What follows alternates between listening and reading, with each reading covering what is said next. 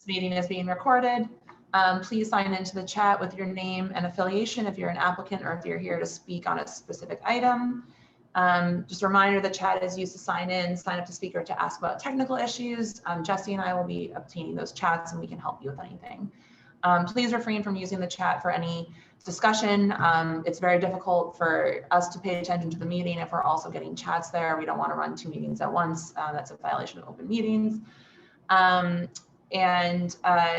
will announce when each agenda item is up for comment from the public. I will ask you to raise your Zoom hands. If you have any trouble doing that, please let us know in the chat and we'll help you. Each person will get 2 minutes, and I will recognize you when you are able to speak. We ask that if you're here to representing a specific community group to please select no more than 2 speakers, but you can tell us how many folks are here on behalf of that point of view and we'll note it. Please, this is very important, keep yourself muted or we will mute you. This is to deal with any background noise. So thank you for your cooperation. I'm going to stop sharing now.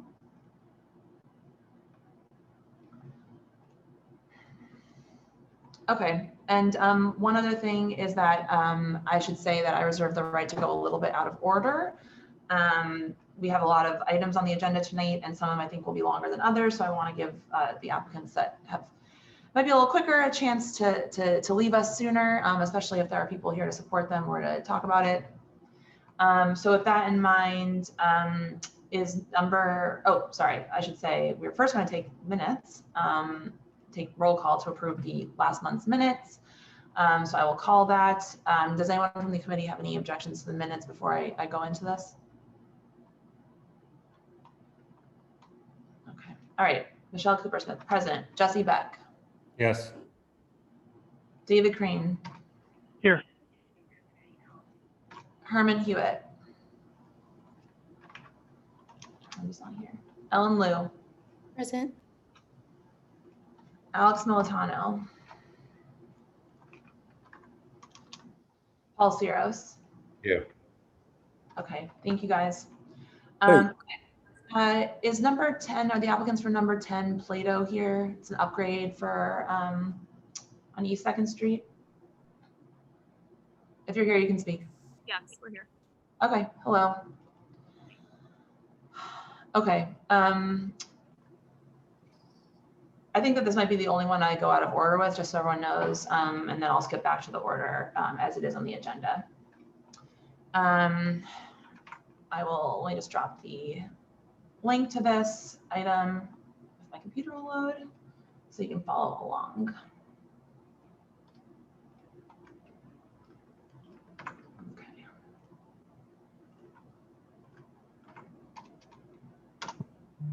Oh, sorry, I sent that only to one person. Hold on, sending it to everyone. All right, there's the application for everyone if they'd like to take a look as we review it. So this is a request for an upgrade from a wine beer license for Plado at 192 East 2nd Street. This is a tapas restaurant between Avenue A and Avenue B. They were administratively approved in June 2018 for this operation with closing hours of 12 a.m. all days. They're asking for the same with this application. It plays ambient background music only. It's a restaurant, and you know, we will be requesting, if we approve this, to serve food during all hours of operation, which is a newer request here from CV3. I believe we received a petition for this, but unfortunately I have not had a chance to go through it yet. So I will, while we're on this call, and applicants, if you have any sense of how many people from your block signed on to it, that would be very helpful. I see that there are some names on here that are not from the surrounding 2 blocks, but there was a petition submitted that I sent along to the committee earlier today. Anything that I'm missing there, applicants? It is Michael Kelly representing the applicant. They've been open about 2 years, really 1 year and 11 months, no adverse history. Everything else would be staying the same. We'd be abiding by the previous stipulations. We did submit signatures. I can take a look and see how many are on our block, but they are from our building next door and residents on the block. And I believe the applicant has some people here to speak on their behalf. Okay, great. Thank you. And I should note that we didn't find any noise complaints in the past 3 years since they've been operating at that location either. Okay, thank you, Michael. Anyone from the committee have any questions? Jesse, Paul, David, Ellen? Nope. I have a few, but can they go first and then I'll ask a question? Well, what do you want them to ask? Well, they've already, I don't know if there's anything else that they want to say. Do you want to ask your question? They're not presenting. I just thought if they are. No, go ahead. You can ask your questions. So I'm just curious about whether or not they've gotten any complaints regarding the sandwich board signs. I believe you had come before the board not that long ago for an upgrade. And I think that was noted, or the issue was brought up about the sandwich boards at each end of Avenue A and B.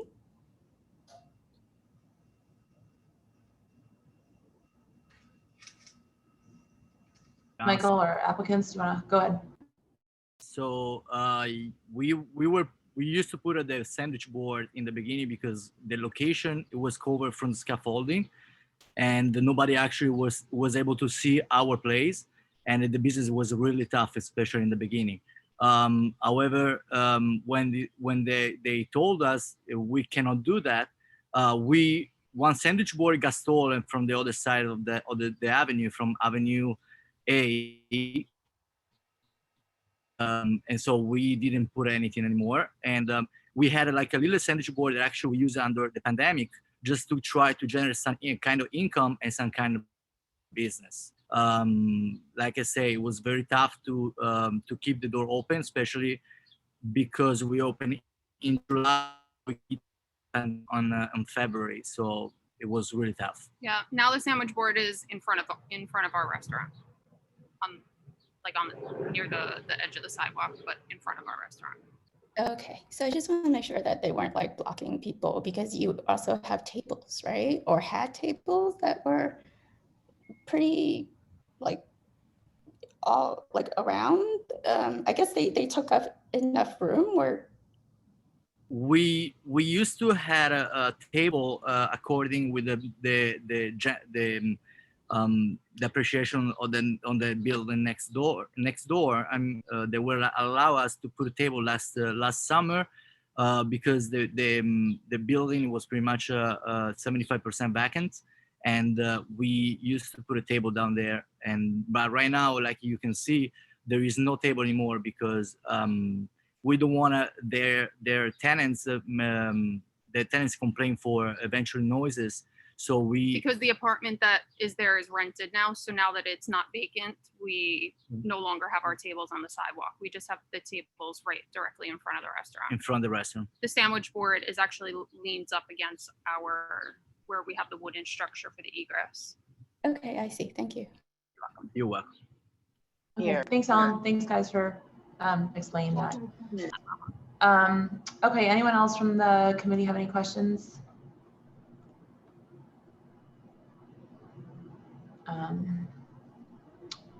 Okay, is there anyone, if there's people here from the community who'd like to speak on this, please put your Zoom hands up and we'll start calling on you. Hello, can I talk? Can you please put your Zoom hand up? I'm not very technological. I don't know what I'm doing. Can you hear my voice? Yes, are you here to speak on this item, Plado, 192 East? Yeah, on the side of Prado. I would like to speak on their side because I live in the neighborhood for many years. Hold on one second. Can everyone put up their Zoom hands? And Jesse, do you want to get the timer queued up? Yep, I got it. All right, go ahead, sir.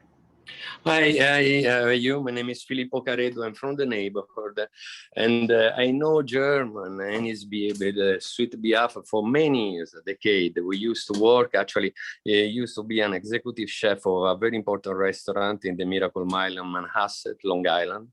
I'm a brand ambassador for an Italian company. We sell specialties Italian food.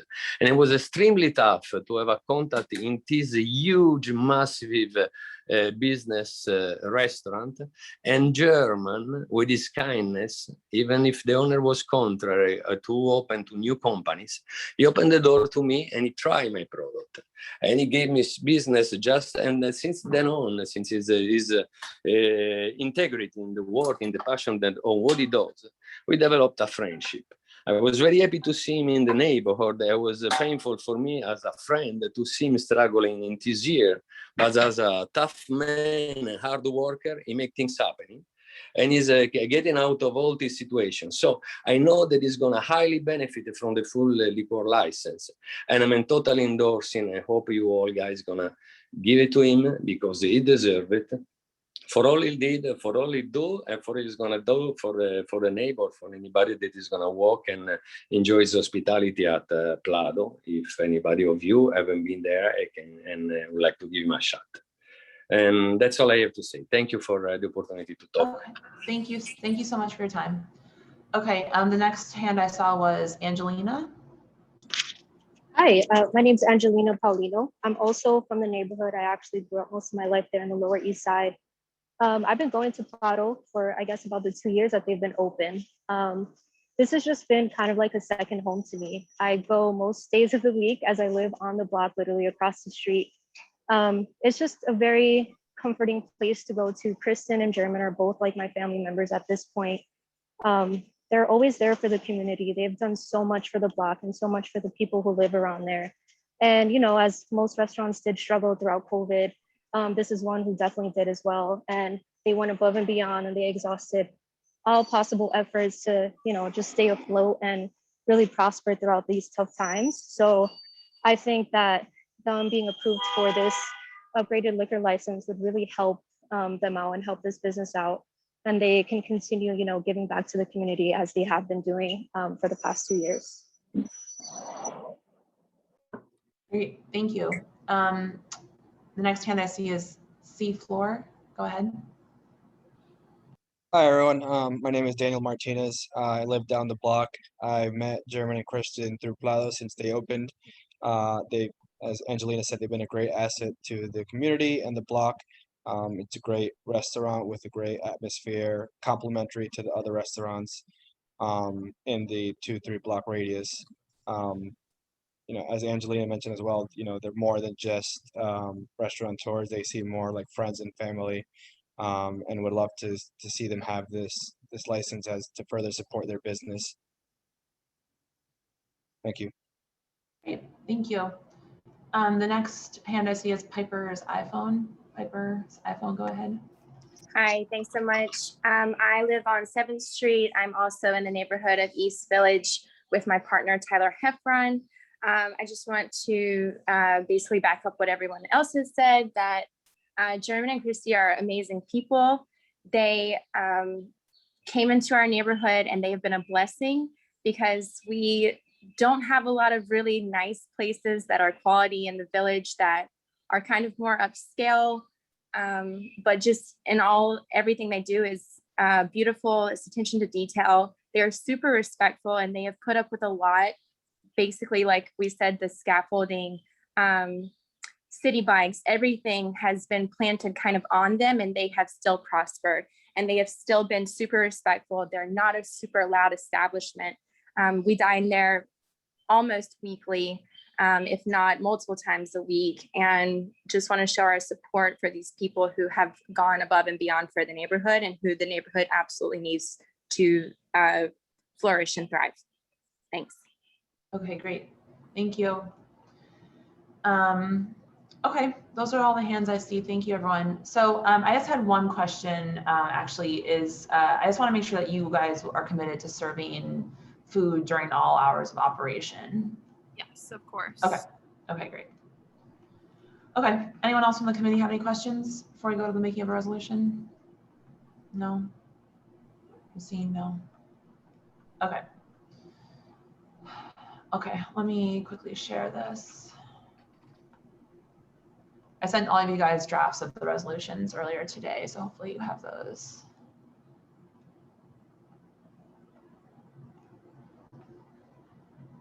Okay. Here's the resolution that I worked on. Let me Can you bump the font? Yeah, I'm gonna make it all bigger. So hours of operation 10 a.m. to 12 a.m. Details about their previous approval, which was for the same hours. They've been operating since July 2019. No noise complaints. We'll have to count the signatures, but I counted the 4 people who just spoke. The commitment of serving food during all hours of operation. This just highlighting a stipulation about in outdoor dining closing by 10 p.m., regardless of what the city allows. Anyone from the committee have any additions or suggestions, amendments to make? Okay.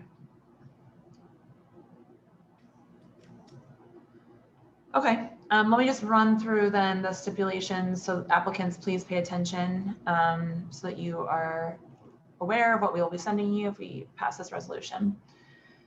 This is a application for a liquor, wine, beer, and cider license. You will operate a full service restaurant serving Mediterranean tapas with kitchen open and serving food during all hours of operation, which is 10 a.m. to 12 a.m. You will have a closed fixed facade, no open doors, entrance door will close by 10, no DJs, no live music, no promoted events, no cover fees, no scheduled performances, and that's it. And no more than 1 TV. You will play ambient recorded background music only. You'll not apply for an alteration without coming to us. You'll not have pub crawls, no drink specials, including boozy brunch. If you have happy hour, it will end by 8. No wait lines. You'll have a staff member responsible for ensuring no loitering or crowds outside. You'll post this outside of your restaurant. You'll have your number there for anyone to contact you. And you will have outdoor dining only as permissible during the ongoing COVID state of emergency until 10 p.m. Yes. Yes. Okay, great. Okay, I'm gonna move into a vote committee unless you have anything to add or any questions. No. Okay. All right, 1 second. Okay, Michelle, yes. Jesse, Yes. David, Yes. Ellen, Yes. Herman, Yes. Paul. Yes. Okay, the resolution passes with 6 votes. We will send you these stipulations hopefully tomorrow, although I have a very early train to DC, so maybe later in the day or Friday. Please sign and return them as quickly as possible. Thank you for your time and thank you for the community who turned out to speak on this item. Thank you. Thank you very much. Thank you, everybody. Thank you. Okay. I promise we're going in order. So we're going to go in order after this. Are the applicants for number 2, Broome Street Bakery here? Yes, I'm here. Yes. Okay, who is that? Please identify yourself. I just can't see the name. Hi, I don't know how to use this so well, but I'm here. My name's Eli. That's okay. Eli. Okay. All right. And Michael, you're here, and Maria. Okay. All right. So if you all remember, this item was on our agenda last month, and we asked the applicant to return when the actual license holder could be present, who I believe is Eli. I will run quickly through the highlights of this request. So this is an existing location of a bakery with closing hours of 12 a.m. on Broome Street between Ludlow and Orchard Street. The request is for an extension of hours to 2 a.m. I believe to 2 a.m. all nights, and to change from operating as a bakery to a wine bar. This location has been open since 2019. And we've received emails about general issues in this area, including this location and the outdoor situation there. I think a lot of people are familiar with it. But yeah, the main change is to change the closing hours to 2 a.m. all nights and method of operation from the bakery to a wine bar. I will note that I believe that this location has been operating as a wine bar for about a year now. Applicant, if you'd like to change to correct me on that, please do. I think that's it. Anything, applicant, did I miss anything, or is there anything that I messed up? Oh, Michael, you're on mute. They did open as a bakery. Then when the pandemic hit, they got their wine license and reopened in July of 20. And Maria was running the place and, you know, took off with the wine concept. There was really no one coming out buying any baked products, but they were available when she had the wine bar going. And she added some additional foods to it. Okay. Okay, thank you, Michael. Is there anyone from the committee that would like to ask questions of the applicant? Yes, Committee, I do. committee only. Oh, okay. Anyone from the committee who would like to ask any questions from the applicant after reviewing the application? So for clarification of what Michael is this a wine bar or is this still a bakery during the day? Maria? Yes, this is a operating wine bar right now. So our hours of operation are 4 o'clock till 12 a.m. I think the plan was once the pandemic is over or over enough that the bakery would open up in the morning. Correct. So the hours won't be opening at 11 a.m. anymore? No, it would be. Yes. But right now the bakery is not in operation because there's no real business for it. So Maria's been operating the wine bar at night and probably sooner rather than later that the bakery will open again.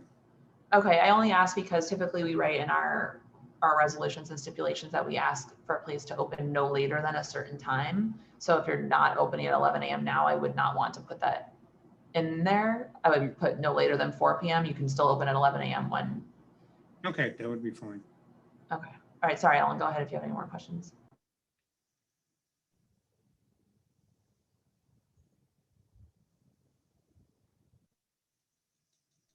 Ellen, was that all you had? What are the hours? The hours is 2 a.m. every day. I mean, that would, I would, Sunday and Monday would probably close earlier. I'm just going to this for the busier nights of the week, like Thursday, Friday, and Saturday. All right, so you should just cut down, I think, Sunday through Wednesday, the hours. And the pandemic is kind of over, to be honest with you. Yeah. But from other people going around. That's my take on it. Okay. Jesse, David, Herman, any questions?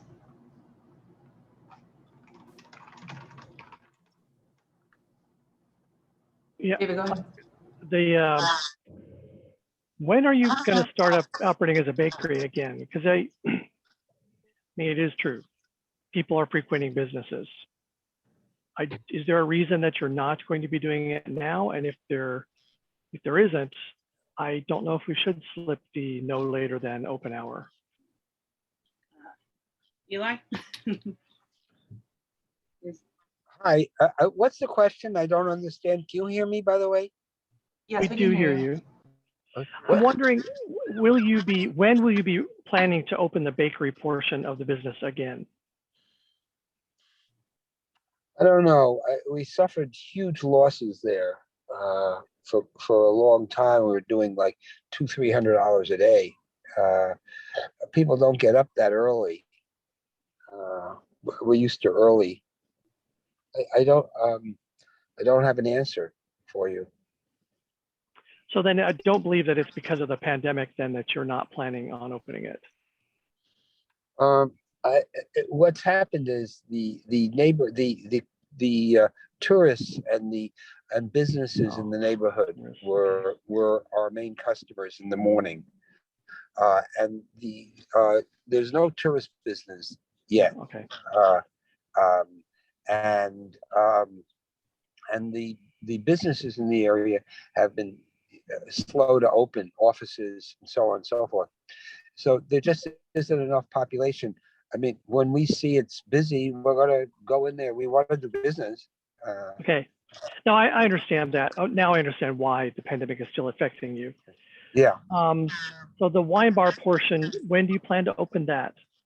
Well, we're operating right now as a wine bar. So we've been doing it through pandemic. And Hours? Food. What hours? So we open at 4 and our last call is at 11. So everyone tends to leave around 11:30. So we can stay there till 12, but You're allowed to stay open Right. for midnight. yeah, we're allowed to stay up no midnight. The reason that we like to have a open no later than time is because we want we do want street activity. And the later something opens, the more likely it is that it's just going to be a bar, a noisy bar with that. I mean, to be honest with our clientele, they are going out early. Our bar is emptying out at like 11:30, and also the neighborhood is emptying out at 11:30 because people are living differently now. I have to admit, like, I thought it was gonna be a lot busier later at night, and it's been it's pretty tame because I don't think people are used to going out yet late.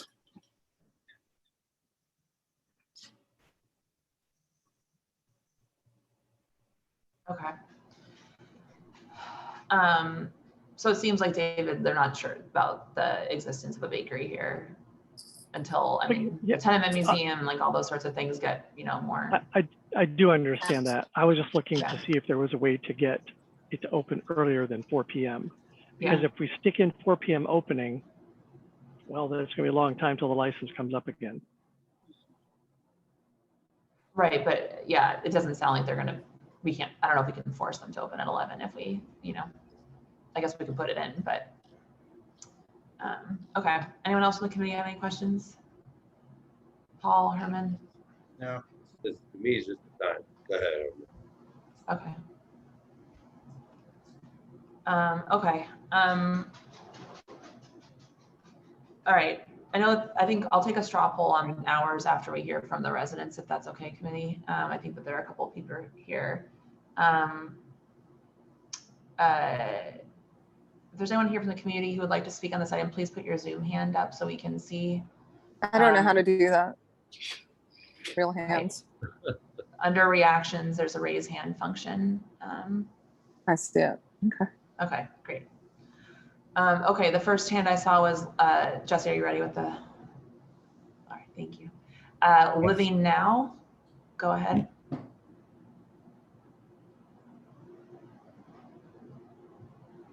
Hi there, sorry. My name's Alice, I live on Ludlow, and I've lived here 26 years, I guess. And so I just want to say that I don't personally know these applicants. I'm reading the background. There's a lot of 311 complaints at Ryan's other establishments.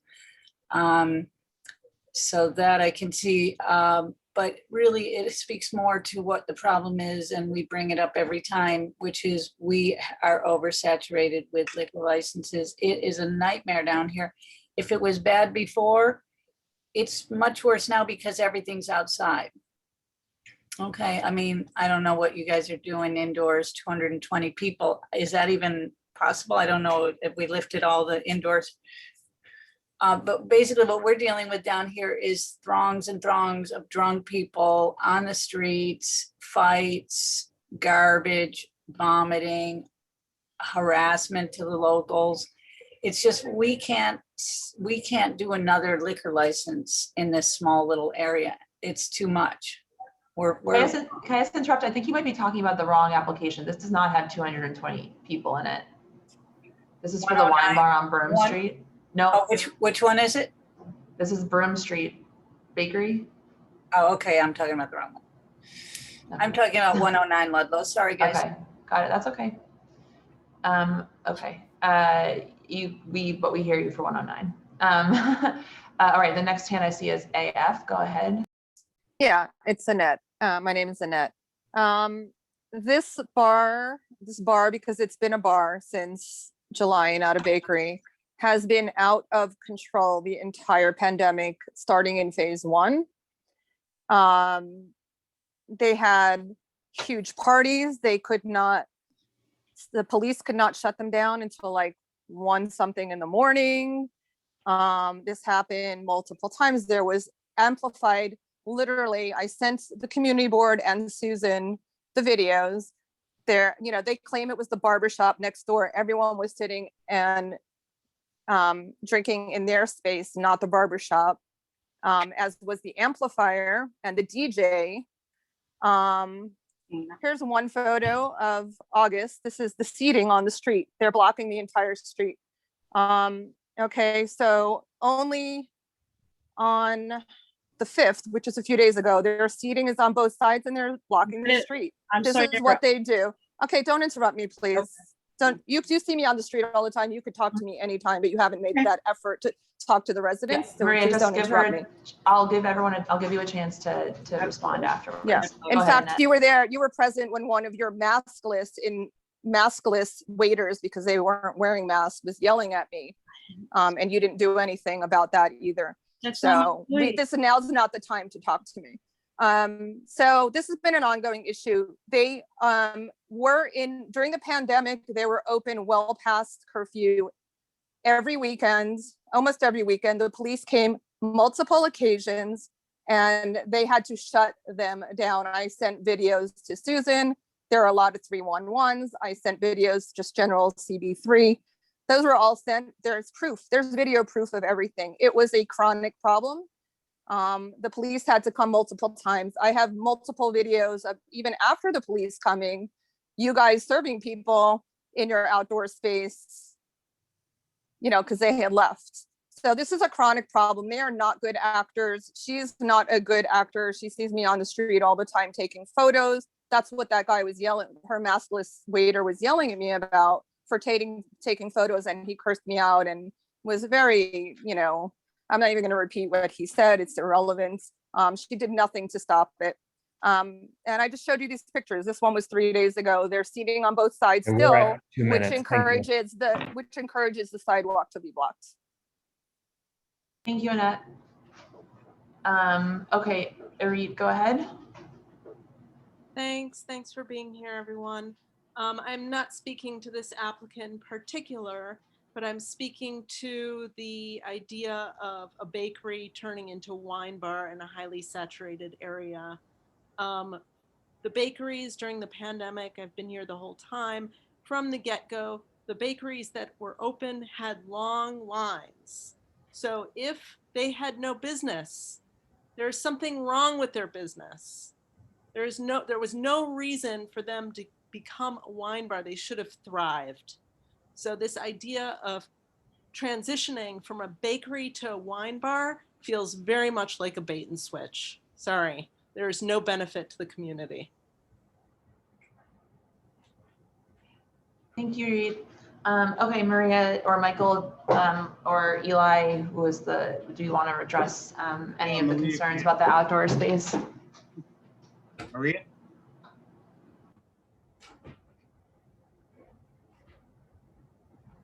You're muted. You're muted, Maria. I've never had the police at my establishment. The gentleman that she's talking about is from the bar next door. He is not my employee. The bakery the barbershop next door to us had a huge DJ. They put out awnings, they put out everything that was their invites. We were not affiliated with that at all. We are a wine bar, we're sommeliers, we're from fine dining restaurants. We are not a party place. I've been looped in with a lot of things and a lot of negative things, and it's unfortunate. And I do see Annette, and she's, it's hard for me to talk to her because she plows by and she doesn't even stop. So it's, I don't know. And she's been, I feel like not giving correct, her facts are very wrong. And that's all I have to say about that. Okay, can we also hear from Eli, who is the actual license holder, because if he holds the license in both of those locations, so he's ultimately responsible for it. Yeah. Okay. This is really misinformation that the community board is being given. We've never gone over a permitted time by a microsecond. In fact, we've closed before. And we've been accused, and it's wrong. And we've shown photos that we've taken, and it's not us. And we're getting blamed for it. Maria and her wife her wife's the chef, and she makes wonderful and very interesting food. And I think we're doing a great job, and we have not violated one rule or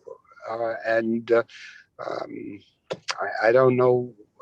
We've been blamed, and it's not us. There are things that go on in the street after we've closed, and we're blamed for it, but it's not us.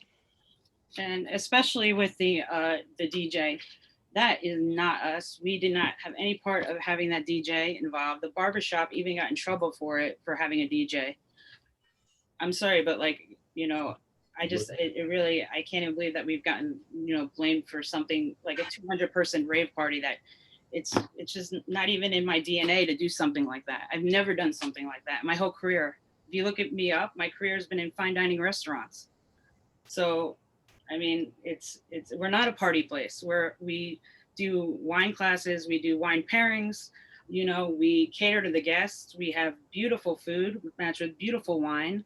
It's just, we don't, you know, it's just, for me, it's absurd, you know, and that's really hard to say. Maria, a quick question. We did hand in a petition with 10 signatures from our building and next door. So these are residents that live directly next to us and above us. If what the woman was saying about us was true, I don't think we'd get them to sign. Yeah, sorry, thank you for reminding me. Yes, we received, because we got this application last month also. There were 3 residents from 254 Broome Street and 7 residents from the surrounding 2 blocks who signed a petition in favor of this method of operation change. And I'll just say one thing, I mean, this came up last month. This area is an open street. Especially last summer, there was a lot of stuff going on there. I have been there, I have drank there, I have eaten on this block many, many, many times. Roving bands show up. You know, people go into the sheds when the restaurants close. I've seen that many times. When I was sitting at 10 Bells, I see people sitting in the Fat Choi one. I think that there is, I have to say, I think unfortunately there might be a little bit of conflating just generally of what's going on in the city at large. And this is one place where that's happening as well. You know, I will say that I think that the fact that that Devin and sometimes share a shed might add to that conflation at times. But in reality, this is a very small wine bar. And, you know, I have to say, I have been there. I've been to basically everywhere on Broome Street and Orchard Street at this point. You know, I think that there are various levels of issues there, but I'm going to say that I personally am supportive of the change of the hours for the inside, as long as we do the 10 p.m. outside. I think that will mitigate a lot of these issues, and that's why we're starting to do that across the board. For our applicants, now that we're at 100% capacity inside, the outside dining becomes sort of like a addition rather than a necessity at this point, is my point of view. So I'm not sure if the committee has any other feelings about what's going on here.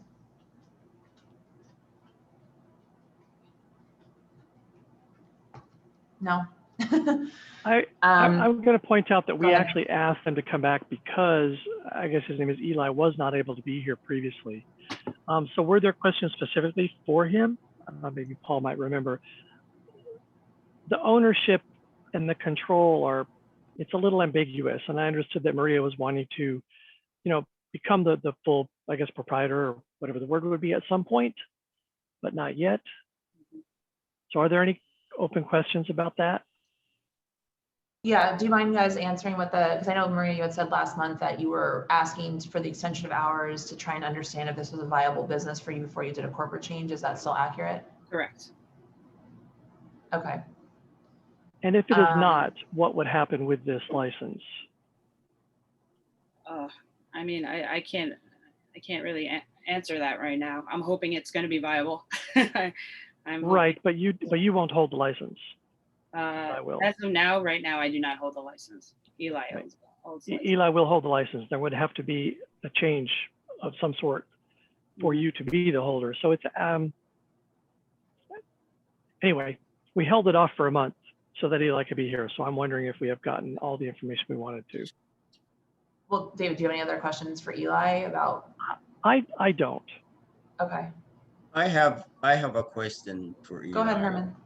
And there must have been either a verbal agreement or a tentative agreement or a promissory situation that between Maria and Eli, because if there isn't some concrete agreement and stuff and Maria walks out tomorrow, then there's Eli. And I'm not getting much from Eli as to how that business has been run. He's been piggybacking on the ideas of Maria.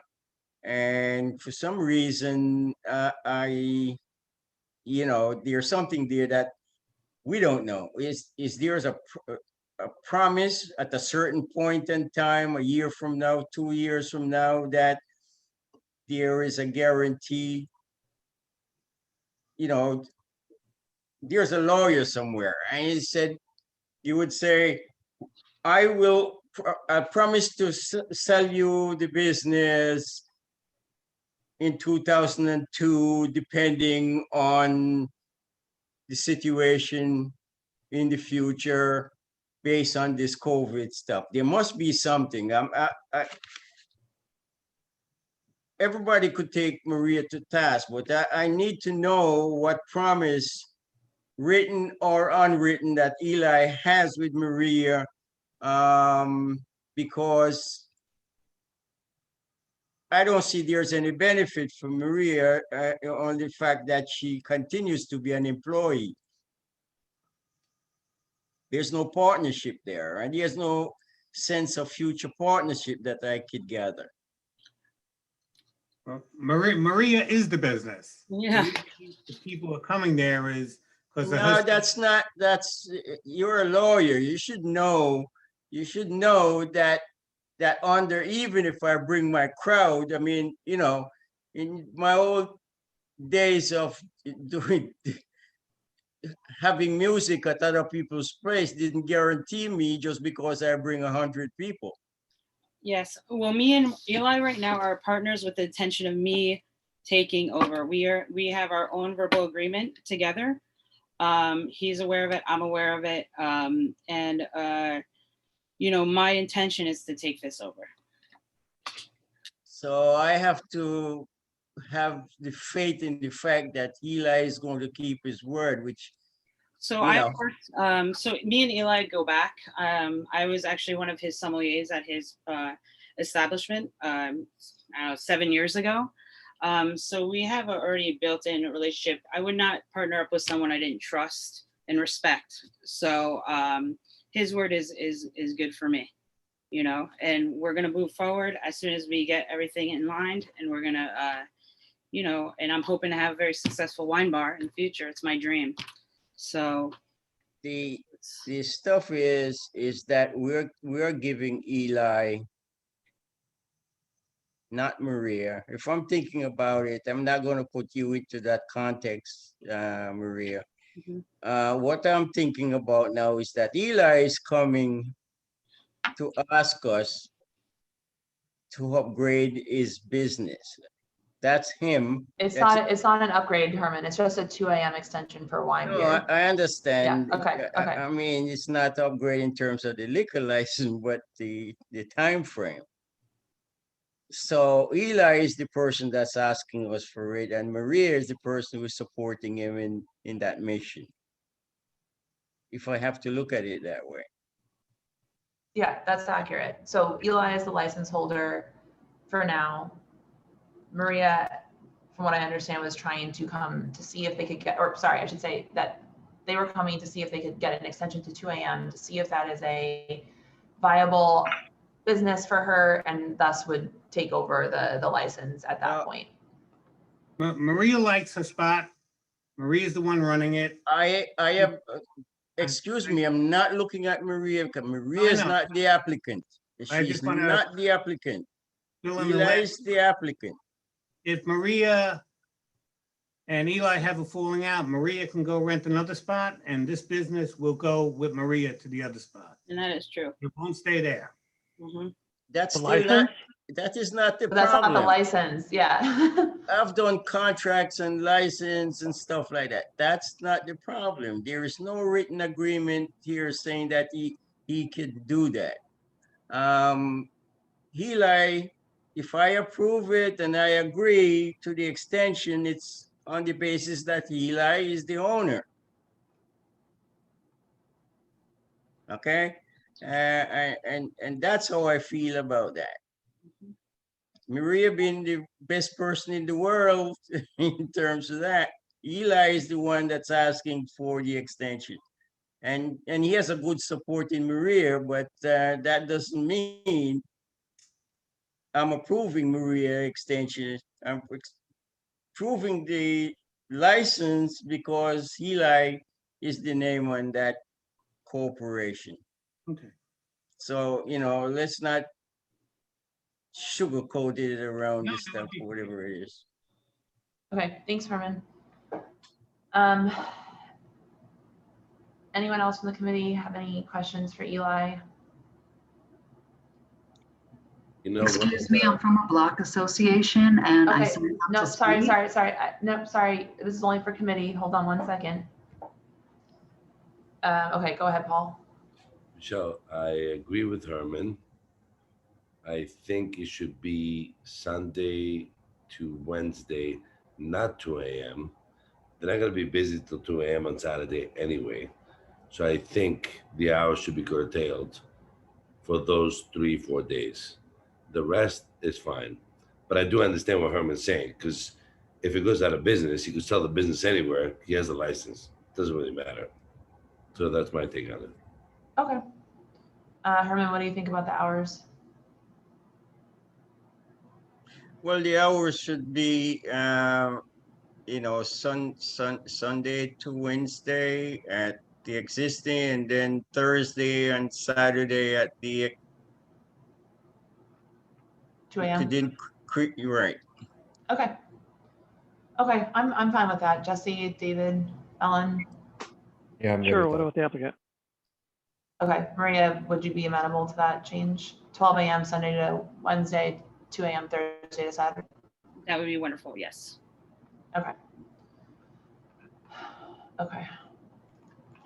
Hold on one second. I need to take this note.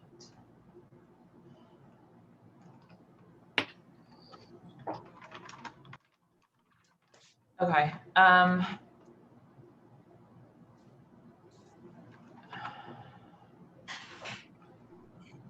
right. Okay. I think we've sort of, this is like we've beat this to death. It's a wine beer license. We're going to extend the hours to 2 a.m. 3 nights a week. And we're going to do the 10 p.m.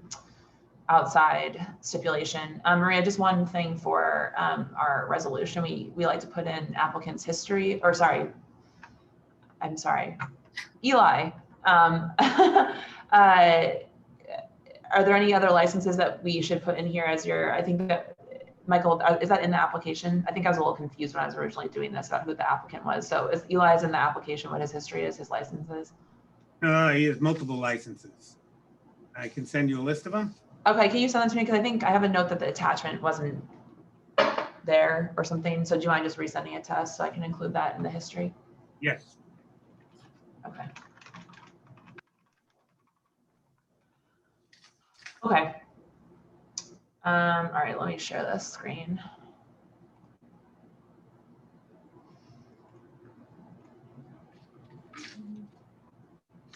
All right, committee, can you see? It's big enough. That 200. Okay, so just my note to myself to change this, that everywhere it should be 12 a.m. Sunday to Wednesday and 2 a.m. Thursday to Saturday. We'll add in Eli's A Bar's history here. I added in that this has been operating as a wine bar since at least 2020, and this application seeks to legalize its current method of operation. So the petition, we had support from a resident, Orchard Street Block Association and other residents wrote in. And I'll add that I think we ended up only having 2 people speaking against this.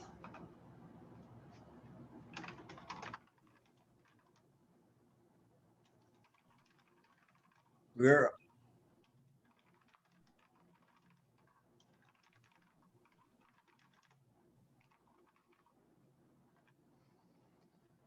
Okay, so I'll change the hours here.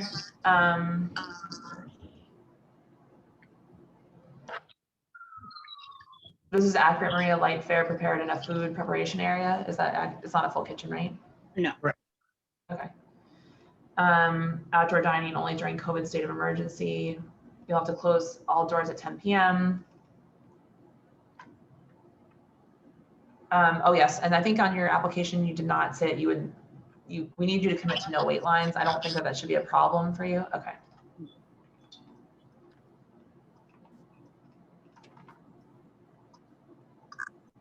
You may have happy hour till 7 p.m. each night. Yes. Okay, does that all sound good, committee? if you go back up to where you made that notes about regarding Eli. Yeah. As you mentioned, his history will be inserted there instead of yeah, okay. Yeah, I'll add that in once I get it from Michael. I think it just wasn't in the original application, and so I have this note to myself. Okay. Okay, anyone else from the committee have any?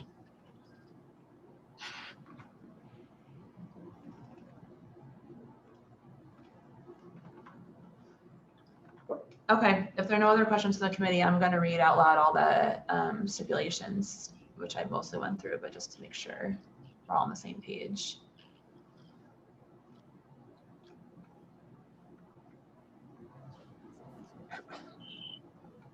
Okay.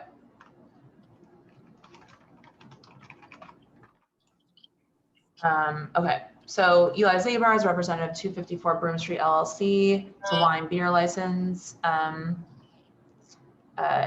Will operate a bakery and wine bar, closing by 12 a.m. Sunday to Wednesday and 12 o'clock a.m. Thursday, Saturday. 2 o'clock. Two. Thank you.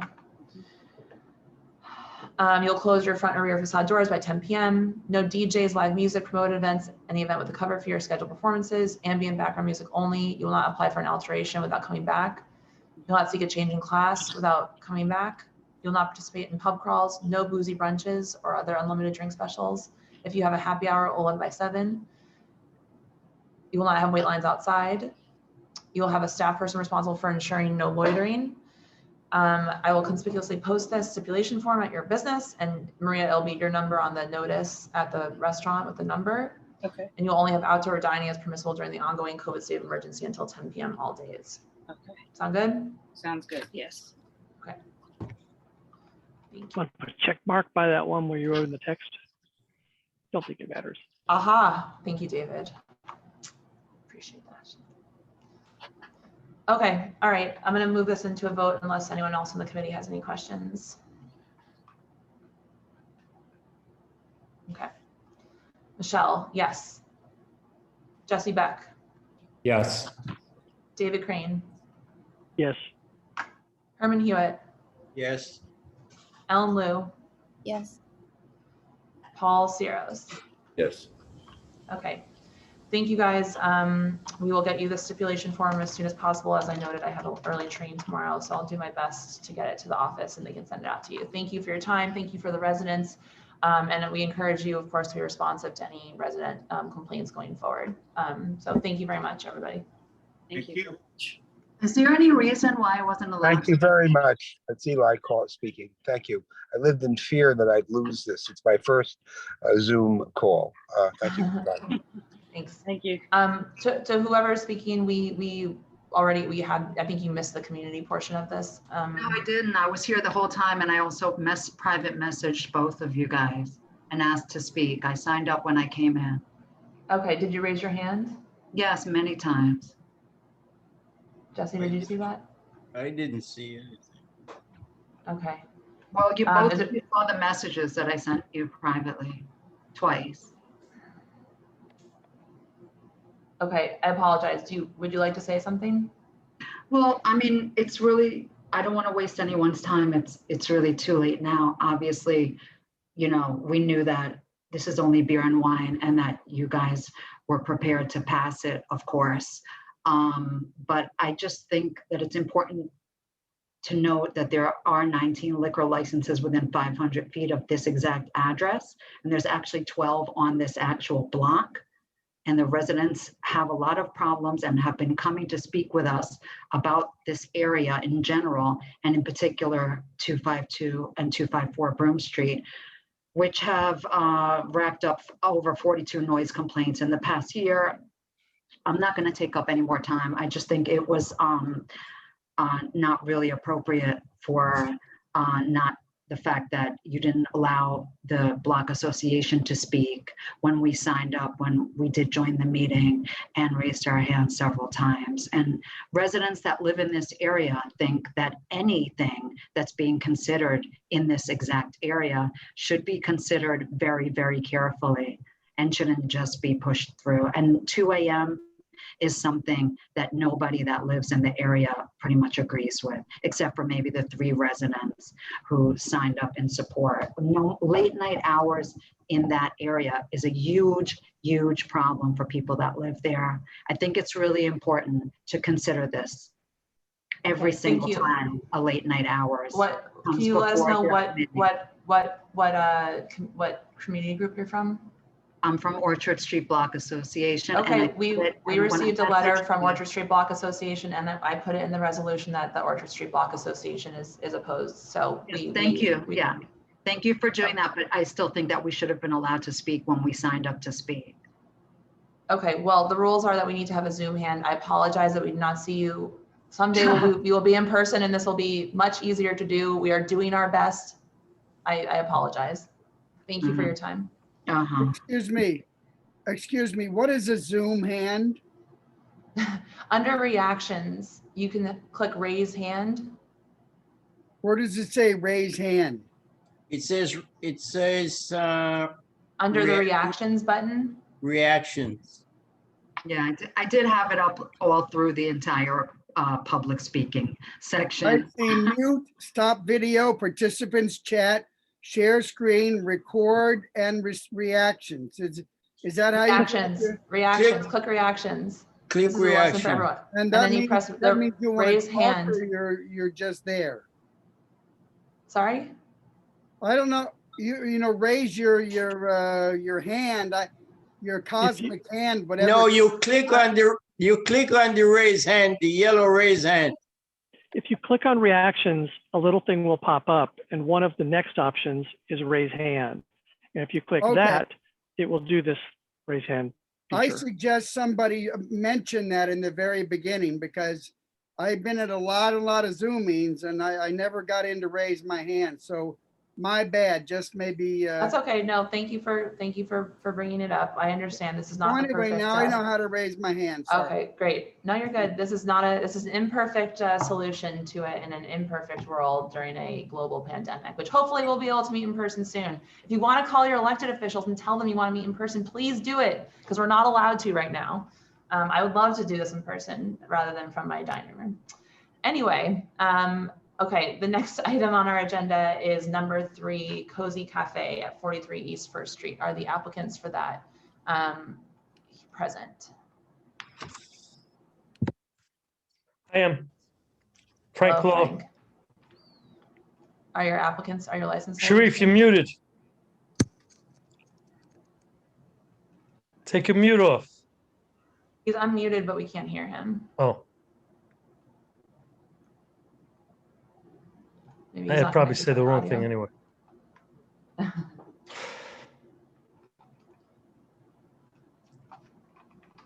I'll text. Okay. Okay, yeah, why don't you try and figure it out while I read through the highlights here. Okay. Okay, again, sending all applications to everybody. Oops.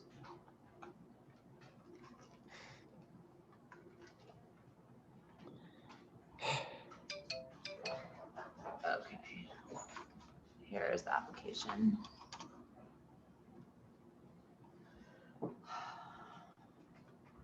Okay, so this is an application for an upgrade for an existing wine beer license at 43 East 1st Street. This applicant has been operating at this location since June 2005 with hours from 4 p.m. to 4 a.m., although originally it was intended to be opening a little earlier than that to have lunch service, I believe, per past resolutions. There are 10 full liquor licenses within 500 feet, according to the SLA. This applicant also holds licenses at 137 Essex Street and previously at 14 Avenue C. There is a bit of a history here. The applicant has come back at least twice for applications for an upgrade and withdrew in order to deal with issues on the block. This is per past resolutions that everyone can look up on the website. The applicant noted that he surrendered his license at 14 Avenue C. So I tried to foil the SLA for that information, but unfortunately they have not responded to me yet. So I would like for the applicant and or Frank to explain what happened with that license on Avenue C if possible.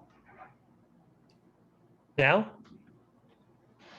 Yeah, and if there's anything else you want to add. We had COVID violations on Avenue C. It was very difficult getting staff to. What were the violations? Of staffs not wearing masks, people lingering outside, that type of thing. And the fact of the matter is that yeah, it wasn't feasible to continue there, so the license was surrendered. After the surrender, why was it not feasible? Because of the fines, or just generally? Because it really couldn't. It wasn't able. It was lost a tremendous amount of money when COVID occurred. During COVID, it was very difficult to keep the premises run properly, which wound up being the reason. There were other partners involved in it. It became a situation where it was not. It was more trouble than it was worth. Let's put it that way. The amount of time it would have taken to climb out of the debt, as well as pay the ridiculously high fine that the authority would have levied, it just wasn't there. So it was walkaway time. Okay, how many violations do you know? There weren't a lot of violations. Well, it was all one night. It was all one night when the COVID task force came in, and I think there was maybe 14 charges. I don't have the exact numbers in front of me. There's enough charges that it wasn't there. You couldn't fight it. Okay. Okay. Sharif, you're muted again.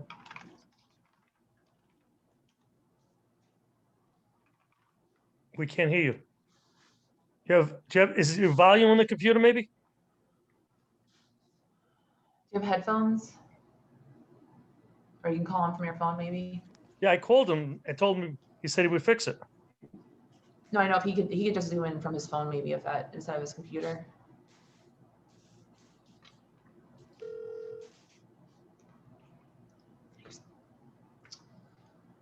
I just want to be accurate. I don't want to say anything that isn't. Sharif, why don't you call him on your phone? Okay. The directions on the email from Edwin.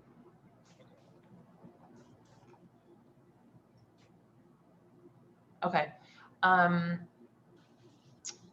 I will say also that we received, just while we're waiting for him, we received a letter from the First Street Block Association. That's the block association that I alluded to previously that the applicant withdrew in order to work out issues with them, that they sent us a letter saying that more than 30 of its members voted no on supporting an upgrade at this location, and 3 residents sent letters describing issues including hookah smoke in apartments, poor or non-existent security resulting in loud drunken customers coming out very late, loud music when the door is open and which is often left open, and music from cars parked in front of the cafe. And Ellen, do you mind just summarizing the petition that you looked at?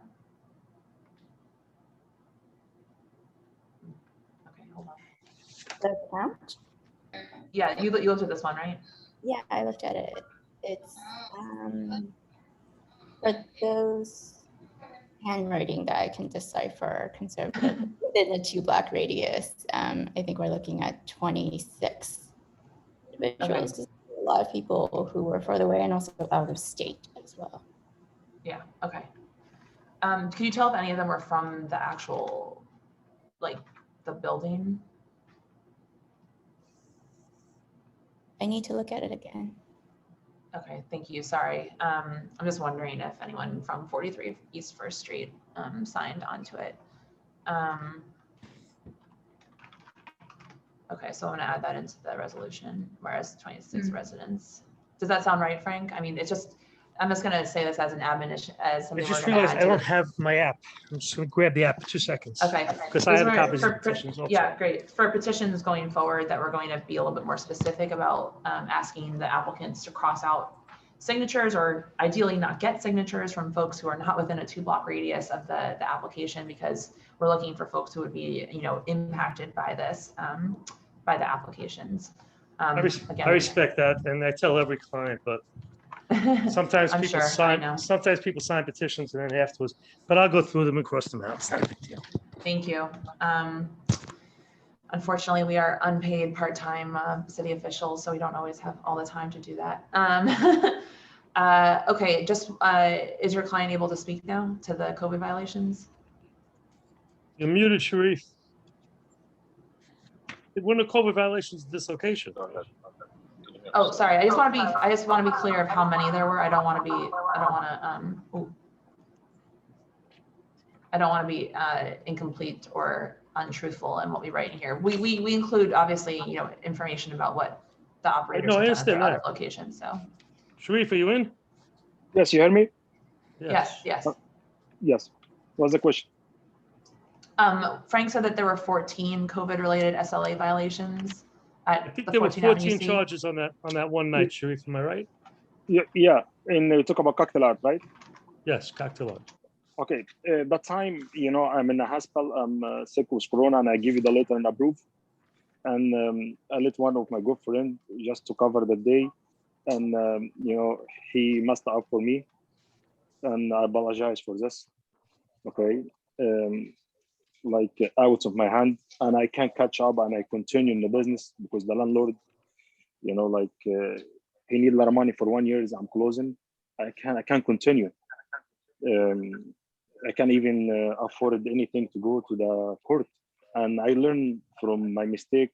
I got the sickness and Ave B for 12 days in the hospital and 2 months in the house. And this what happened with me in Ave C for 3 years. I don't got nothing there. Is my bad luck was happening. That time was COVID.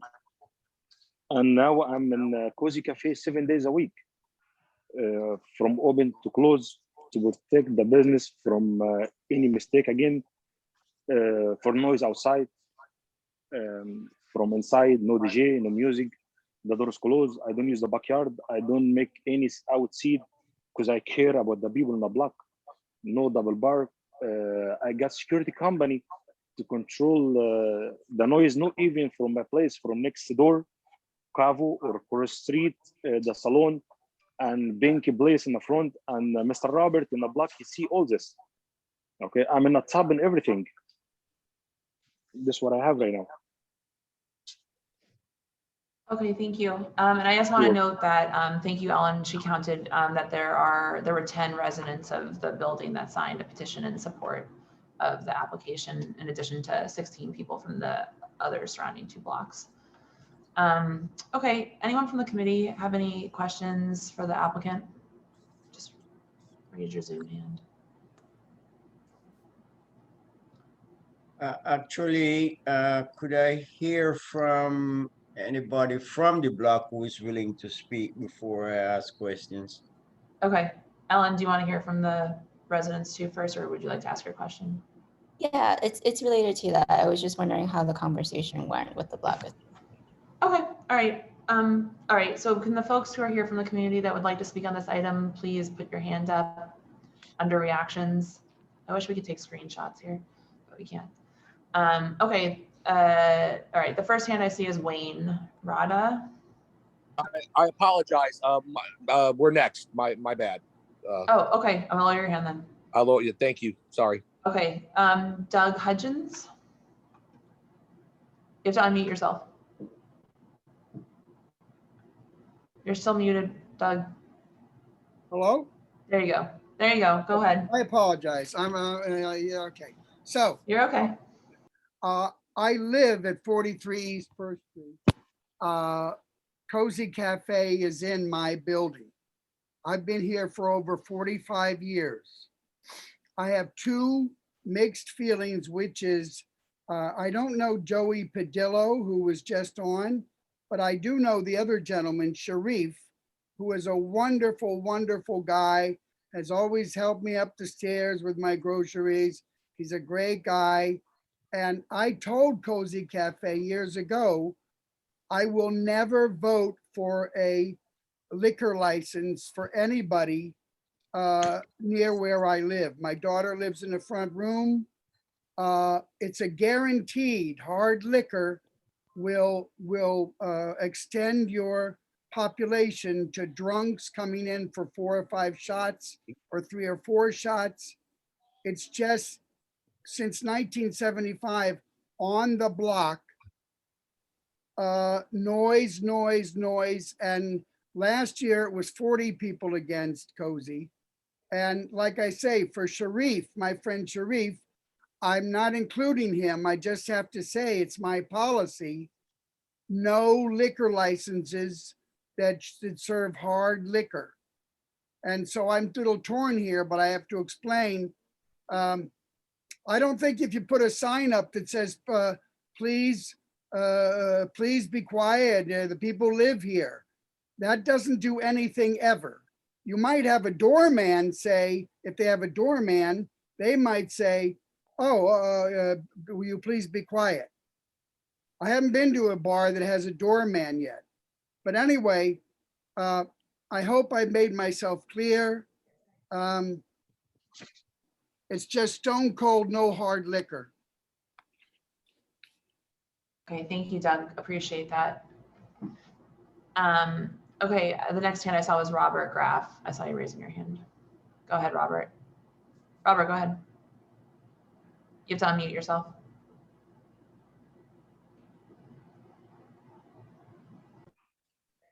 I think Martha Danziger's out there someplace also.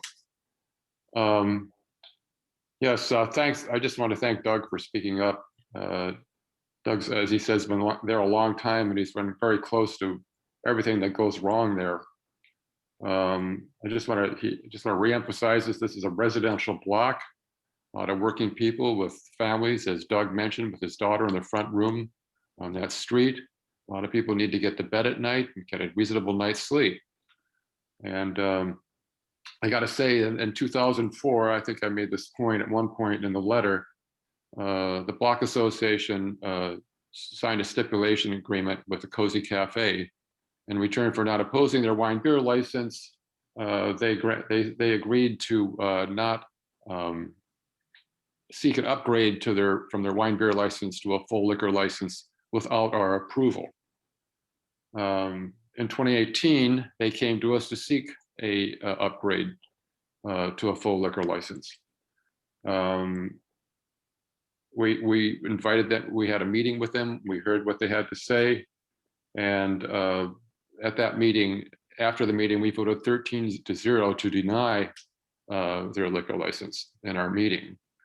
Other votes came in at the same night, and it ended up being 22. I think it was 22-0 that night. We voted this way because it had been 2018 made it 14 years since we signed the stipulation agreement in 2004.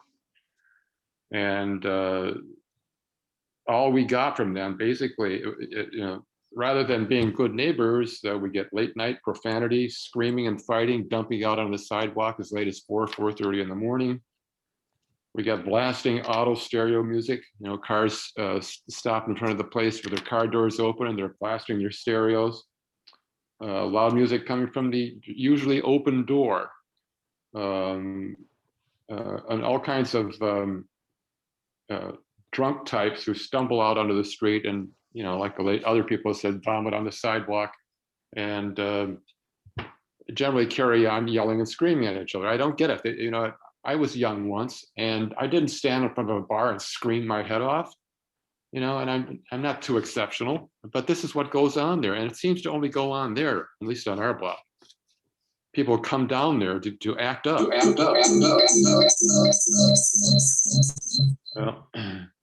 So, after 14 years of this, we had our meeting, and it's not just a meeting, it's actually an approval or a not approval, and we did not approve their bid to upgrade to a full license because of their abysmal 14-year record We're at 2 minutes. the rights of people on the block. So we voted to deny. We hope you will deny. We believe that granting them a full liquor license and getting people fueled up on liquor at night, at late hours in the morning, is tantamount to throwing gas on a fire. And Okay. we hope you will deny the OP. Okay, thank you, Robert. You're welcome. Okay, the next hand I see is, I apologize if I'm mispronouncing your name, but Xian Ru. Hi, my name is Shinru. So I live across the street from Cozy. I have been here for almost 8 years. And I totally agree with Robert. I feel that on weekends, it's a total disregard for the residents that live on this street. And at 4 a.m., there's nothing good that happens. And it's exactly what it is. I am woken up every single weekend.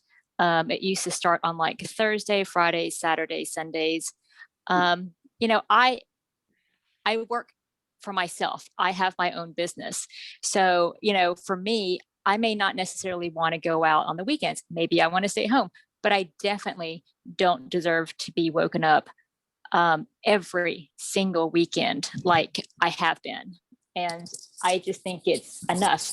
I have sympathy with everything that's happened during COVID, but I think at the end of the day, it's his clientele that doesn't respect the people who live on the street. And as much as you would have a security person or a doorman or, whatever else that you say you're doing to sort of like curb the noise and the clientele, when there's a lot of people coming in and out, you can't control it to that degree. And even a sign saying, please be quiet and respect your neighbors would never work because the type of clientele that's coming in and disrupting until all hours of the night is literally like they're just disrespectful.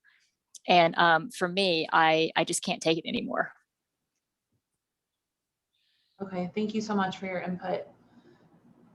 Okay, are there any other community members who have their hand? I don't see any other hands. Is Martha up? I am, if I can get on it. Sure. Can you go hear me? ahead. I'm sorry. I'm Michelle. Yes, go ahead. I have to get off because I have to have a co-op board meeting, but I just I did submit a letter, 3 pages. I got very short notice about, being the person that would speak. So I submitted a letter today outlining the community's concern. And if the people we dealt with, bottom line, I have to get off to go to a co-op meeting, but the bottom line is if the people we dealt with at 4 a.m. were the people that are now there representing the cabaret, the cafe, we probably would have made progress. That is not They have managers that are not just impolite is not an accurate thing. They are rude. They need security outside. They don't need a doorman. They need security outside. So you get people come out of the place, they get in the car and they get off the street at 3:34 in the morning. That is the only noise is Cozy Cafe. And you know, people in First Street are not, you know, such a bunch of wussies about noise because we live between First and Second Avenue. We have a soup kitchen, we have a park, we have all kinds of things. So between the noise of Houston, First Avenue and Second Avenue, we are used to noise. But First Street has one late night place, and it is not a restaurant. It is a late night club. And it is not run with enough security so that outside people on the street are not disturbed. And they also, as I said in my letter, there's a van that now parks out, double parks the whole time they're open every night. It backs up with this annoying beep. It also, when the cars and trucks have to go, you know, from east to west on the block, they all beep their horn because the van is sitting there double parked. So that's you know, minor thing. The real issue is having people take responsibility for their customers, get them out of the place, since they can't control the customers with wine and beer and a hookah. How the hell are they going to control people with hard liquor? Thank you very much. Okay, thank you, Martha. And I apologize if you sent the letter today. I didn't get it. I just responded to your email. You have my email address. Could you just send it to us so we have it? It was late, Michelle, because because of a sudden work conflict, I was almost unable to join the meeting, and I asked Martha to step in for me. So it was like a lot of last minute. Sure. Is it in addition, Robert, to the letter you sent us earlier this week? Yes. Consider that, yeah. Okay, Martha, could you just resend it to us, please? And I'll forward it to the committee. Yeah, Susan has it too. I did send it to Susan. Okay. I think she's on two meetings right now, so she might not be listening. But I mean, I asked her to get this. Fine, all right. I know. Just sometimes when things happen late in the day, we're not. No, I am very familiar with that. Yeah. Okay, thank you. All right, thank you. All right. Okay. All right, I think that there are no one else from the community here. I don't see any other hands. So Ellen, Herman, do you want to follow up on what you just heard? If you want to take a poll, I see David wants to say something. Yeah, David, go ahead. So I heard something interesting about the COVID violations. Was it said that it was not possible to get the employees and patrons to wear masks? Was it a phrase something like that? No, I didn't say that. What I said was the employees weren't wearing masks. I didn't say that it wasn't possible to get them to wear masks. They were wearing them most of the time. Particular night in question when the authority came in, people had masks on, half hanging off their faces. Some had them under their noses. Kitchen staff didn't have them properly worn either. It's not that they couldn't do it. We were doing it an awful lot of the time. But people get lazy, I guess. Okay, well, that's not what I thought I heard earlier. If someone thought they heard something more along the lines of what I heard, if you speak up, I'm done. I'm sorry. It wasn't this location though.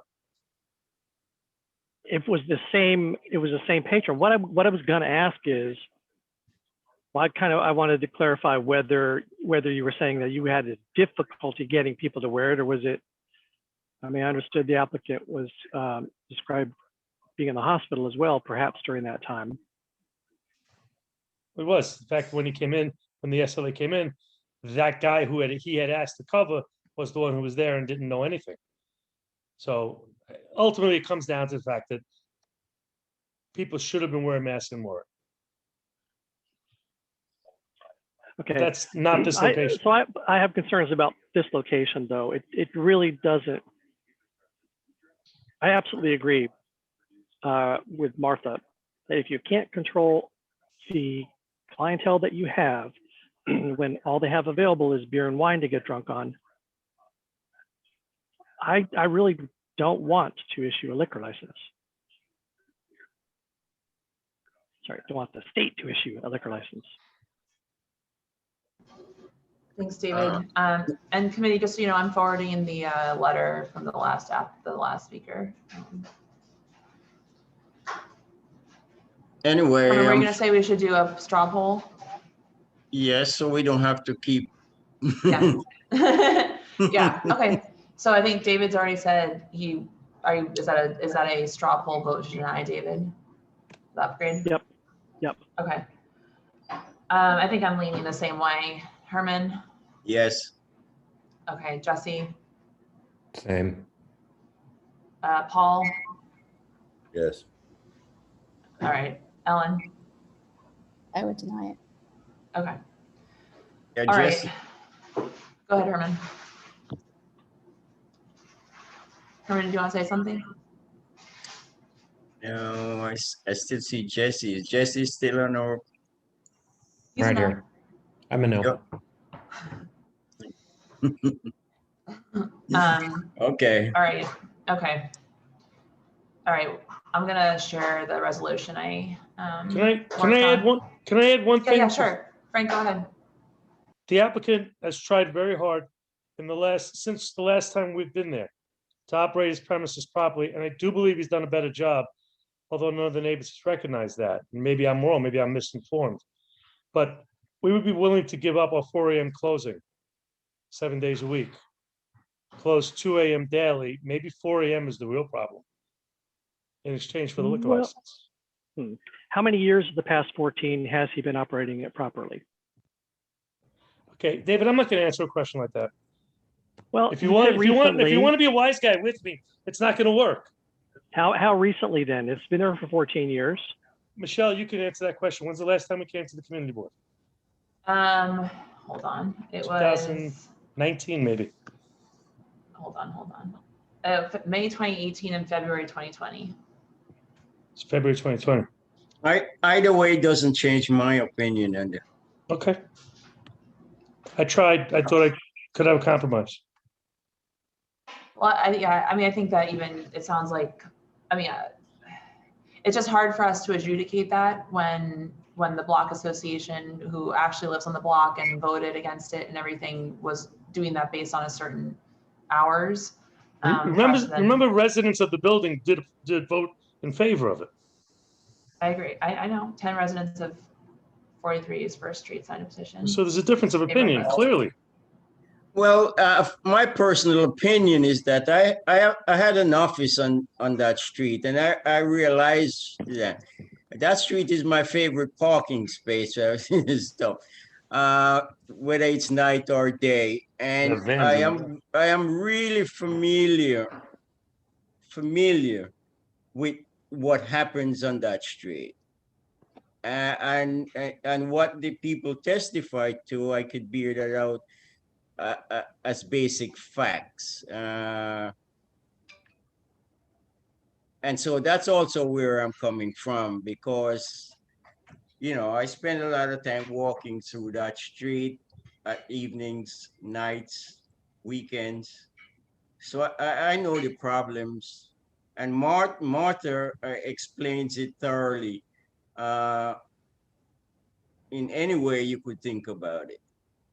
That's what happens there. Michelle, can I ask you a question? Yeah. What if they get less hours? I'm just throwing it out there. I mean, if the problem is 4 a.m., can they go to 12 o'clock, like Sunday through Wednesday, and then 2 a.m. for the rest of the days? I mean, maybe with that will make the neighborhood better. Instead of now, we can't cut back on the 4 a.m., correct? Well, yeah, if we deny, then no, we would not be sending any hour stipulations. Yeah, so we won't be able, so they're still gonna have a problem at 4. Yeah. So, I don't know, I'm just throwing it out there that if they, Herman, tell me what you think. If the problem right now is at 4 a.m. and there's still a problem with beer and wine, if we could do, I'm not saying we should, but I'm saying, thinking out loud, if we cut down the hours from Sunday to Wednesday or Thursday, and then give them OP till 2 the rest of the days. Jesse, what do you think? Dave? I would be curious to hear from the residents again, if we were considering that, and also if the Yeah, applicant would even accept that. I'd like to know what they think too. Or else they want to stick to 4 a.m. I mean, I would, let's ask the applicants first if they'd even accept that, if that's something that we'd be interested in. So we're saying like potentially like 12 a.m. Sunday through Wednesday, 2 a.m. weekend, something like that. Sharif, Yes. are you listening? Yeah, you hear me? We hear you. Did you hear what Did you hear what was just proposed? Yeah, it's to 12 o'clock in the weekdays and 2 o'clock in the weekend. Wednesday to Saturday till 2 o'clock, every other day till midnight.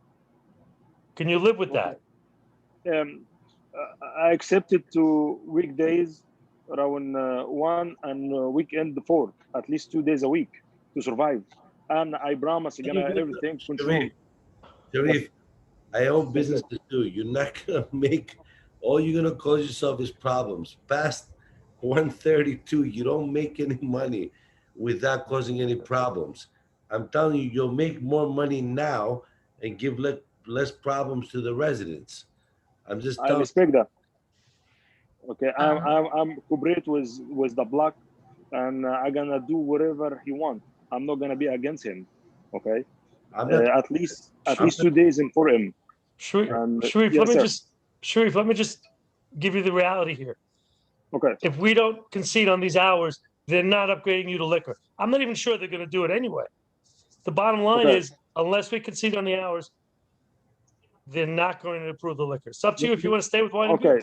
Okay. No, okay, no problem, my friend. I accept it. you make more money with less payroll and not bother anybody around.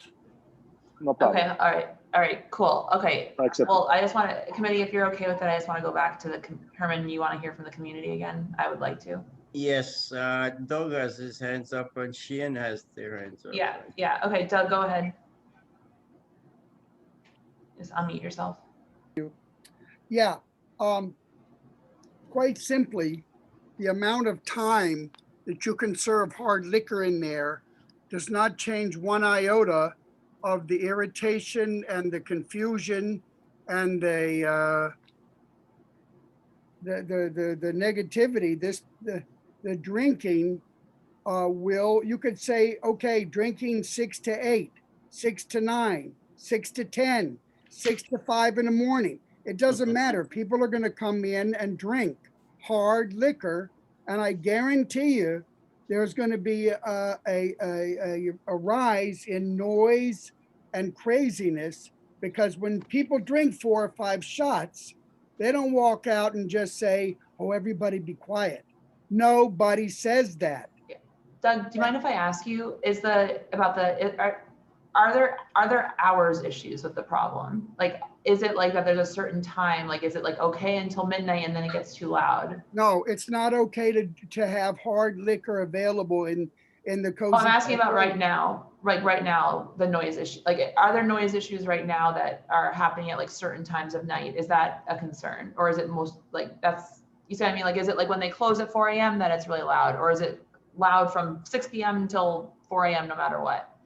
I think it's intermittent. I don't keep records or anything, but it is intermittent. But I'm saying, well, we don't need another liquor license on this block. I don't care if it's the Cozy Cafe or Frankie Valley's swinging salon.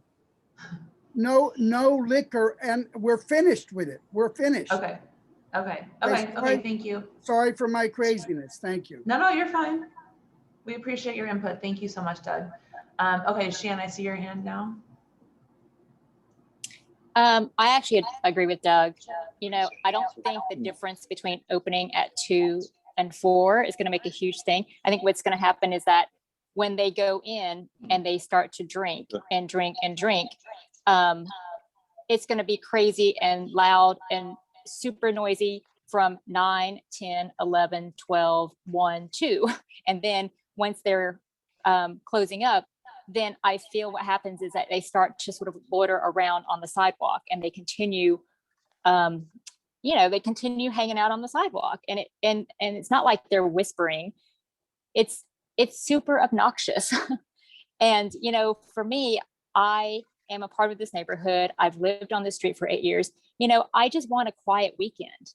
I don't understand, like, why do I have to be put in a situation where I have to hear all this stuff every single weekend? I just want a quiet weekend to relax in my own house, in my own apartment that I, you know, pay rent, and that's it. I think it's super simple. It's I should have just as much respect as they have going out, and they should be respecting the neighbors. But unfortunately they don't. And I feel like I have experienced it to my degree of literally, I am looking out my window right now. It's not the Cozy Cafe, and then now it's Kava Bar, and Kava Bar is fine, but you know, luckily they close at 12. All of a sudden now there's Pinky Space, which I don't know what that is over there, but all of a sudden there's a whole other, you know, area where there's, you know, they have live music, and I'm like, why do they have live music? There's supposed to be a food space, you know. So I just feel like it's just it just continues and continues and continues, and it's not fair to the residents. Okay, all right, thank you. You did say though Cabo closes at 12. What I was trying to do is like trying to make less hours for most of the week for you guys. You know, that's a proposal. But if you want it to be 4 a.m. every morning, so be it. I mean, I agree with whatever the community says, I guess. Okay, Herman, do you want to say something? No, I've said it. Okay, you're sticking? I haven't changed my mind. Okay. No. Can I say something, please? Sure, go ahead. Okay. Last Saturday, in the corner, in the roof of one of the building is a house party to 4 a.m. in the morning, and Mr. Robert, he see that, and the music is blasting. You listen from the corner to corner, and nobody's saying nothing. Okay, it's house music. Okay, and I have video for this. Like 2 weeks ago, Cross Street Salon, it has crazy models in body with DJ outside, and Mr. Robert, you see that, and I record the video, and I tell him, look, I got effect for all noise in the block, and I'm the most quiet one. Cavu has crazy body inside, outside, and I have video for this. Even my 2 bouncer control the block from corner to corner, no even my fault, and I pay for it, slow day or busy days. Okay, I'm the shiny one, but trust me, it's not my fault, and I have video for all this. I can send it. Okay, and if I have pain, I have to say, really, I have pain with different people noise, even one in the corner. All his people come bark in the street with the music loud, without bark. I said that my guy, I'm outside 7 days a week to be in the tub and all of this. I wish to take 1 day off, and I could, because I know what's the problem coming from. Okay, Pinky Bar, live band, the beautiful lady just the same. Okay, hard liquor, music, DJ, and I listen for my place there. I'm in the middle of the block, and Mr. Robert close to him, and he never mentioned that. I got blamed for all this, and I got security 7 days a week. I never have it. Even sometime I can't cover it. Okay, with the insurance, with the policy, with everything to control the block. Okay, sir, thank you. So can I make some sort of proposal? Oh, Robert, you want to say something? Right. You're muted, Robert. Robert, you're muted. Yeah, you hear me? No, I'm asking Robert. Let me just say something, Sharif. The neighbors, there is an enforcement issue in New York City right now, and I can guarantee you that people probably were calling 311 about that issue, and we are having this problem across the community board widely, that private parties and licensed establishments across the board are not being paid attention to. So I totally understand your point, but like that we're at this. And this is part of the reason why people are a little trigger shy right now, is because enforcement has dropped to just nothing. So people are concerned about that, and it extends to the private parties as well. So I don't think that, so from what I can hear, it does not, there has not been a lot of change, like the hour. I understand, Paul, I think that was a good way to try and solve it if the hours were the problem, but it seems like there's an issue. Anyway, I can make a proposal. We've only been back into regular times for a little while. The last time you would come for an upgrade was February 2020. Frank, you said that your applicant was trying to operate better. You could withdraw without a denial, and come back in a couple of months once you've really proven to the community that you're able to operate at a better, you know, if it, like being a good neighbor. I'm not saying that you should do that or you must do that or anything, but I'm just making a suggestion because, you know, because that's what you said, Frank, that you thought he was doing better at the operations, but it seems like that is not the case. Michelle, I'll always take a postponement to a denial. Can I just make one comment? Sure. Regarding the party at 31 East First Street, it was actually my 311 call that got it shut down at 3:45 a.m. Saturday morning. And since then, we've discovered that the community board's been working with us to figure out what the violations were. There are C of O violations with them. There's a garden on the roof, which is against FDNY violations. We've been working to curtail that. Regarding Pinkies, working with our neighborhood coordinating officers, we were able to shut down their live concerts that they were having with amplified music. They still make a lot of noise out there, but they don't have a band with a keyboard and a drum kit and all that stuff and raising that kind of hell that they were. So we are paying attention to other areas of the block besides Cozy Cafe, Sherry. Okay, Thank you. I respect that. So Frank, is that a yes to withdrawal? Sharif, do you agree we should withdraw? I'm sorry, what's the draw? I don't got it. Withdraw the application, come back in a while, tighten it up a little bit in there. I think we should. I think there should be security out on the street. I have it 7 days a week, weekend too. On the street or inside? Outside. Okay, No always way. outside. No way. I swear. I anytime you see it, but yes, Michelle. One in the Yes, right, Michelle. one in the left, and one Okay. 5 days a week. Yes, Michelle. In the Okay, week. all right. My own So- fault. Yes. You know, we I have press it. for time. He either make Yeah. a decision or he Yes. doesn't. He said yes. He said yes. Okay. I All right, respect all the right. community board decision, whatever it is. So your lawyer has withdrawn you from consideration. So we're going to move on to the next. Doug, is there anything else for to say? We've already heard you twice. And Michelle, Okay, just one sentence. wait, all right, okay. wait, can I ask for something first? Yes. Frank needs to send us an email saying he's withdrawing. Okay. No, I refuse. It's only 8:15. You can't be that sassy yet, Frank. Come on, we've got a lot more to go through. Fine. Doug, one sentence. I only want to say to Sharif, the manager at Cozy, I'm sorry this may hurt your business, but this has been my view for 40 years. Thank you. I love Okay, you thank forever, you. no matter what. We still friends. What's that? Okay, he I loves love you forever, no matter forever. what. Okay. All right, thank you, friends. Okay. Can I Thank ask you for where, everyone's time. can I ask you where we are? I'm sorry, because I thought, what did I just hear? They're Is he withdrawing. withdrawing, and is he sending an email to the effect that he is withdrawing? Yes. Thank you for clarifying, David. David, just our wanna thank the board. parliamentarian. I want to thank the board for your attention to this matter. Sure. Thank you, Robert. Thank you for your time and thank you for your members' time. Okay. All right, we're moving on to number 4, Cinema Paradiso. Is the applicant present? What's Yes. number 4? Okay. Hold on, dropping the applicant.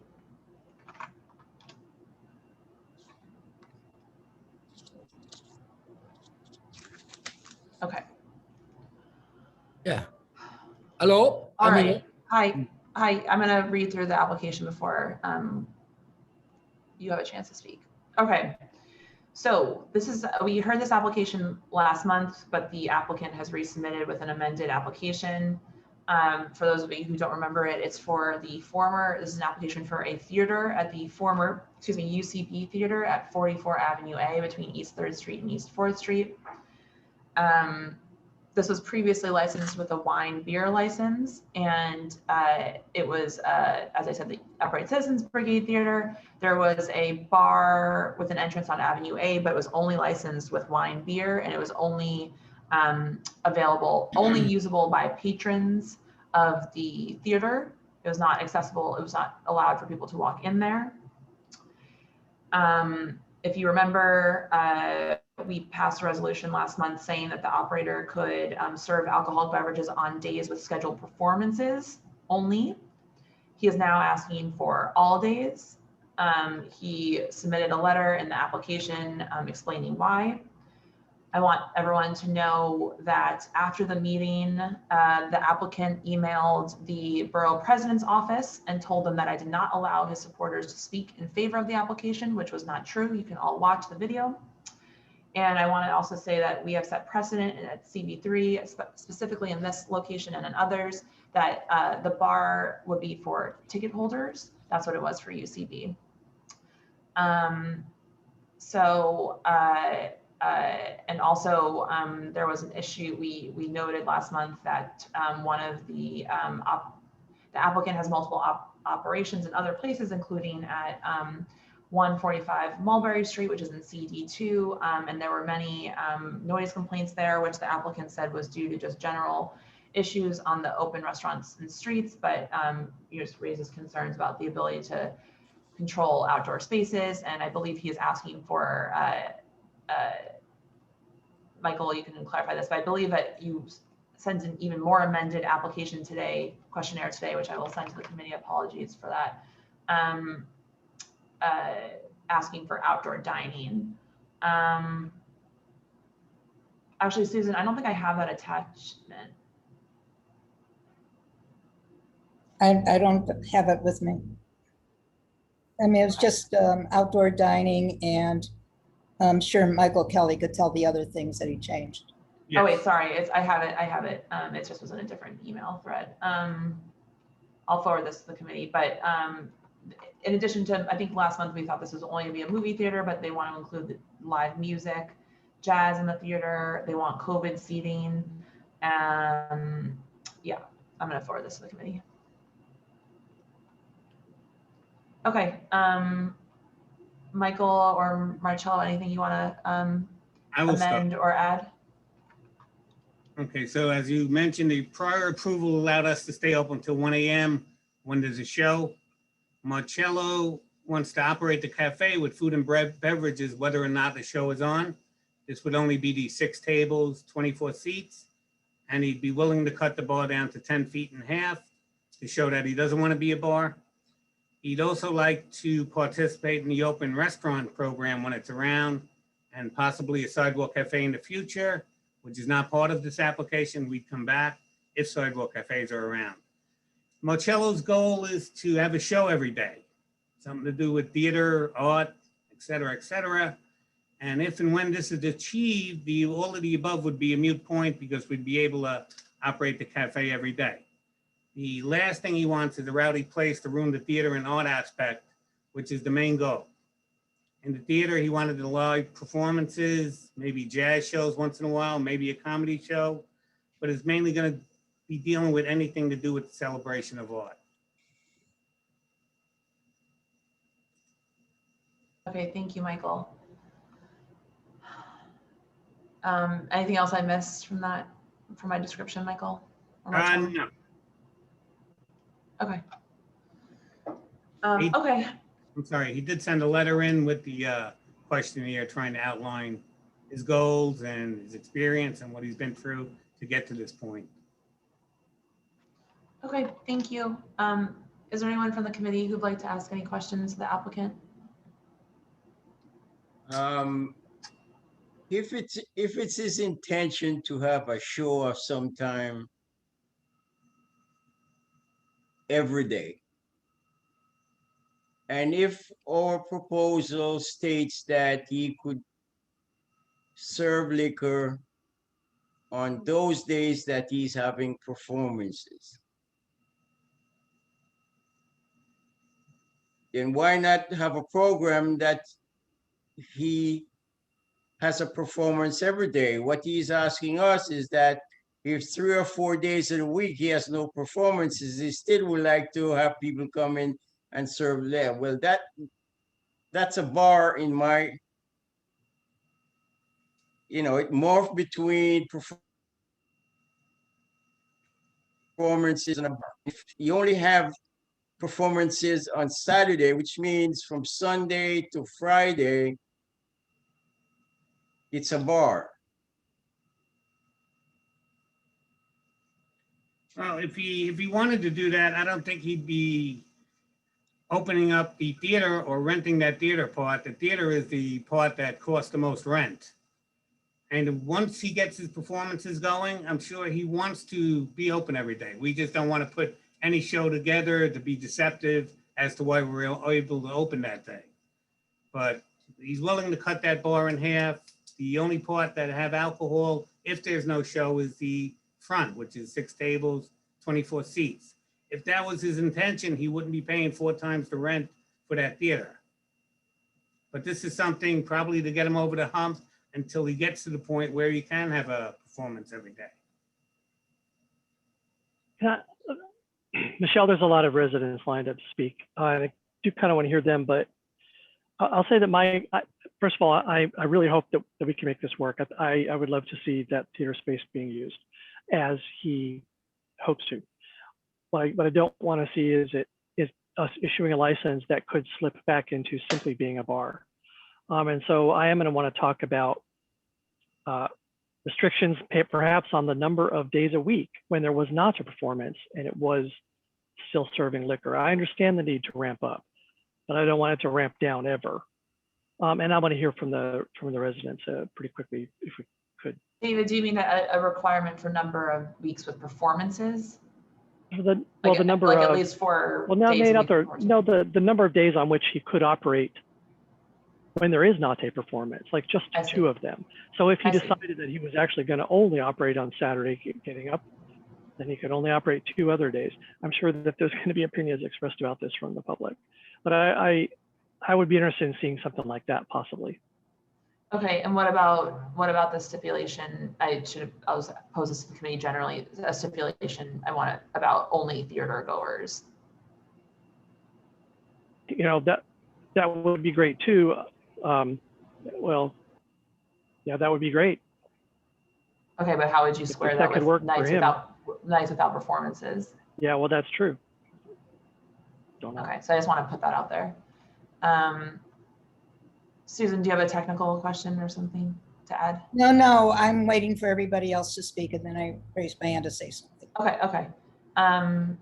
Ellen, Jesse, Paul, any questions? I want to listen to what the residents and Susan has to say. Okay, sure. Okay, and I'd like, if you're speaking on this item, can you please note if you live close to the location while you're speaking? We always like to hear, to understand fully what people are speaking about. So you don't have to say where you live exactly if you don't want to do that, but just please, that would be helpful. Okay, the first hand I saw was, sorry, I'm gonna mispronounce your name, Michele? We have similar names, but I don't know how to pronounce yours. No, it's close enough. It's Michele. Michele. Okay, thank you. Go ahead. But anyway, I've known Marcello for almost a quarter of a century. I moved to New York from Italy in '96, and I relocated myself in the Village. So I met Marcello at one of his restaurants in the Village in Bleecker Street. And when he moved from Bleecker to other restaurants, other locations, I followed him. I live myself in the Village, walking distance from this theater. Not only I know Marcello, we became friends and had many activities in his restaurants. I ran a lab at NYU Medical Center. And so I organized retreats in his restaurants. The retreats in general include about 30 people, and everything was done at the perfection. We never had any problem of any kind. And in fact, one time before the pandemic, we had a much larger retreat that included the entire cancer center at NYU. About 100 people, we used the entire restaurants, and everyone was extremely satisfied from any point of view. The other thing I can say about Marcello is that he's not only a restaurateur, he's also somebody who loves arts, in particular music and movies. he was very often you could go to his restaurant and you will find a friend of his who is a relatively famous Italian-American director, Ave Ferrara, being there, and you could sit and talk to him. And in fact, Marcello and Ave even put together a documentary.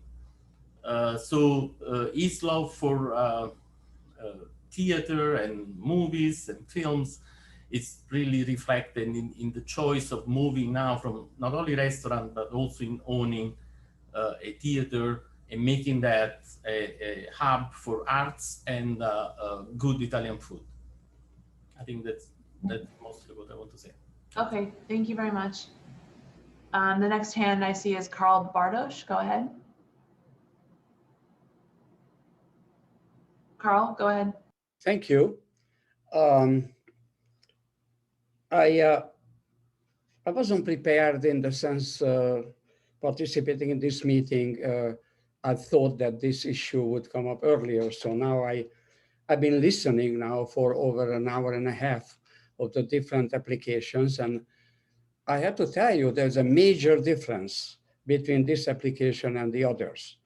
While we were hearing about drinking hard liquor, making noise, playing music outside, and all these issues that would concern the community. In this particular case, when the last meeting, we heard about complaints about the previous establishment at this place, and even some of the board members who actually live across the street, they complained about that.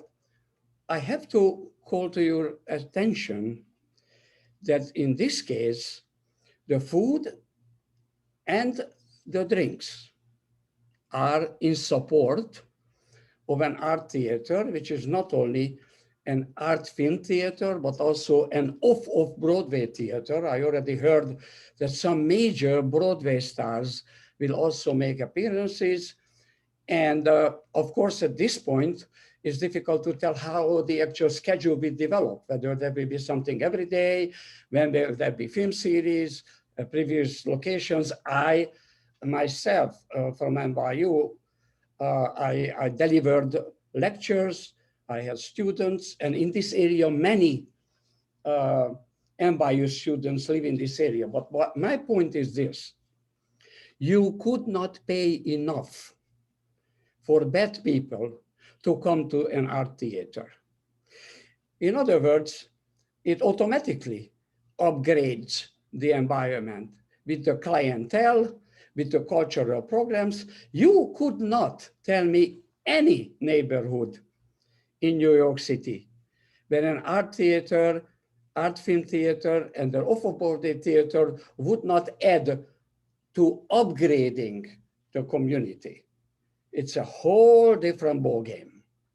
And on top of it, it brings in international filmmakers as well.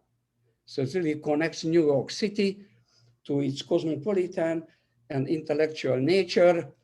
This is a completely different animal, and I 100% support it. Thank you. Thank you, Carl. The next hand I saw was Tonino.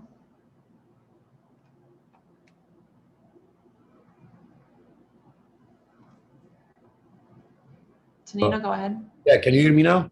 Yeah, go ahead. Sorry, I was on mute. First of all, I totally agree with Mr. Carlo for what he said. He had a good point. I'm an artist myself, living down the block on 4th Street, East 4th, and I know Marcello from a long time, and I deal with him for the decorations that he wanted for his restaurants, and I always share a lot of long conversation about art. Mainly is the opening of this cafe for me, this theater. Sorry, for me it's a kind of a recalling the Café de Paris back in time when the artists they were regrouping together and talk about literature, visual art, or whatever kind of art, either if there was a show or no. So I'm supporting so much this idea, and I think it's gonna be a big step for the progress of this neighbor, which I love it. Sorry for my English today. I'm really off and kind of tired, but I really hope you guys that consider this because it's gonna be really an amazing and new experience. We're at 2 minutes. Thank you. Okay, thank you. Thank you. Okay, the next hand I see is Mark.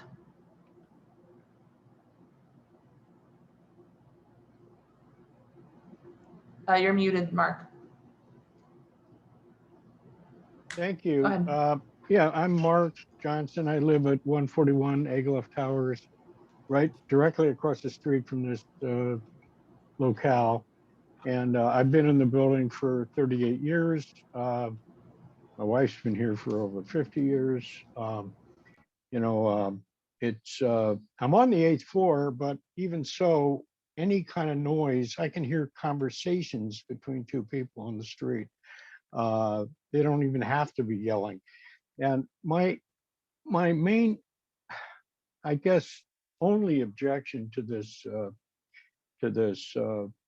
granting a full liquor license, even on off theater days, is that you know, I love the theater. I mean, my mother grew up in vaudeville. She was in vaudeville as a kid. So I've been in and out of theater all my life.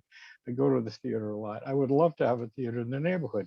What I don't want is another bar that, you know, so bridge and tunnel people can come into the neighborhood and fight and scream their heads off and puke on the sidewalk and break bottles and keep people awake till 4 in the morning. You know, I've been in New York 45 years, and the one thing, there's only one thing in New York that I have never, ever gotten used to. I got used to the whole Michigas, except for one thing, and that is the noise. Noise. And admittedly, I have a hearing problem, which kind of gives me tunnel hearing. So sirens drive me nuts. I have to wear earplugs and so on. And, you know, even during COVID, when the streets were relatively empty, you know, this East Village is not. We're at just about at 2 minutes, Mark. Not a particularly genteel neighborhood. And, you know, when people come in from other neighborhoods and figure, well, we don't live here, we can do what the hell we want, you know, we got hell to pay. Anyway, that's all I have. All right, thank you, Mark. Okay, the next hand I see is Christina. Hi, I'm Christina. I live on 4th and A. I've been here for 7 years. I have a dog. At night when I walk my dog past there, it looks very lonely and sad. Nothing's really happening on that block. I'm also a film editor, and I'm really looking forward to something like this coming to our neighborhood, where we're gonna have like different screenings, where filmmakers can meet and discuss about arts and films and listen to good music. I think something like that. There's Metrograph down on Canal, but we don't have anything like that in this neighborhood, and this neighborhood needs something like that, because a lot of my friends who are into film and arts live here and would love to have something like that here, to be able to attend and to have kind of like a hangout spot, a meeting spot, where after a good film, or even if there isn't a good film, if there's some music or whatever, where we can meet and discuss the arts and have some food, have a drink, you know, but it's not a club. Thank you, Christina. Thank you. Susan, you're up. Okay, thank you. Speaking as a resident who lives across the street, I support a full liquor license for the theater goers. I support outdoor use for theater goers until 10 p.m. and I support the jazz performances. The practice for licenses in theaters is for patrons. And I would say this what is being asked for in the independent bar is not a restaurant, because It's just cold appetizers. The area is terribly oversaturated and extremely loud. We have 8 bars between 1st and 3rd Street and constant back and forth. We did have a lot of problems with the previous place. There was, and it actually came before the board for renewal with complaint. I agree with the applicant that his patrons are unlikely to be loud, but once you have an independent bar that is not for the theater and is for everyone, that's out the window. All the bar hoppers going back and forth are going to be in there. There's no way to keep it for arts. There's plenty of bars for people to go to discuss arts. I do, even though I'm supporting this for the theater, I have reservations because of the applicant's really adverse history on Mulberry Street, and it was all about managing people outside. I'm very concerned that instead of trying to work with the board and the residents, that he went to the borough president's office and complained that we didn't allow his supporters to speak. There was not one single signature from Avenue A on the petitions. There's approximately 250 apartments on Avenue A on that block, in those buildings, and there wasn't any support. I believe the SLA would support a community board resolution for license for the theater for ticket holders. I support that because I would love to see the theater there. There is no reason to have a separate bar. The theater, the alcohol, as in other theaters, should be for the theater goers. And I hope the committee would support a license, and I do believe the SLA would recognize that and support it. And, you know, that's what other theaters do. That's how they survive. And it would be a good, I think the alcohol would be a good amenity for the theater goers. And I would certainly support going to the theater and drinking there. Okay, thank you, Susan. The next hand I see is Wayne Rada. Good evening. My thanks to Community Board 3 for hearing me. I'm speaking on behalf of Marcello.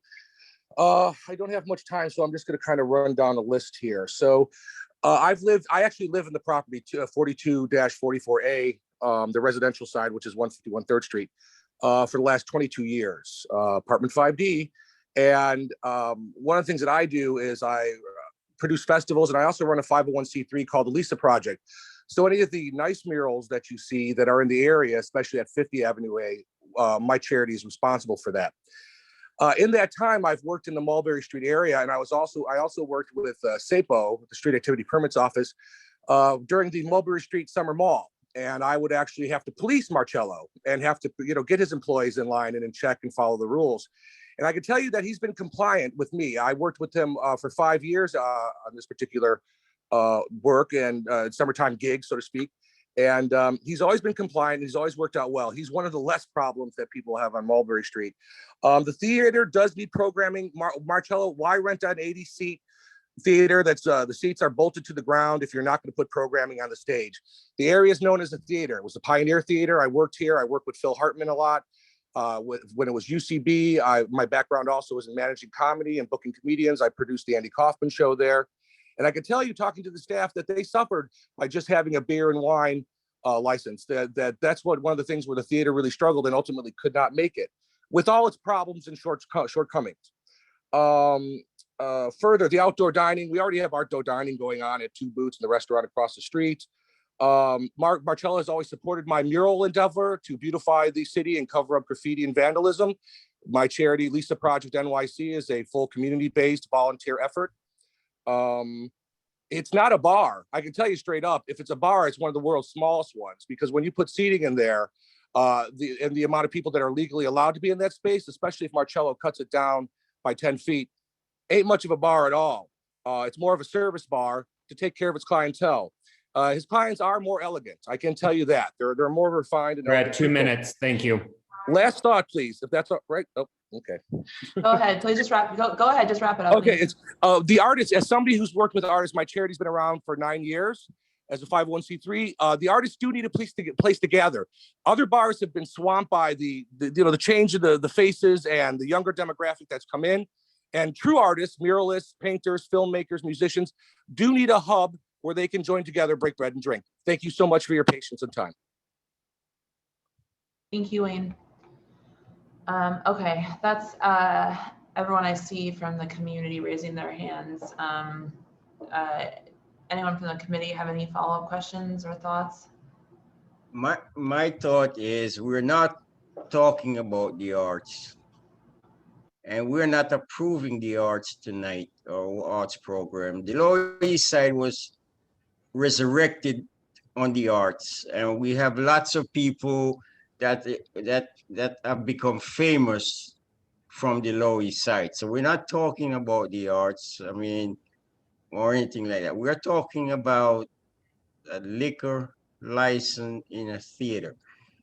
And like Susan said, if, you know, she'd supported, in fact, and that is my opinion. The license for a liquor license should only be done and used for the operation of the theater. Not for the fact that if he doesn't decide and only have one program that week, that the rest of the week it's going to be a bar. And that I will not support. Okay, thank you, Herman.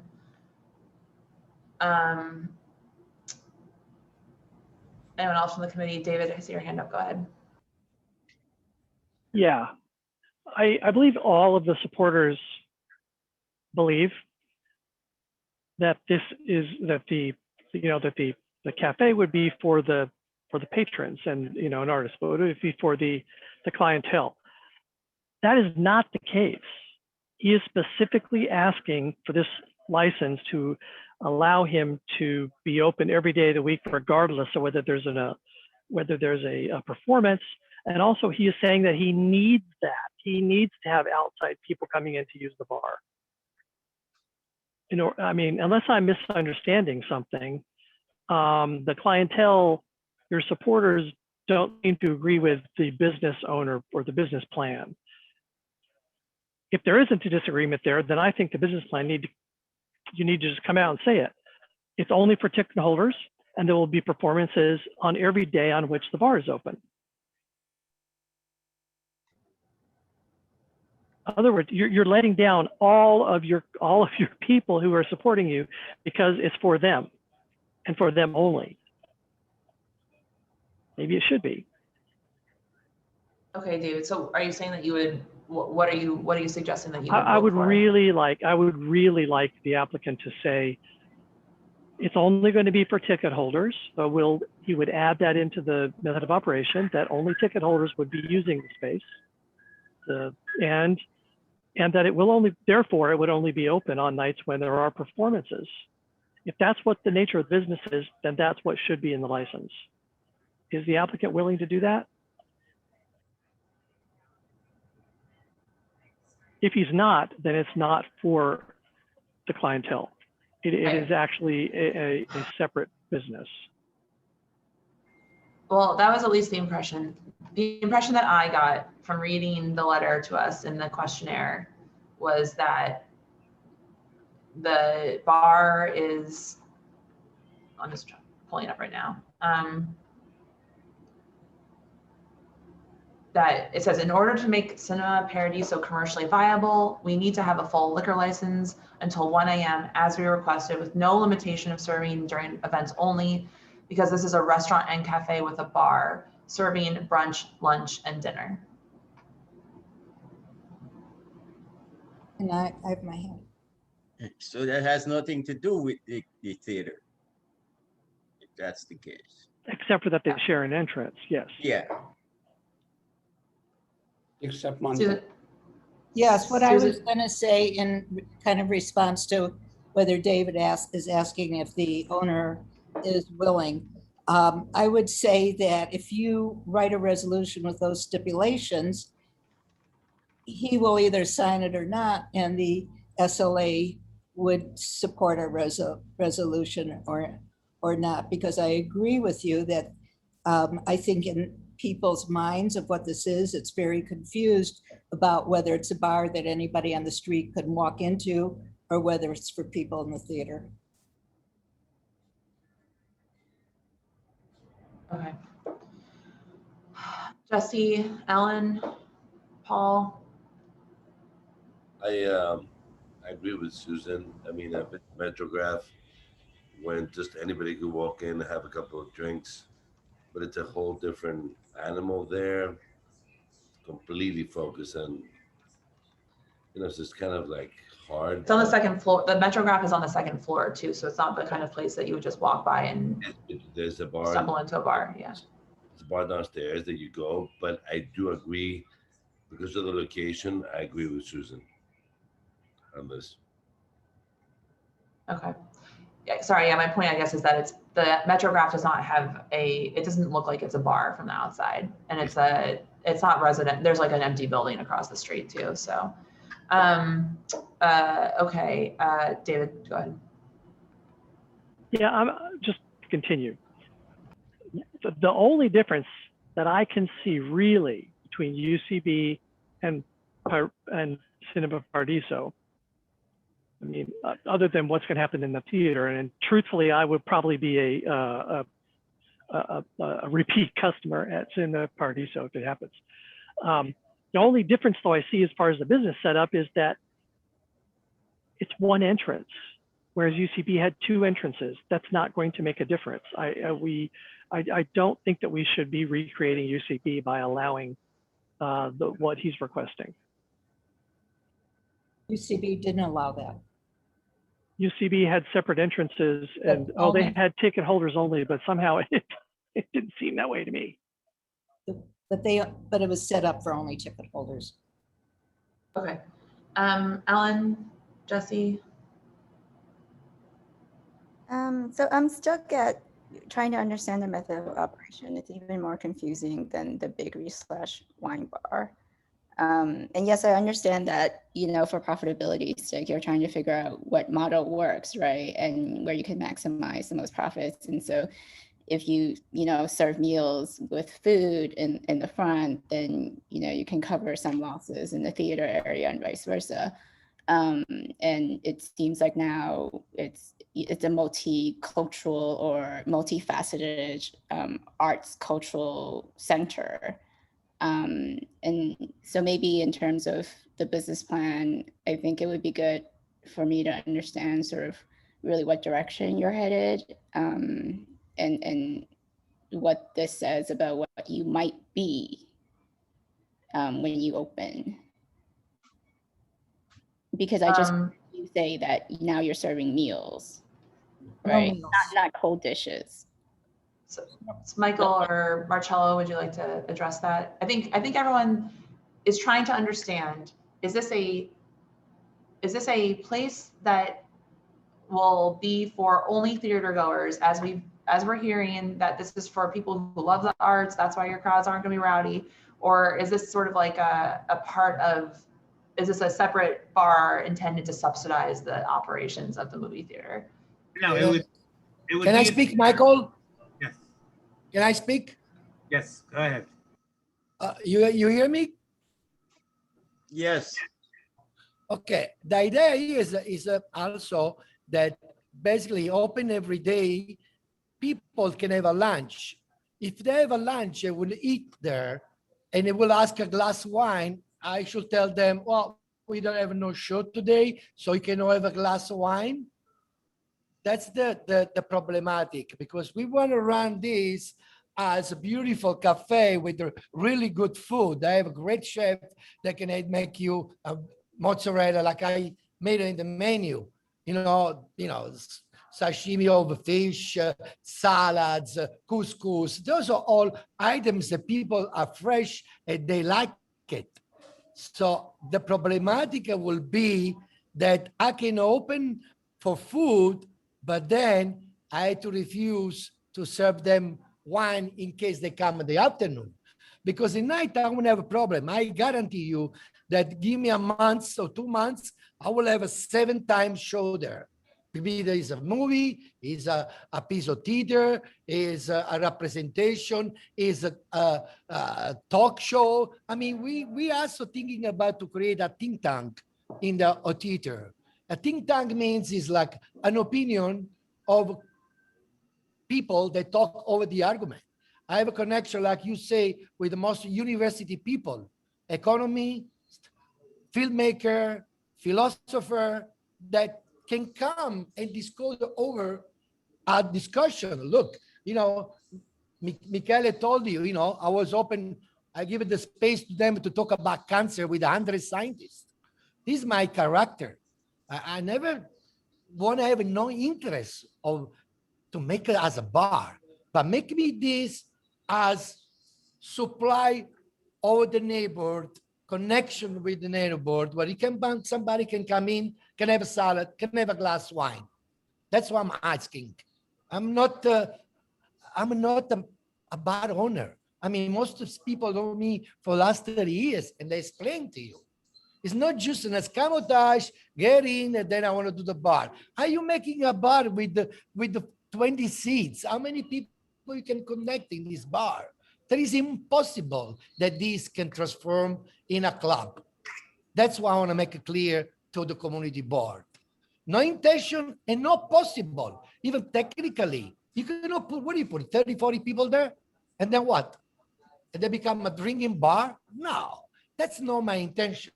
The last things I want to know that you guys cut off a very famous actor, Armand Assante, which will testimony with me, will say something. There's any way he can come in because he's been waiting 2 hours. He would like to say something.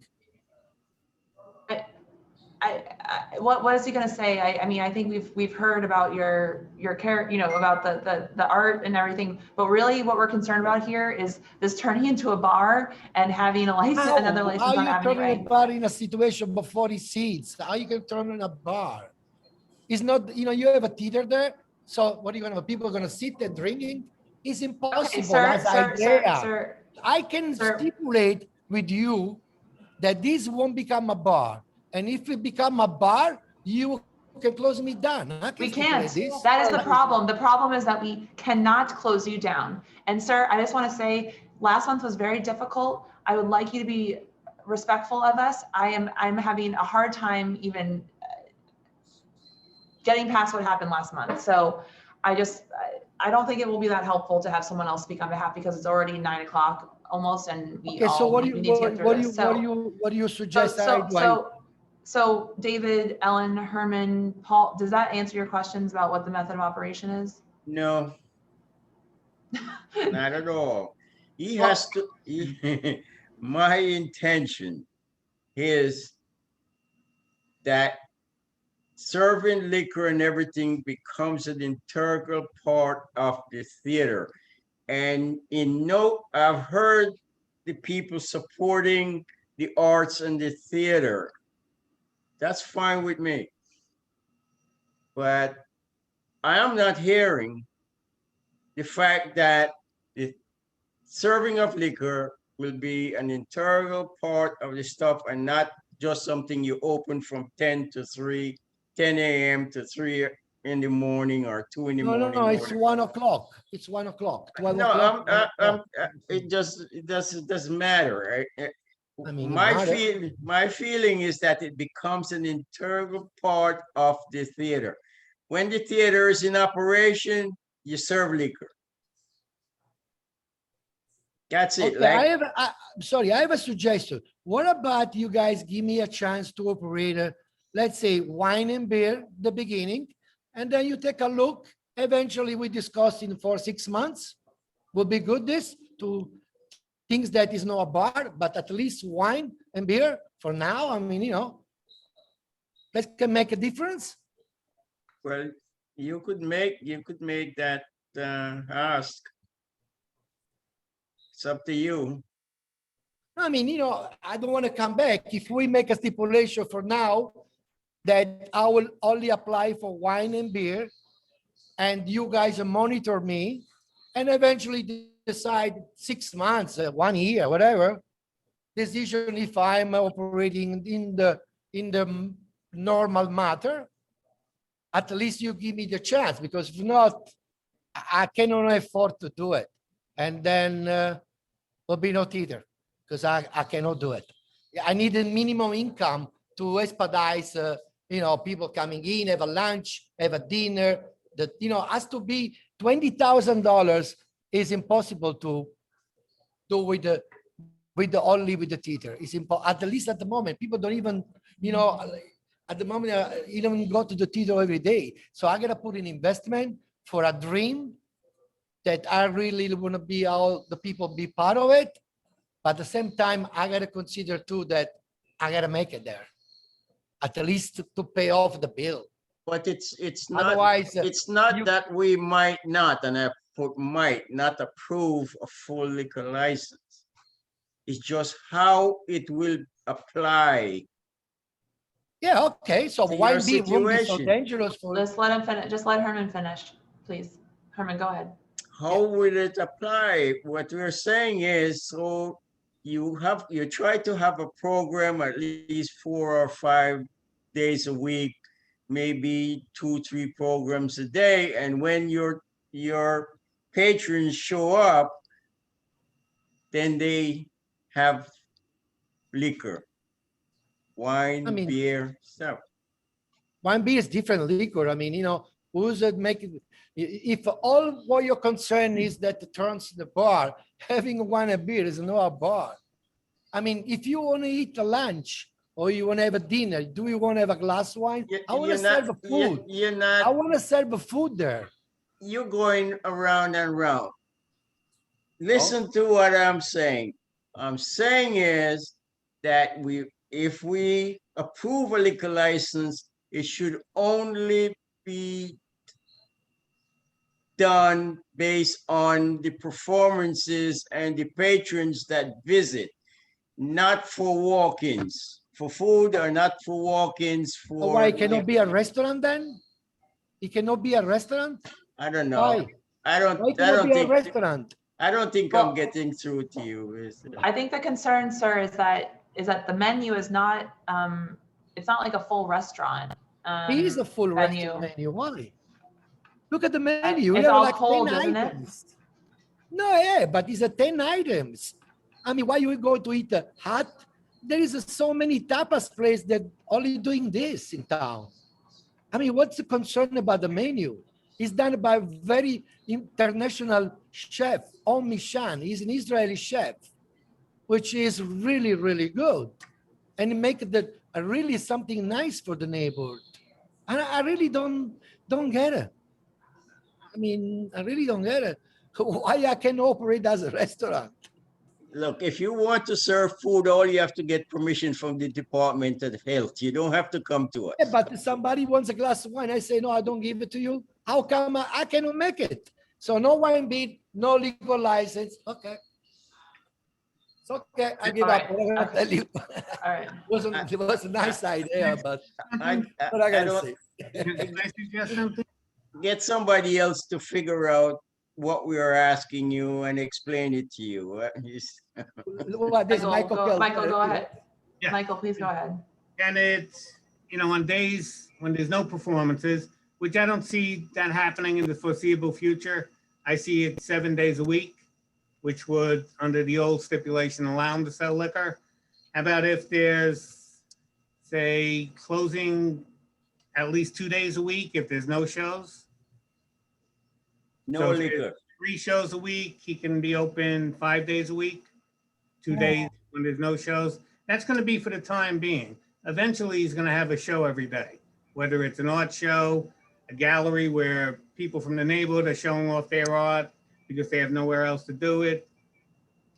I don't think so. And I don't think this discussion is going anywhere. All right. It's a major misunderstanding to believe No, sir. that No, tickets can support a theater. You are not allowed to speak out of turn. This is the same thing that happened last month. This is why we are having such trouble with this. Please be respectful of us, please.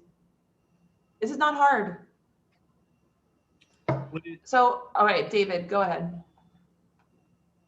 Okay, our problem our main problem is that we really don't want a license that allows you to serve alcohol when there is not a performance scheduled on that day. But so here is an idea. You have already offered the thought that maybe you just get beer and wine now, which is something we typically do. And later you come back asking to upgrade to full liquor. Okay. And by that time, I suspect you would be able to commit to running a show every single night. So maybe at that time, you would only be serving alcohol. We could restrict it. So you would only serve alcohol on days where you did have a show. And I really would be interested in you closing within an hour, let's say, after that last performance, so that it doesn't become, a late night thing. If that could work for you, I would be interested in that. I suggested before, as long as somebody comes at 3 PM and have a sashimi and a glass of wine, is work with me, because that's the main problem, is to roll it, to try to make it food, wine, and cinema and art. That's what I'm asking. If you limited me the hours, then this is problematic. That's all I'm asking. Or, I can guarantee you that I will have a 7 days of performance, but I will be allowed to serve also inside the place, not only in the theater, which is inconvenient. That's what I'm asking. I take the 7 days because I I'm know sure a lot that of people has their hands up to speak, but if you accept David's stuff and you wait for a while to ask for a upgrade, at that point, if I'm still on this board and on this committee, I would want the fact that whatever you're doing only serves the patrons when they go in and out, but not that. That's what I am. The moment you come back for a full liquor license, it reverts to the point that it will only be served to the patrons.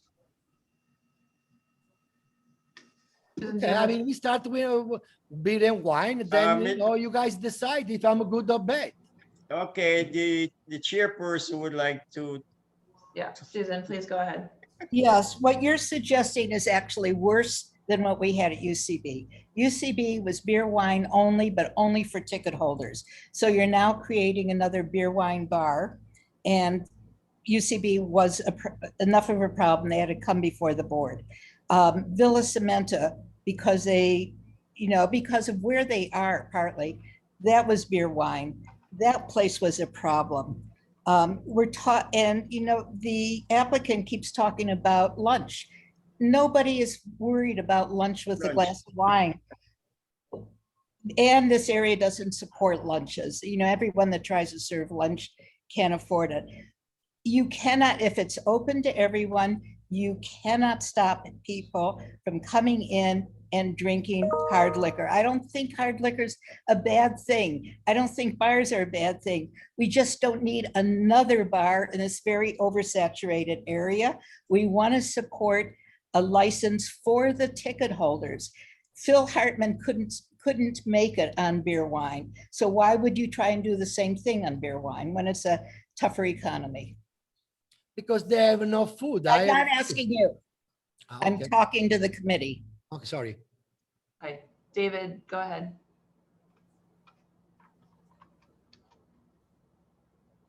David Crane. I didn't realize my hand was still up. I'm sorry. All right. Okay. I think we've this is a dead horse. We've beaten it to death. I want to move into the making of a resolution. Does the committee agree?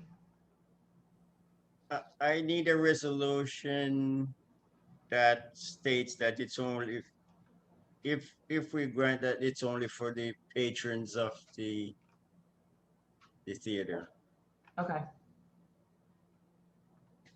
All right.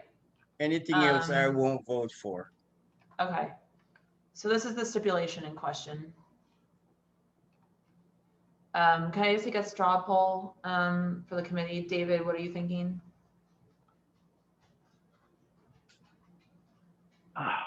So awful. I really don't want the late night hours. You know, I really think that if you could close it shortly, like what we had last month. I mean, I really think last month should have been acceptable. Yeah, so this is the original, the thing I The added to ramp the up, original. this ramp this is up the- period that is confusing the issue. Yes. Well, but also we did not have only to ticket holders in the original one. Well, I know we didn't, but we had it closing shortly after a performance, and I think that was going to. Well, I thought that was going That was to the work. intent, yeah.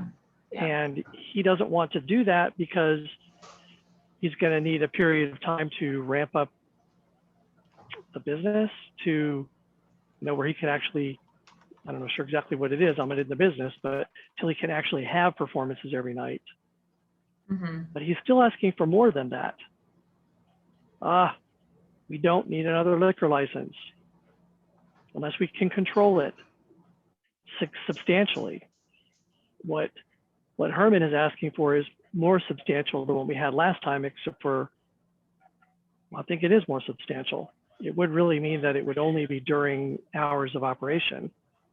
Previously, we had talked about it being closing, in close proximity to when the shows ended.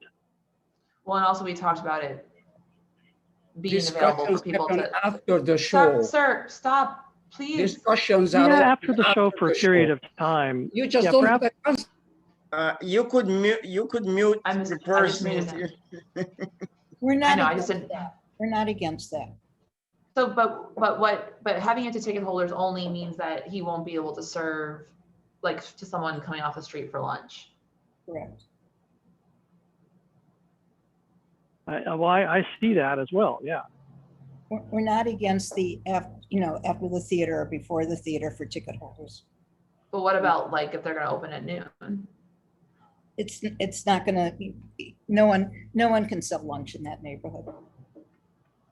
Well, what it would do is force him to do what he said he's going to do, make a viable theater out of the place, which means go out and work with the bookers he's been telling us about and the connections that he has about, and whoever that person, the pictures he was trying to show to us, he has to have somebody that works out a program that fills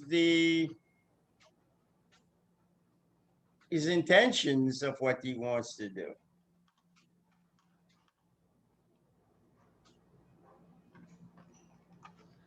Okay, Jesse, Ellen, Paul.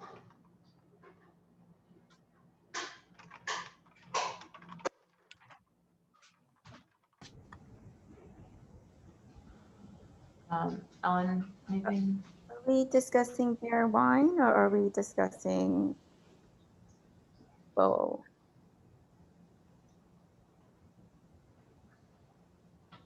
What do you think? I would prefer beer wine. And two, so on the application, it's not a full kitchen, but from what I'm hearing now, is it a full kitchen? No. No, it's a prep area with cold food. Okay.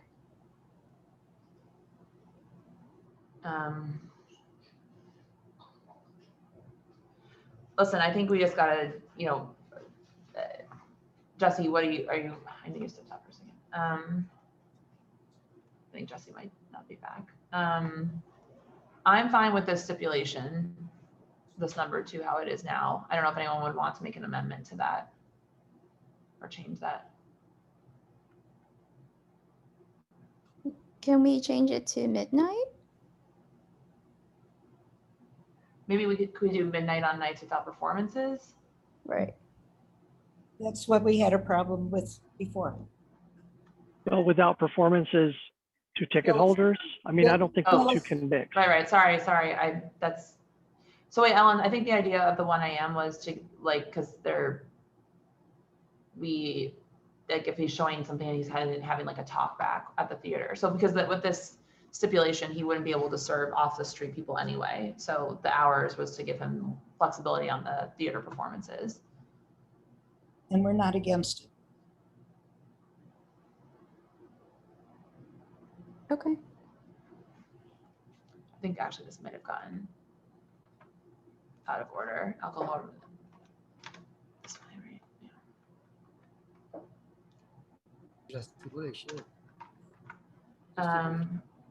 Okay. We're also not against the outdoor use until 10 for ticket holders. Okay. Oh yeah. Let me add that in. Number 5.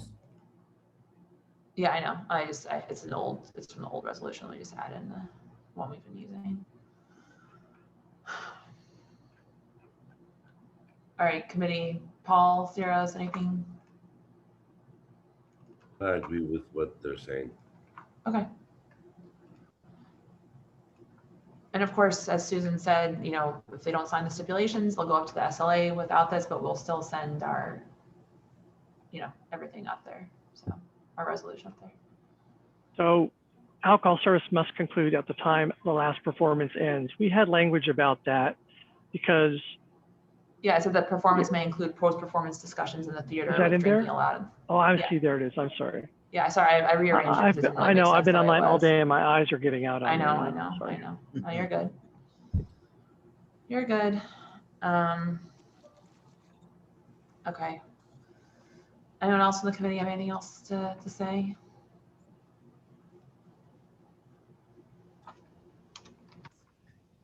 No.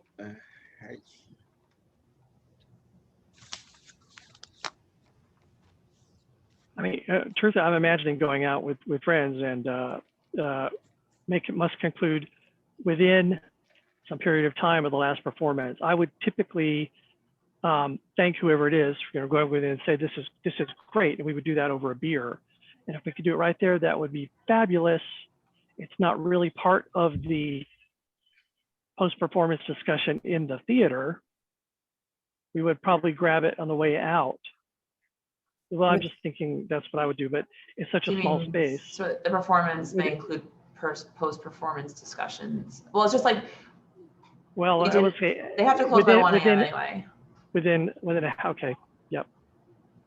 And we would support what David's saying again for the ticket holders. Within a half hour after the last performance ends. Let's say we're within a half hour, within an hour after the last performance ends. No way. Well, but they still have to close by 1. Until 1. Yeah, but if his last performance ends at 11:30, Sure. So you don't the know movie the ends at 11, and the discussion. Mr. Bordoff, you're not allowed to speak.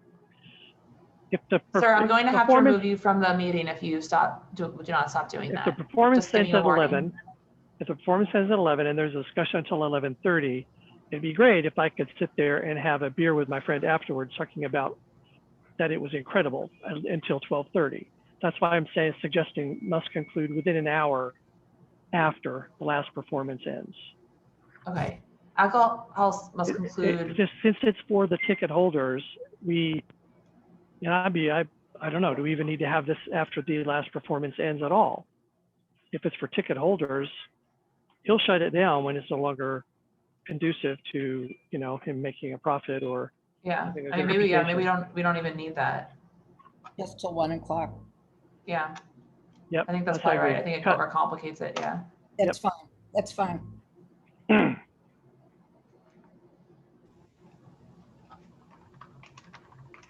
Herman, you okay with that? Ellen? Yep. Okay. All right, committee, any other additions? This is what I read before. I included support and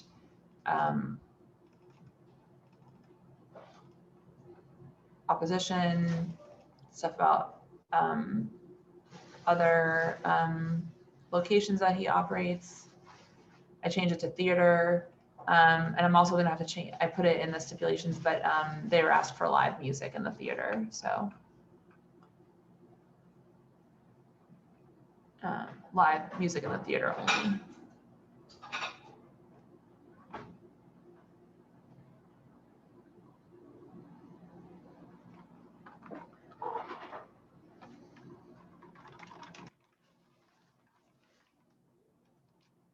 Okay, all right. I'm gonna move this into a vote.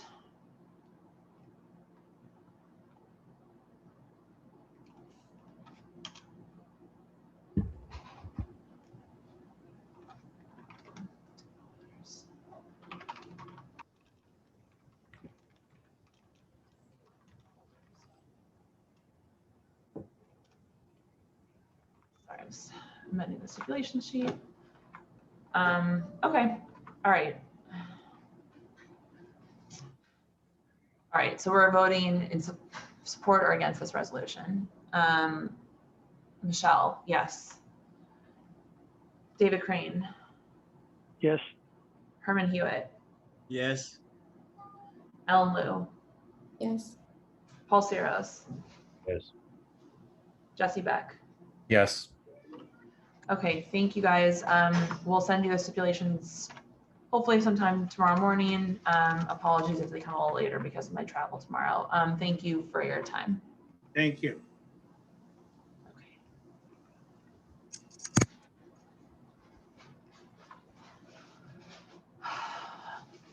Okay. Moving on to the next one.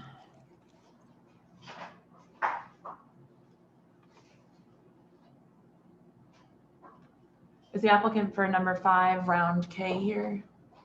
Yes. Okay. Andy, you in?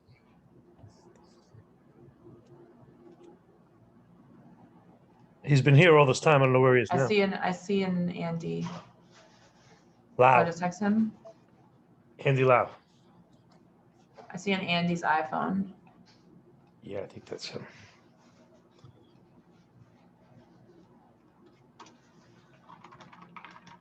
Okay, I'll just get started when I'll drop the application in there.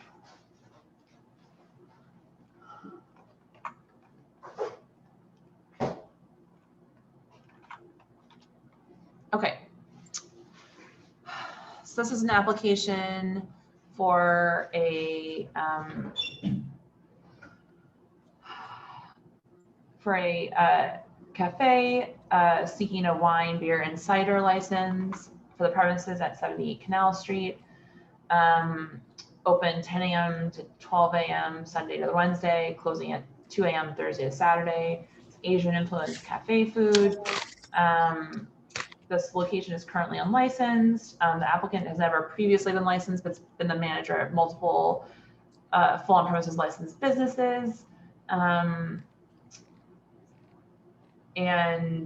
don't think we didn't receive any thing about this application. The applicant is asking to be able to serve outside in the backyard until 11 p.m. And there are 6 full on-premises liquor licenses within 500 feet of this location. Frank, did I miss anything? Anything to add? No, I think you got it all. Okay, great.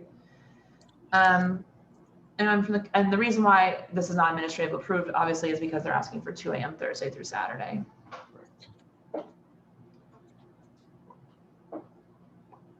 Anyone from the committee have any questions? Nope. I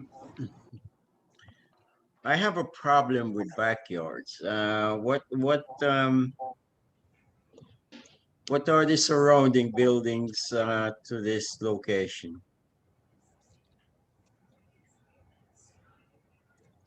Michelle, is Andy around? Yeah, I see Andy's iPhone, but do you want to call him? I've been texting him. Do you want us to come back? Let's see where he is.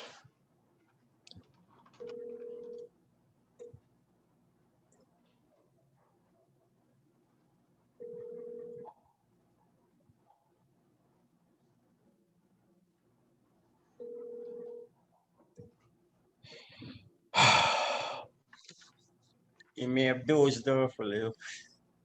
My clients hate me. No, sorry. I should have let you guys go a little earlier. I apologize. I forgot that there was another easier application to get through. Frank, is it all right if we come back to you? Of course. Okay. All right. False alarm. Oh, and one question, Frank, I have is certificate of occupancy, just so you know when I come back to it. I didn't see a certificate. They're of applying for an occupancy. LNO. They're applying for a Oh, letter okay. of no objection. Okay. Oh, no, wait, I apologize. I'm wrong. There's a CBO for the space. Okay, I think it was in the questionnaire, so if you don't mind just pulling it up once, so when we come back to you, you have it. Yeah, do you usually ask for it? I mean, it's not on your list, but I can No, always just get the it. number of seats, just the number of seats. It wasn't in the application, I don't think. All right. Yes, it is. Sorry. 6 seats. 6 Only seats. 6? Yeah. Oh, okay. Maybe I thought it was not possible. It was only 6 seats. All right. The SIBO allows, I think, 12 or 13. Got it. Okay. Okay.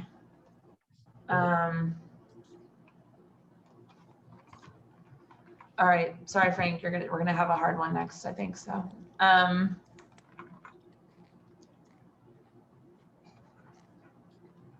Okay. Number 6, 109 Ludlow Street. Are the applicants for that location here? Wait for this one. Yeah, wait for this one. Are the applicants for number 6 here, 109 Ludlow Street? Yes. Yes, I'm here. Okay. Hello. All right. I just dropped the questionnaire into the chat. All right. Let me get my things ready. All righty. Okay, so this is a application for a restaurant with a certificate of occupancy of 220 people at 109 Ludlow Street between Rivington Street and Delancey Street. This was previously Los Feliz since about 2009. I believe they closed during the pandemic. Los Feliz is open until 4 a.m. every day. For those of you who are not familiar, it's a tri-level space. There are 25 full on-premises liquor licenses within 500 feet of this location. There's problems at this location previously. They had a stipulation for nuisance abatement, illegal extension of its premise, exceeding maximum occupancy, unlicensed cabaret, which no longer a thing if you have the right zoning, and security and sale to minors, and failed to inform when they came before the board. It was a big problem, the previous space. And this applicant also operates 2 other full licensed locations in CD3, including 303 Broome Street, the Canary Club, where there were 8 commercial noise complaints, and 77 Delancey Street, the Great Lady, where there were 38 commercial noise complaints, and a lot of reopening complaints that I'd like to ask about. And the LES dwellers submitted a written statement expressing opposition to this application because they believe it'll be a club lounge rather than a restaurant in a location with a lot of quality of life issues. And there were a few people who signed into the chat about and against this, but I think that they were all members of LES dwellers as well. I'm not sure if anyone else is still here to talk on it. So I will say I have some questions for you guys just off the bat. Can you just talk a little bit about the noise complaints and the reopening complaints? Unfortunately, the reopening complaints, the COVID reopening complaints, we are not able to access resolutions. So it would be helpful if you could explain to us what's going on there, because there were many of them. Frank, you want me to take this? Oh, yes. Okay, yeah. So Canary Club, you want to, well, first of all, reopening, are you talking about Canary Club or Gray Lady? I think it's Great Lady that had that was one that there were 38 commercial noise complaints. Yeah. And also phased reopening complaints. We had a tenant upstairs that really did not like us. And we've actually since made amends with that tenant upstairs. But it was from we had no violations. We had people come and check on us. They were calling saying we had 400 people on our property. The police actually showed up. There was no one there. There was a lot of miscommunications, I think, with one tenant that we had an issue with. We had 0 COVID violations during COVID and since COVID, since we've been open. So when was the last complaint that we had? Can you see that or? Yeah, hold on one second.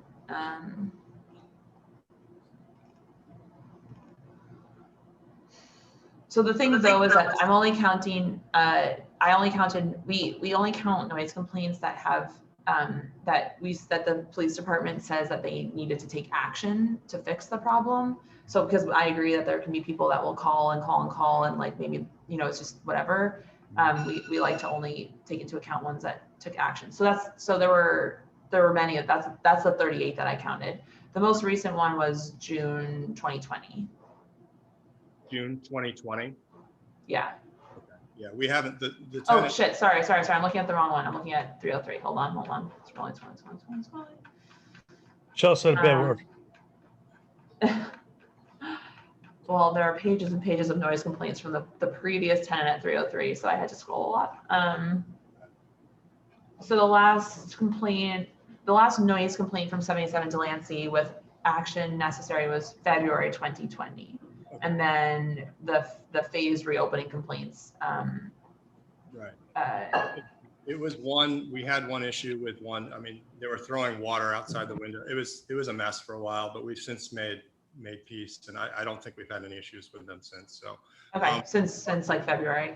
Yeah, exactly. The 303 Broome Street Canary Club, I took over Louis and Chan. I think it was the worst 311 violations in the city or something. It was pretty bad.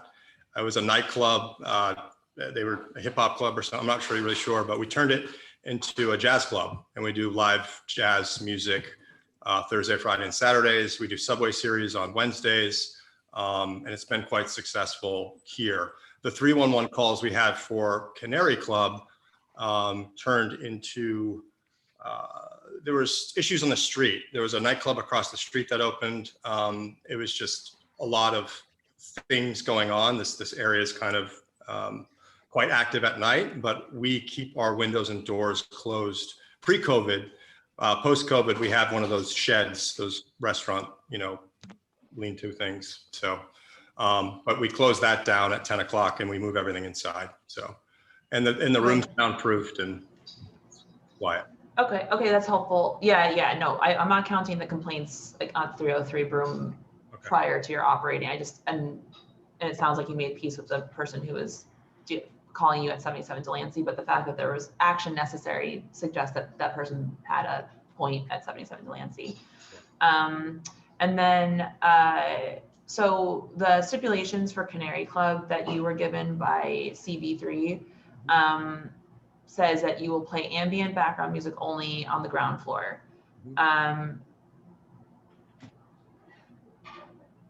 But you may have you will not have promoted events, scheduled performances, or any event at which a cover fee will be charged, but you're allowed to have up to 4 musicians 4 times a week downstairs. But so on your Resi page, you list scheduled performances many nights a week, and on your website, that it's not ticketed, but they are scheduled. Could you? It's reservation, so there's no tickets. We don't sell it's not like a $10 fee to come down. Anyone can come down and watch the music, but typically to have a table to dine, you have to make a reservation for that. So, and it's changed. Right. So, sorry. Go ahead. No, sorry. It's changed with COVID. So, obviously, there's no standing at the bar, so we have to take reservations, and that's why we have that set up on our webpage. Right. No, I understand, but. So there are 2 different stipulations that we employ. One is about ticketed, which I'm not saying, I don't believe that that's what you're doing, but you would agree to not having any scheduled performances. And the reason why we do that is because scheduled performances means that a lot of people leave the establishment at the same time or show up at the same time. So what I'm saying is per the stipulations that I have from CV3, and I'll, just drop this. Let me see if I can. It's 20 seats in the venue. It's not like 1,000 people leave at once, but I understand what you're saying. But yeah, but just that means that you're operating out of compliance, which is something that we need to take into account. So I just wanted to bring that up with you guys. Okay, anything else that I missed that you wanted to bring up for the application?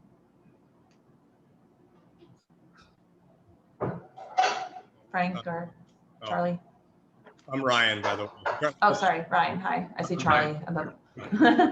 That's all good. Frank, apparently there's a problem with the way we're operating Canary Club or something. I'm not sure, but we'll have to figure out that later. But anything else you want to discuss? You're asking me and Michelle? Michelle's asking you. I mean, I'm not sure. Yeah, I'm just saying, is there anything else you guys want to add or amend before I go to the committee for questions? No. I have nothing to add. Okay. All right, committee, do you have questions for these folks? The closing hours is the same as previous, right?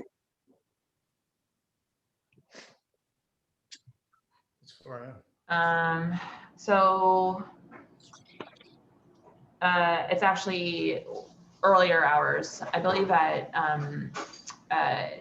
Los Feliz was able to be open until 4 a.m. all days. And this one's 2 a.m. Sunday to Thursday and 4 a.m. Friday to Saturday.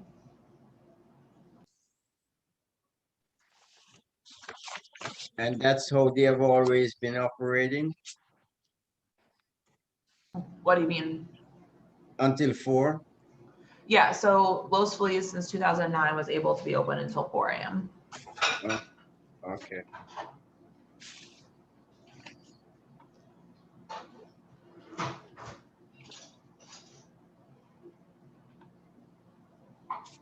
David, Ellen, Paul. My take on it is the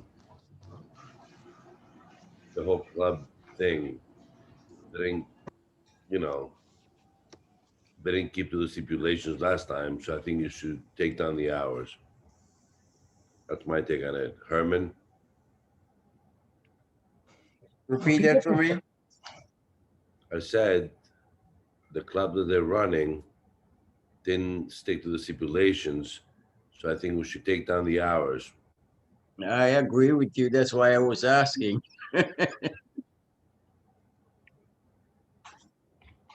Well, Michelle, the you were bringing stipulations are up regarding the complaint. scheduled performances. Is that correct? Yeah, completely off. I mean, they can't just skate along with, you know, with flouting the rules without some kind of adjustments. So did they, I'm sorry, I'm catching up here. Where did they flout the rules? Yeah, I'm confused. Canary Club, one of their spots that they're holding scheduled performances there. We're having live music. We have live music on our license. I'm confused where we're not supposed to. I'm sorry. Yeah, so you're allowed to have live music, but you're not allowed to have them scheduled. So it can be like incidental. If you That's have a a stipulation performance that that you says, agree to. I mean, how do you?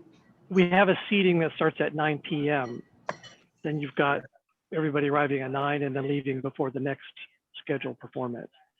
If that's what you're operating, that's not according to the steps. No, that was for COVID though. I mean, I'm sorry, we're going through like the worst pandemic in the world. We're trying to figure out a way to survive and keep our employees here. Okay, Paul, hold on. Paul, let him finish. Hold on 1 second.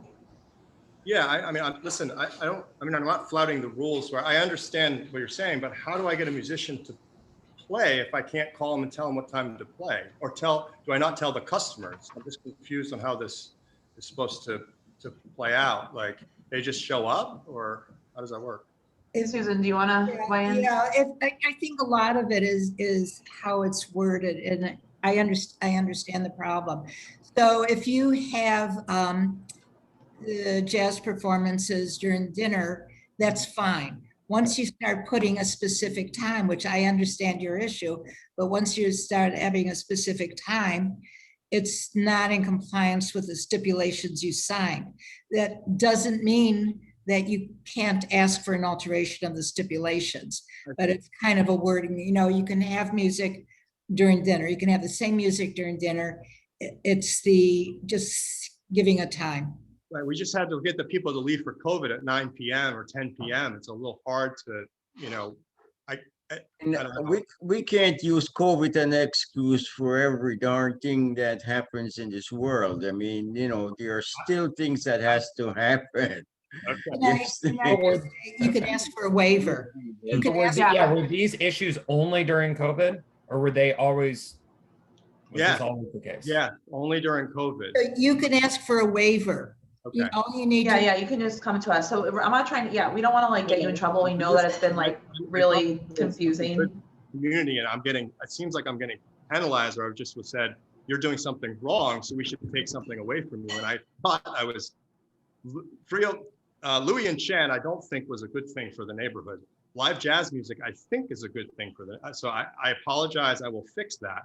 But it's not like I was trying to trick you or do something illegal or something like that at all. I was literally trying to get people out of both sides of their mouth. Sorry, David, please. So yeah, I just listen, no, we're not here to get anyone in trouble. It's just more that we're trying to take the facts and, you know, amend or whatever as a result. And as Susan said, you're more than welcome to apply to the community board for I mean, I think that would be a method of operation change though, right, Susan? Not a waiver. No, he can ask for a waiver for stipulations. You know, you can ask for a waiver for stipulations, which is a very fast, easy process. But it also, I mean, he could permanently ask, you know, for an alteration of those stipulations. He could ask for that tonight. Or. Well, no, he can't because it's for a different location. It wasn't, oh, I'm sorry. It was, and it wasn't on the agenda. I mean, there's a number of ways to basically do the same thing with, it's like I said, it's more of a wording thing. Yeah, so we're just saying it's in the stipulation that you agreed to for the other location. Totally understand, and I will put us on the docket to make that amendment as soon as possible. Great, thank you. Okay, anyone else from the committee have any questions?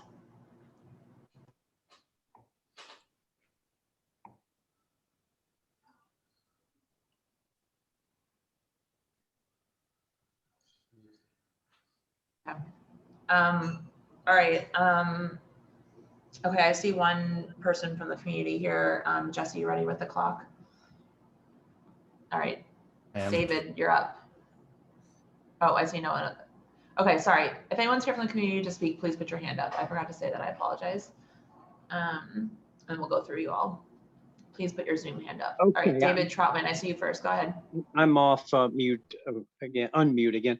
So I live 86 Stanton Street. I'm about a block away from this establishment, and everyone knows that it is absolute hell down here. We had two really rowdy weekends these past 2 weekends, and even during most of this hearing that we were just having, there was a DJ playing music on the street for a scheduled performance. So these stipulations get violated all the time.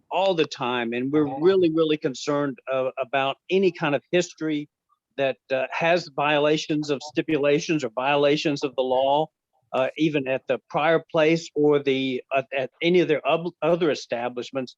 This looks like it'll be a really bad thing for the community, just based on the size of and the impact it'll have on these very narrow streets. So thank you very much. Thank you, David. I see Alice O.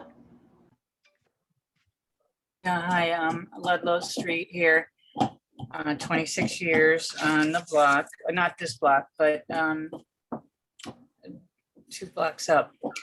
Anyway, New York Times, 2000 this is from an article 2018. In my zip code, 1002, we went from 41 liquor licenses to 175 liquor licenses in 20 years, 18 and now. I don't know what the current count is, but it's probably more. In the 6-8 block, no, what is it? 3 by 3, 9 blocks here, we have at least 50 licenses. If these guys were gonna open up on the corner of Avenue A and 3rd Street in a little theater, what would you guys say? How come we get all of these mega, this is like a cruise ship pulling into Ludlow Street. Okay. I can't even walk my dog at night.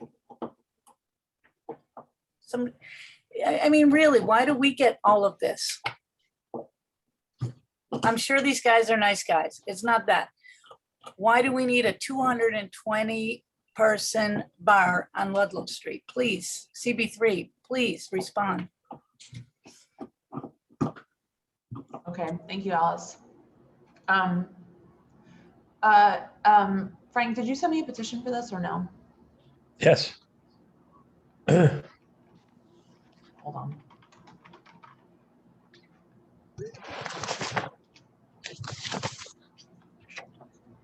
It wasn't with the original packet. It was sent afterwards. Went directly to Edwin.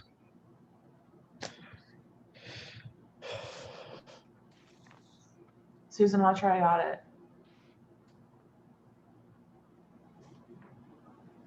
So I don't know what happened to it, if possibly he put it on the website. I'm kind of ask everyone to please, when you send stuff afterward, to copy Michelle and me. I will. Do you have it? I'm looking through my phone. Is it on the website? Did you check? I'm looking, it's not there. I mean, there's not a separate petition, I guess I'm saying. You would have it, you know, after the questionnaire. It Yeah, I wouldn't- didn't send them. My secretary did, so I'm not sure I was CC'd. I can, guys, I can send them too if you want me to email them directly to you, Michelle. Or Yes, that'd be great. It's here. yeah, hold on one second.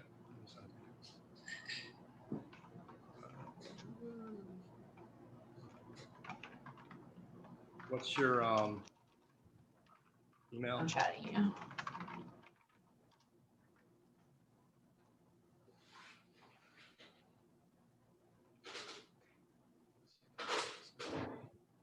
Oh, I see it. Hold on. Thank you. That was a real question. I would like a response. Why is this even in consideration? Well, they're allowed to apply, so that's what we're doing, but we appreciate your point, Alice. Thank you.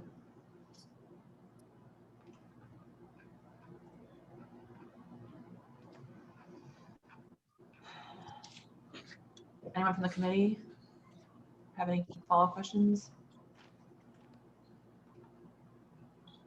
The space was previously licensed, right? Yeah, Yes. yeah, until 4 a.m. Yeah. Okay.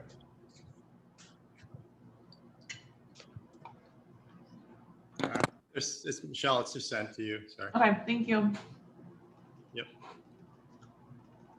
Susan, do you know about problems specific to that location? I wish that there was, I know that there were issues with the space, but I mean, if we were to stipulate things, what we could stipulate around.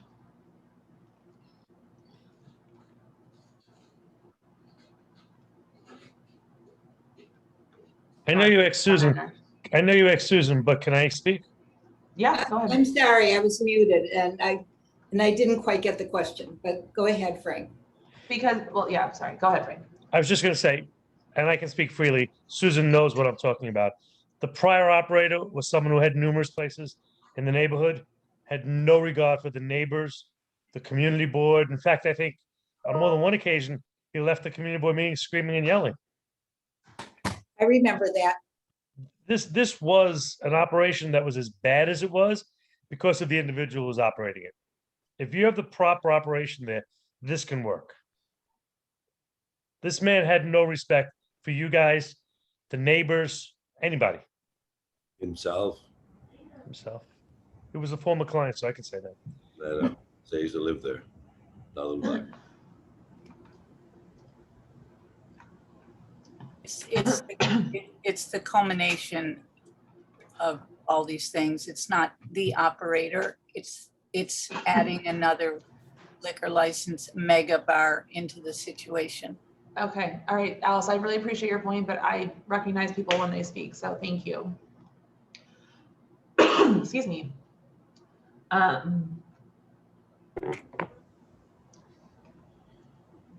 Sorry.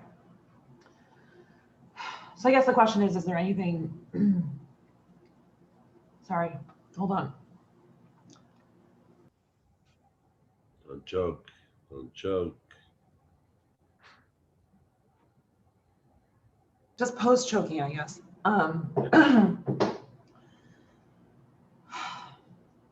Committee, anything while I don't die here? Hold on. Anyone want to say something? Get a glass of water. Stall, someone stall. Okay, the only thing I could say, and some of us could discuss it, and I do all these years on this committee, and I do really strongly sympathize with the awful amount of liquor license and bars that is in this neighborhood. And really, most of the stuff we approve is basically because, let's use the phrase, the rock and a hard place. Because if we don't do something or even have stipulation, and the applicant goes to the state who approves these liquor license, mostly not because of where they are, but because the government makes a lot of money off these liquor licenses. They do charge a lot of money to these people for approving these licenses, and there might have to be somewhere, either by legislation or whatever, that there is a moratorium on saturation of liquor license or any other business that is detrimental to neighborhoods.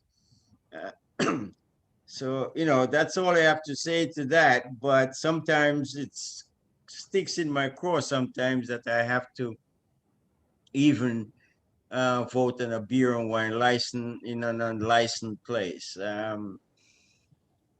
And I always have that problem, but you know, it's something that we have to deal with. And so in this case, you know, it's the same thing. Thank you, Herman. Not only did you stall for me, you said something very, very eloquent. I'm okay. My boyfriend made me pesto for dinner, and apparently Basil was not agreeing with me tonight. Okay, so I'm just gonna take a quick straw poll from the committee. It seems like hours are an issue. What would be agreeable hours?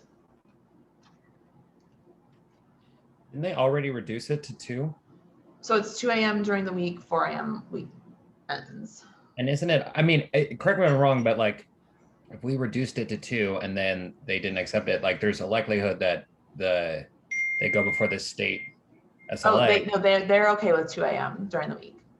That's what they applied for. No, I know, but like, are you proposing right now to decrease the hours more? Oh, well, that was just what I was hearing. But if you don't want to do that, then. Well, I mean, I'm just curious. I would go Sunday and Monday for sure 12. Nice. I don't think it's more needed, you know. And then I guess 1 Tuesday and the rest 2 and 4. That's what I would do. Wait, hold on. Let me write that down. Be fine with that. Sunday, Monday, 12, I think. Right? Sunday to Monday, 12 a.m. Tuesday to Wednesday, 1 a.m. Yeah. Friday through Thursday through Saturday, 4. Yeah. Oh. We'd agree to amend those hours. Is fine with us, guys. Okay. Herman? I'm fine with that. Okay, Ellen? I think we have enough votes. Those are better hours. Okay.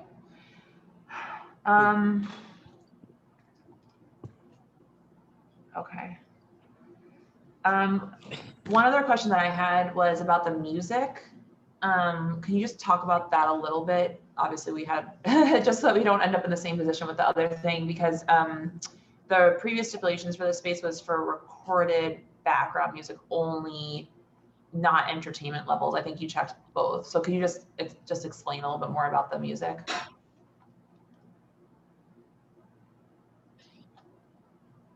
Frank, I got this. Well, I'm not going to be playing the music in the place. It's you. Right? Why not? Because no one will listen to Sinatra. Come on, bring it back. Yeah, no, again, the idea is lounge, background recorded, whatever we put on the light, you know, the application is what we intend on doing.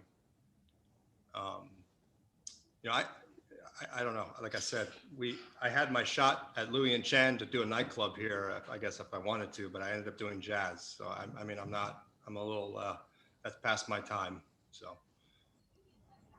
No. I wanted to make sure that we're capturing what you want correctly in here. On the license itself, like what's put. Yes, because you said that you want to have DJs. Yeah, right?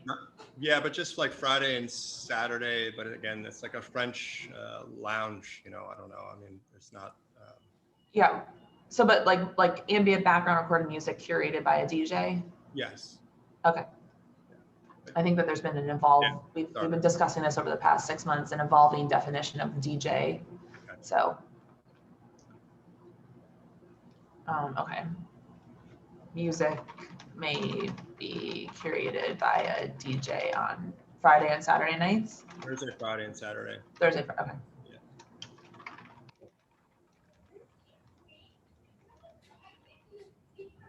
I'd like to amend that license at 303 ASAP if I can, or I'll just discontinue the scheduled stuff. You should just email Susan. Okay. Just have Frank email, or you can email Susan.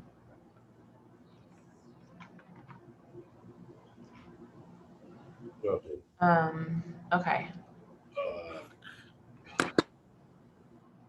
Oh, and the other thing is that we just need you to commit to, this is like another big, you know, you're hearing, I mean, I'm sure you're familiar with the location given that you operate on Delancey and Allen, but no wait lines and a staff person responsible for ensuring no loitering. Is that? Yes. Okay. Yes. Can I have a point of clarification? Sure, Alice, go ahead. What is this? Is this a restaurant or is this a nightclub?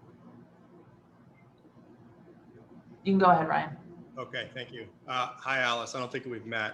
Have you been to Canary Club? Have you been to any of my businesses before or no? No. You haven't? Well, please come in and then you can kind of see what we do.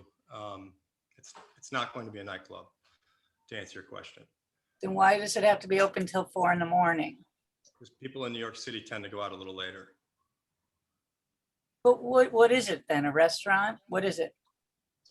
We eat, we listen to music, we enjoy our company. We do lots of sort of things like that. And unfortunately, things start late in New York and they end late in New York. Well, it's not unfortunate. It's what is decided by the community board. It's not a given that you have to close at 4 in the morning. Why do you have to close at 4 in the morning? Because the state allows us to. Not if there's a stipulation. Okay, thank you. Michelle, Alice. you David, want this going this way? Thanks. I'm stopping it. Okay. David, go ahead. Well, it's the same line of questioning. So a restaurant that actually does close at 4 a.m. those are very rare, and they don't exist in this block. That's not what closes at 4 a.m. on this block.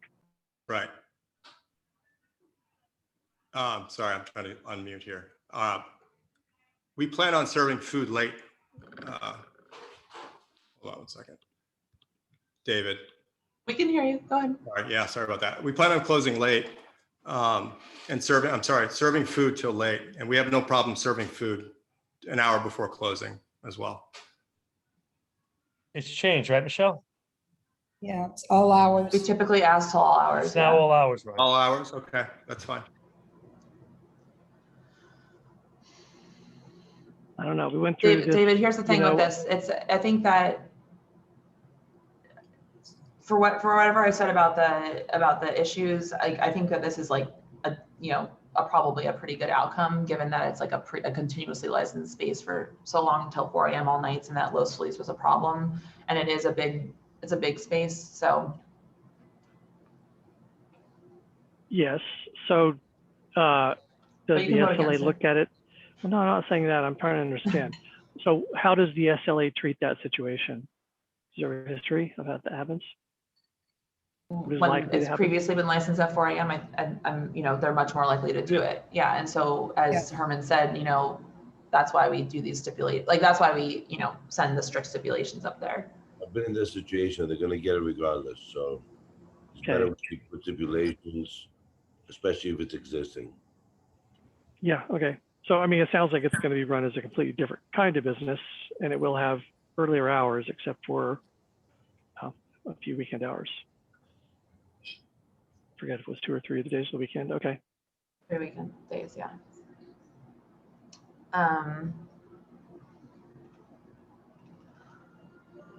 Okay, and I got the signatures.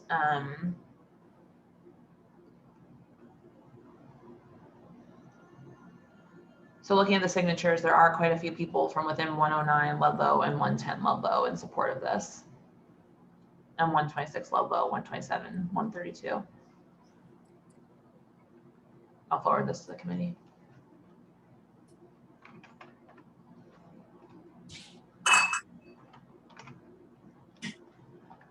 Okay, committee, let me share the resolution.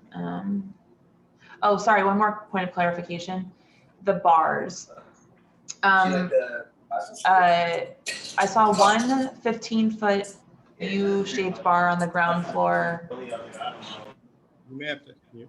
with 10 seats. One 12-foot long straight bar on the mid-level. Does that have seats? And Ryan? one 14-foot straight bar on the lower level. Right, we didn't put the number of seats on the other 2 bars. Didn't That's put- Michelle's question. We didn't put seats in the bars. Yeah, Can we add those, Michelle, or no? Is it too late? Yes, No, she's I just would like asking to how add many. those. Oh, okay. she's Yeah. asking. Actually, Yes. I think it's on, Michelle, I think it's on the plans. So I looked at the diagrams and I only saw 2 bars. Sorry. Yeah. We Am I missed- looking wrong? Can we scroll? So I see one bar on the first floor that's U-shaped. That's Right, on I the counted front. 10 seats. Right in Yes. the front. Retail. Yep. And then on the next level, I actually don't see a bar. There is on the next level. There should be. Oh, sorry, new bar. There's a U, that's a L shaped with 1, 2, 3, 4, 5, 6, 7, 8, 9, 10. Yes. So that's the, Second. is that an L shaped bar? One Yeah, it's 12-foot a- L shape? It's L-shaped, yeah. Yes. Okay, because I, Kind of curved L, but it's I don't see the 3rd bar. On the plans, no, Frank? I don't see it. I'm looking for them. Is it on, do you know what floor they're on? Back. Yeah. Sorry. It looks like it's on the same level, Frank, but it's kind of, there's stairs. You see it on the plan? It goes down to the second level. They did this, they did the plan on the same. It's 2 levels, but it shows 1 plan. oh, Sense? You see the stairwell on the plan? On which Yeah. floor? The second one. It's not there though. So on the second stairwell, I'm gonna have to add that in, actually. So it's Yeah. not there. It's not there. It's not drawn in. So how many seats is the question from Michelle? On that bar is 8 seats. which bar is that? Which level? Well, it's the third level, level 3. Okay, okay. And I can send over an updated plan, Michelle and Frank, for you guys. as Sure. well. Sorry. Thank you. Okay. Thank you for clarifying that. Those are, I think, my only notes.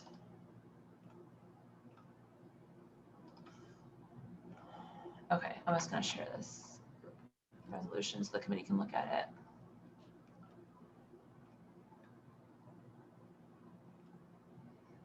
Okay.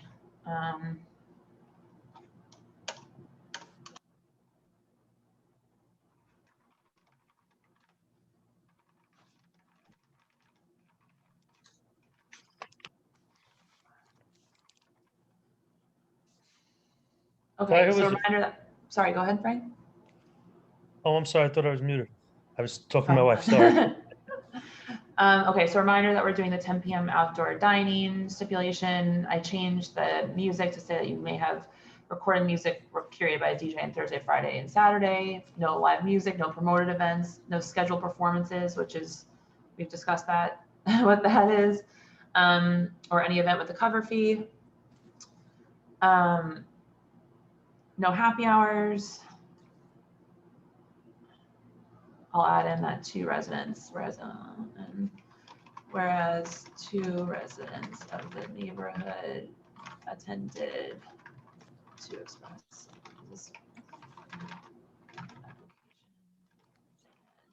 I will add in the number of signatures.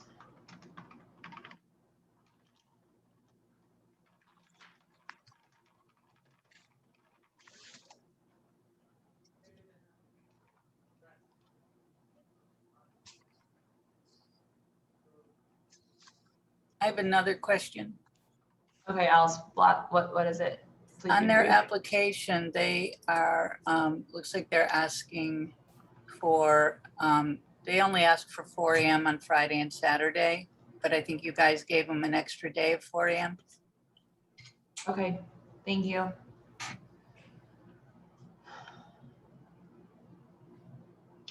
Okay, committee, are you able to see this? Yep. Included the history about Los Feliz and their stipulations, which you see as 4 AM. This is what we talked about with the stipulations and the noise complaints.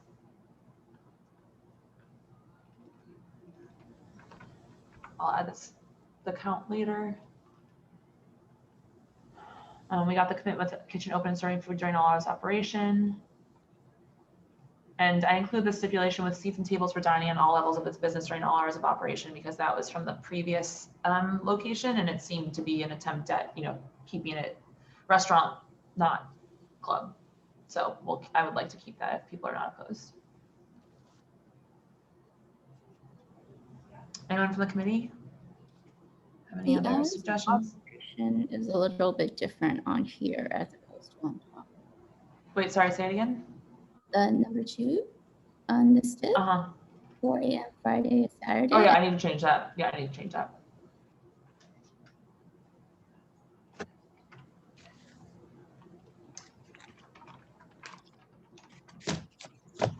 Thank you.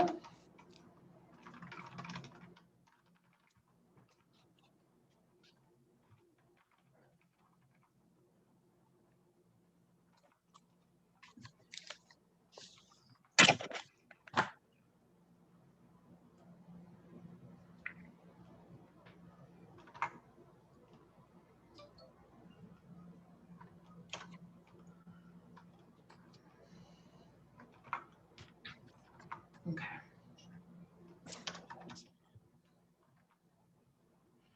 Okay, anyone else, committee, anything else? No, not for me. Okay. All right.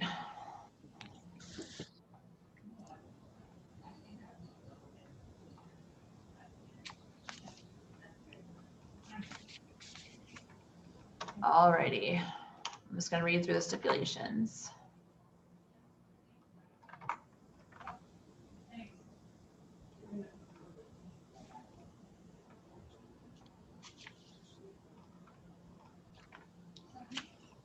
Okay. So application for a liquor, wine, beer, and cider license at 109 Ludlow Street for a French bistro with a kitchen open and serving food during all hours of operation, with seats and tables for dining in all levels of its business during all hours of operation. Hours of operation will be opening no later than 5 PM all days and closing by 12 AM Sunday to Monday, 2 AM Tuesday to Wednesday, and 4 AM Thursday to Saturday. They'll, are you going to use outdoor space? We weren't outdoor space. We weren't planning on doing outdoor space, Michelle. Okay, all right. Wait, Michelle, Thursday, Friday, Saturday, that's 3 nights, 4 AM, is that correct? Yeah, okay. That's what we agreed on, yeah. Well, their application is only for Friday, Saturday. Okay, That's okay. a Friday, Saturday. I thought that we said Thursday, We Friday, said Saturday. Thursday, when we were talking Friday, about this. Saturday. Yeah, we did. Yeah. Is that Frank? Sorry. Ryan, As part of what? No COVID space. What? No COVID space. What are you talking about, COVID space? No temporary outdoor COVID space. No, it's too small, Frank. Okay. Yeah, it's too small. Yeah, we don't want to, let's just go with what we have. I don't want Just want to make sure. Ludlow's a shit show. You don't need any more space. Thank you. I agree. If they only applied for 4 Yeah, AM, ma'am, please. don't call me ma'am. I'm not a ma'am. Please, why are you giving them an extra day? Can you That's what please I'm gonna have stop? to- So let me handle that, Alice, because I'm about to, and you're not a committee member. When did we say 3? Because we talked about pulling the hours in, and then now it says 4 on Thursday. What was that? Was there a give and take on that? Why did that happen? Or when did that happen tonight? I thought that's what we said. Did I mishear it? No, that's what was said. No, that is what I understood it as. I thought we were doing it because we were pulling back the 2 Thank a.m. you. Well, We said that actually. Pull it back to 2 a.m. on which night? We pulled it back to 12. So they wanted 2 and then 4. So we pulled it back to 12. So we gave them 4 on Thursday, Friday, Saturday. Okay, pulling back to 12 a.m. So pull it 2 Sunday, hours Monday. earlier Yes. on Sunday and Monday, and then allow them to go 2 additional hours on Thursday. Correct. That's how I understood what we were doing. Okay, I understand it. Okay, thank you. Thank you, Jesse, for explaining. All right. You will employ a doorman security. You will install soundproofing as needed. You will have a fixed closed facade. No live music, no promoted events, no event in which a cover fee is charged, no scheduled performances, no more than 6 DJs per month, year.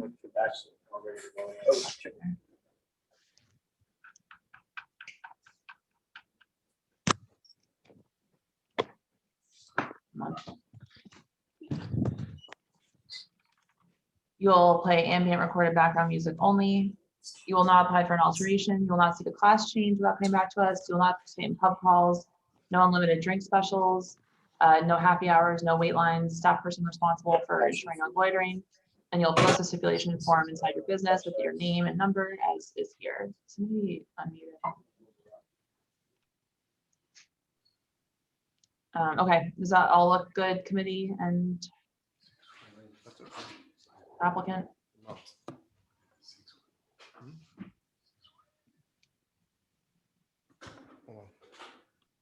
Okay, Yes, it's all good.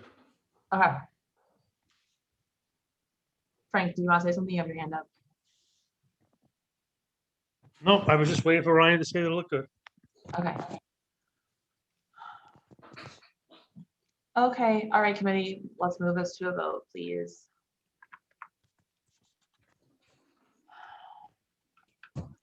Michelle Cooper Smith, yes. Jesse Beck, Yes. David Crane, Yes. Herman Hewitt, Yes. Ellen Liu, Yes. Paul Steros. Yes.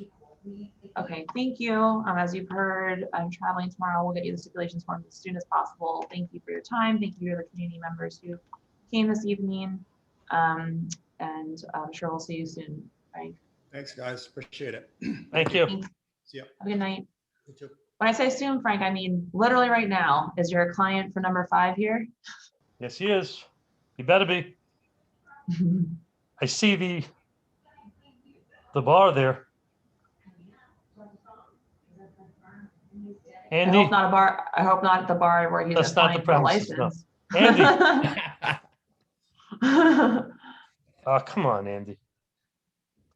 See him. See half of them. All right. So committee, if you remember, this is for the Asian Influence Cafe at 78 Canal Street with the backyard. Susan, I think you did some research on it just while we were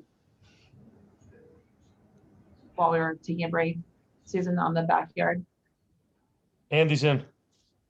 Yes, I just looked up the C of O while we're on the Zoom, and there's no provision for outdoor space, which means you need to file for an alteration. It's zoned for backyard as long as there's proper egress and that kind of thing.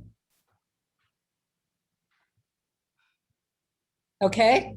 All right. So Susan, would you suggest if we approve it to put a clause about the DOB? Yes, that there is not currently a C of O, that the applicant must file and receive a C of O before serving in the backyard. Okay.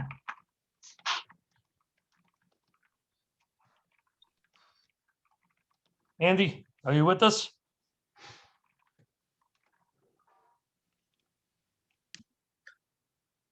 Andy, are you with us? Yes, here. Andy's finally here, Michelle. Okay, great. All right. Hi, sorry. Anything no, that's fine. Okay. Committee, any questions for the applicants? Can I, Michelle, do you mind? Michelle, do you mind if I just inform Andy? Yeah. Of what Yeah, go ahead. what was just done? Andy, Go ahead. the CVO doesn't provide for a backyard use. Most CVOs don't. Okay. This particular community board requires a CVO for a backyard use. No other community board in the city does. No other community. First of all, we hate backyards. You hate backyards, Herman. You hate backyards, Herman. Yeah. The point is that we're not gonna be able to use the backyard until the certificate of occupancy is amended to include the backyard. Got it. Oh, okay. You have to understand what's going on. Yes. So I think that Herman's question for you, Andy, was what are the buildings like around the backyard? Just residential buildings. Lower East Side, Chinatown buildings. Michelle, does it matter if we're not allowed to use it? You will be eventually. Because if we approve it in here with the stipulation that you need to go to DOB. Oh, you're not to making use me it, go for you're not making me go for an alteration? Okay. You know. Can I explain? You Yeah, have go to for it, Susan. You have to alter the C of O. We're Right, not no, asking you to come back here. We're saying it will be approved after you get the C of O, so you don't have to come back to us. Okay. Then yes, of course, inquire about the buildings. All right. Yeah, Andy, go ahead. Just describe who would be, the question we're asking is it because who will be impacted by people in your backyard? Probably just the residents around. I mean, it's very spacious too. So we're very low. And then all the buildings are higher than us. And we have a great wall. So we're pretty good in the sense of sound. We're not going to be too loud anyway. And we're Well, there'll be closing no around music. our- There'll be no music back there, right? Yeah, no, just a small like Bluetooth speaker. That's it. Nothing loud. No music outside. Okay, got it. There's enough that when a lot of people trying to speak over each other, the sound is amplified based on the enclosure of the other building. So, and there are people where their backyards that they have windows that overlook the place like that. And I would have, Michelle, did they send you any kind of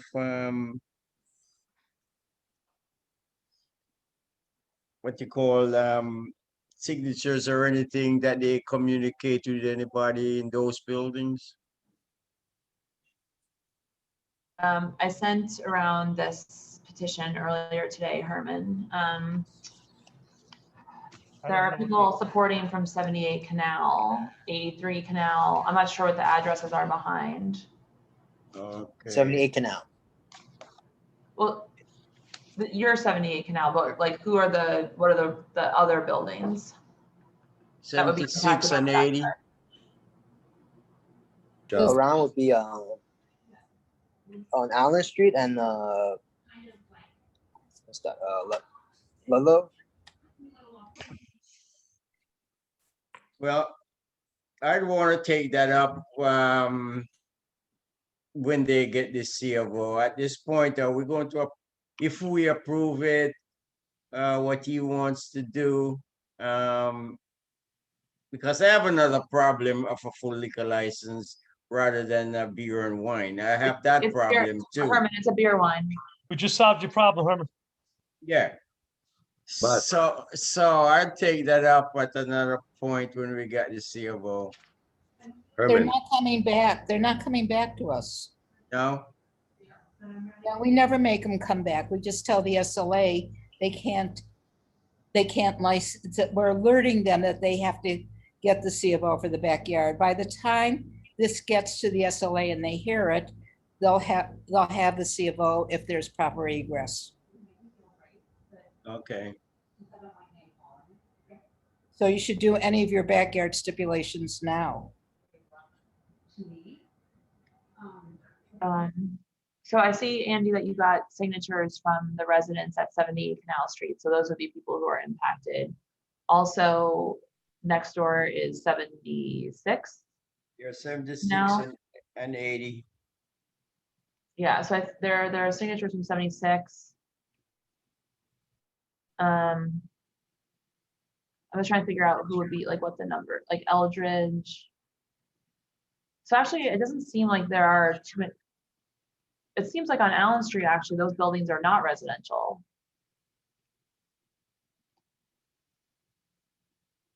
If I'm looking at it right.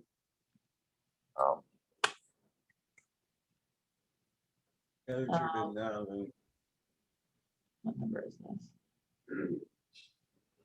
I'm looking at Google Maps. So, okay, so 26 Eldridge. Did you speak to anyone in that building? Yes and no. I mean, I don't remember off the top of my head. Sorry. I see 22 Eldridge. We can't do no backyard and they come back later. Yeah, no, we could do that.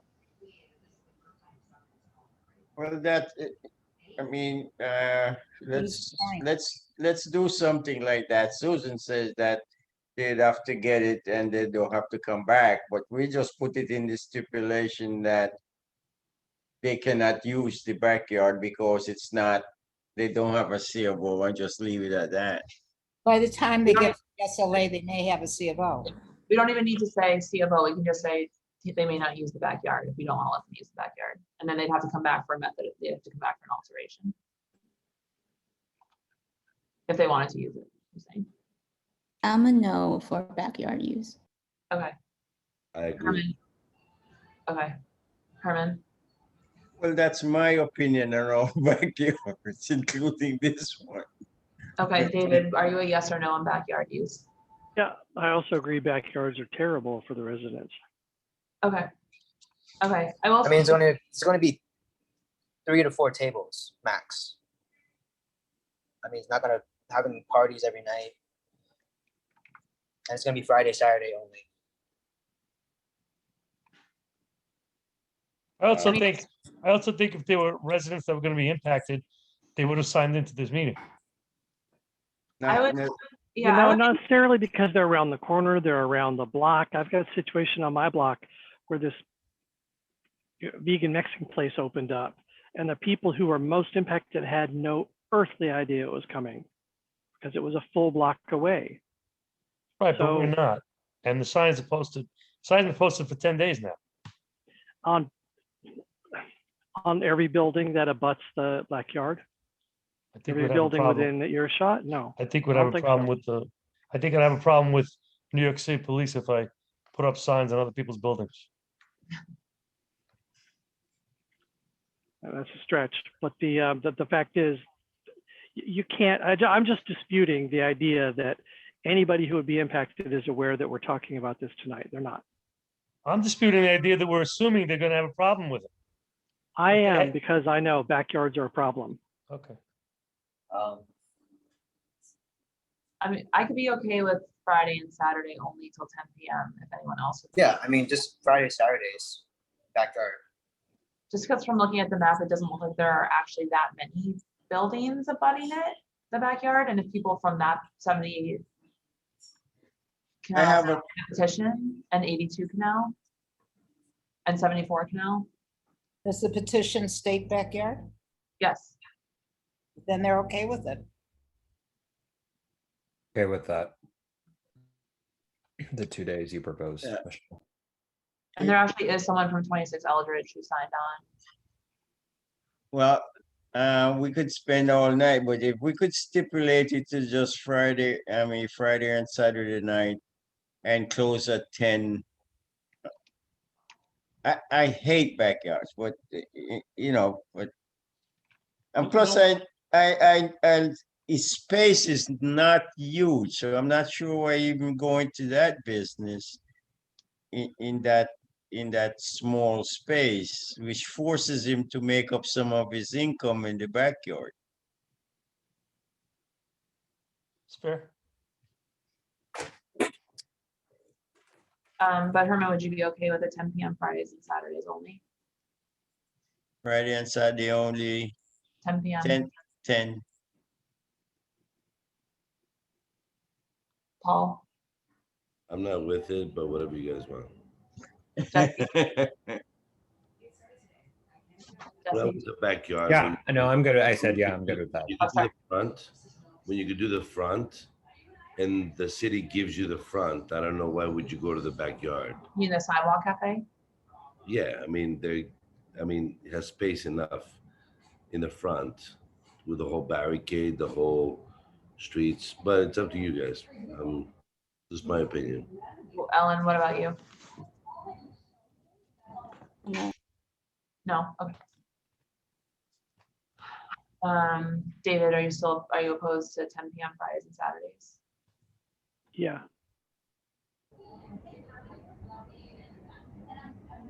Okay. Well, Paul, so we have 2 firm no's and 3 yeses. Paul, what would you have to make a choice? Not about being put in the spot. I mean,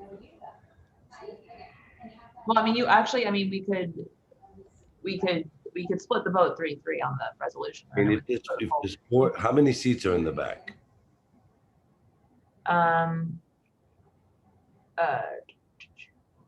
16 seats. 16? Yeah.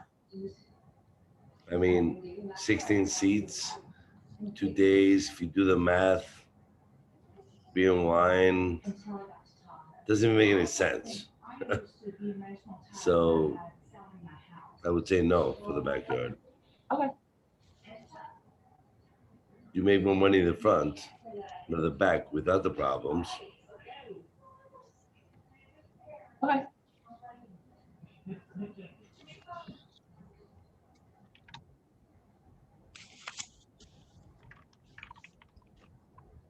All right, so I'm going to put in a stipulation it may not use its backyard space for outdoor dining.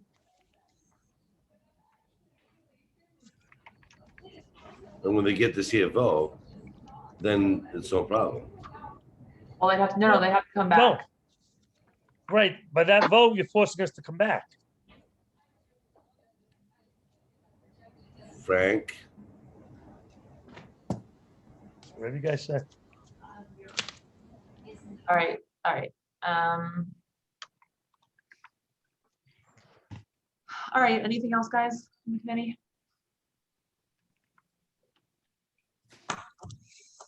So what's the final stipulations? I shared it.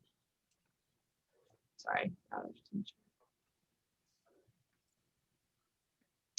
Okay, so I said if they have outdoor dining for COVID only until 10 p.m. No music. May not use its backyard space for outdoor dining. I'll add in the petition signatures.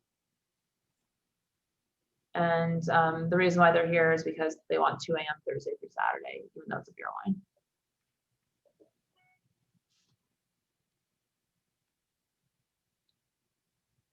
We didn't get anyone, the petition obviously I'll add in, but we didn't get any letters about this. I have that the applicant has previously managed on-premises, full on-premises licensed businesses.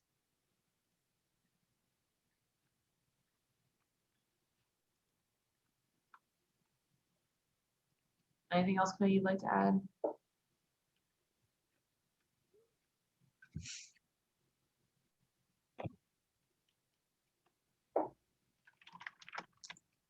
Okay. Okay. I'm gonna run through the stipulations then.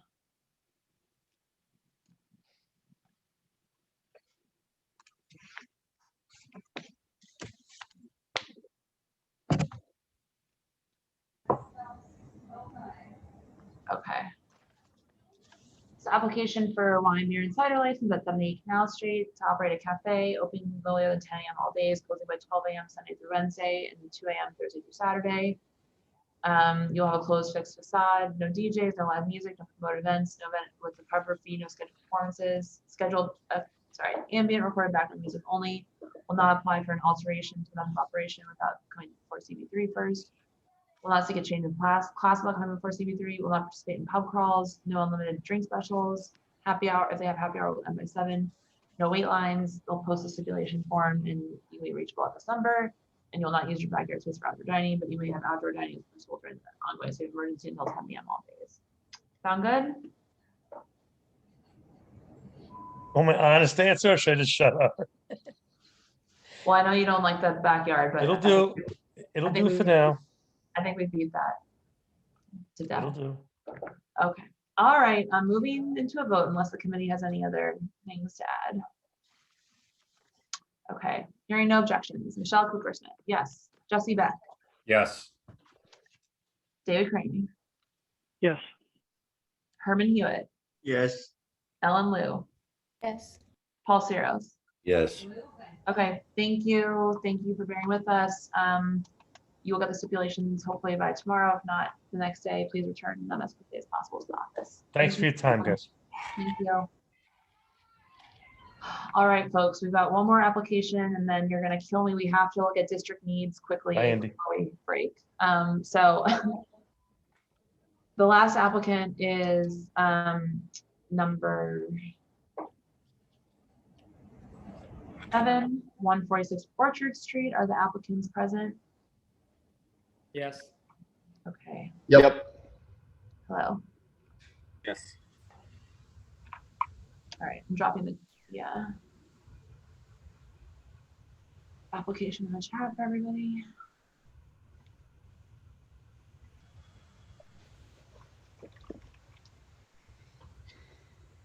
Okay, so this is an application for a full on-premises liquor license at 146 Orchard Street between, I wrote this wrong. It's between Allen Street. Why did I write Allen Street and Orchard Street? You're between Stanton and Rivington, right? Correct. It's for CABO of 74 people, 16 tables with 48 seats, with 1 bar with 16 seats.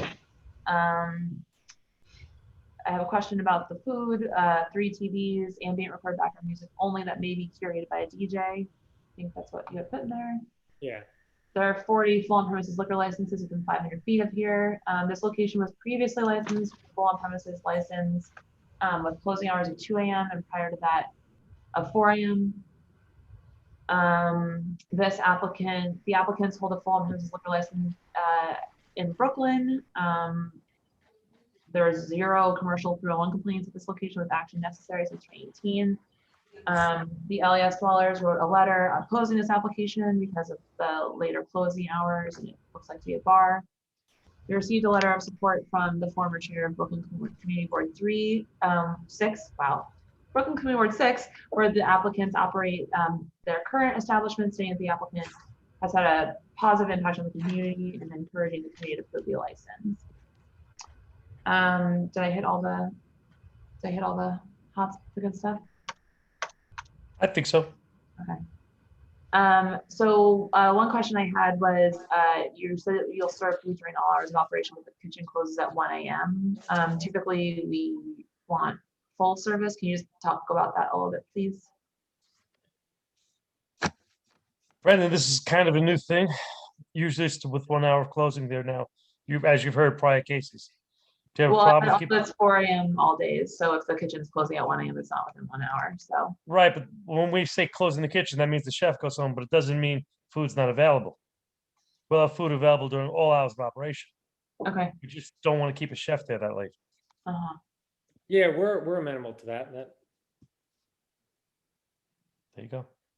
Okay. I just wanted to. I know that question will come up. So we've about what kind of food you would be serving once the chef went home, specifically. Brendan?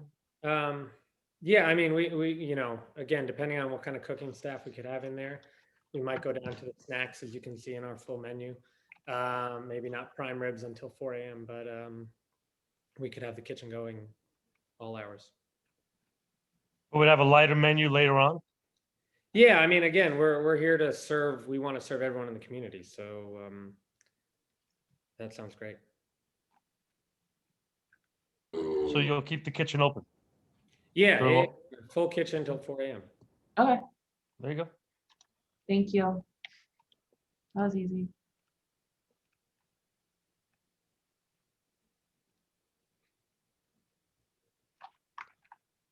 Okay. Anyone from the committee have any questions? Yeah. We talk about this every single month. What restaurant goes till 4 a.m. every single day? I'm dying to hear this one. The commissioner. Really? Really, Frank? Our current restaurant in Brooklyn 4 a.m. goes to 4 a.m. every single day. How old are you, Frank? Not last year. I still go out. I mean, come on, this is ridiculous. Every single month, the same story. Go ahead, Brendan. Yeah, I mean, the Brendan, I question- wanna wait. I question, want to hear from Brendan. Yes. we have Michelin star restaurants around the corner from us, Hainyo and Aldi La, and the people who get off their shift there want to come eat. And Right. And all that. So We people hear that story too. It doesn't wash. Wait, Herman, hold on. So the people that come off the shifts, they eat in a Michelin star restaurant? no, every I'm night? saying, sorry, they work at Michelin star restaurants, and those close at 12 or 2. Okay, so come on, man. Seriously. I mean, come on. I've been in the Lower You East know, Side. the argument might work, Paul, until you realize this is what they're doing in Brooklyn for the last 4 years. Really, Frank? Yeah. Really, Frank? This I is hope the that Lower East Side here.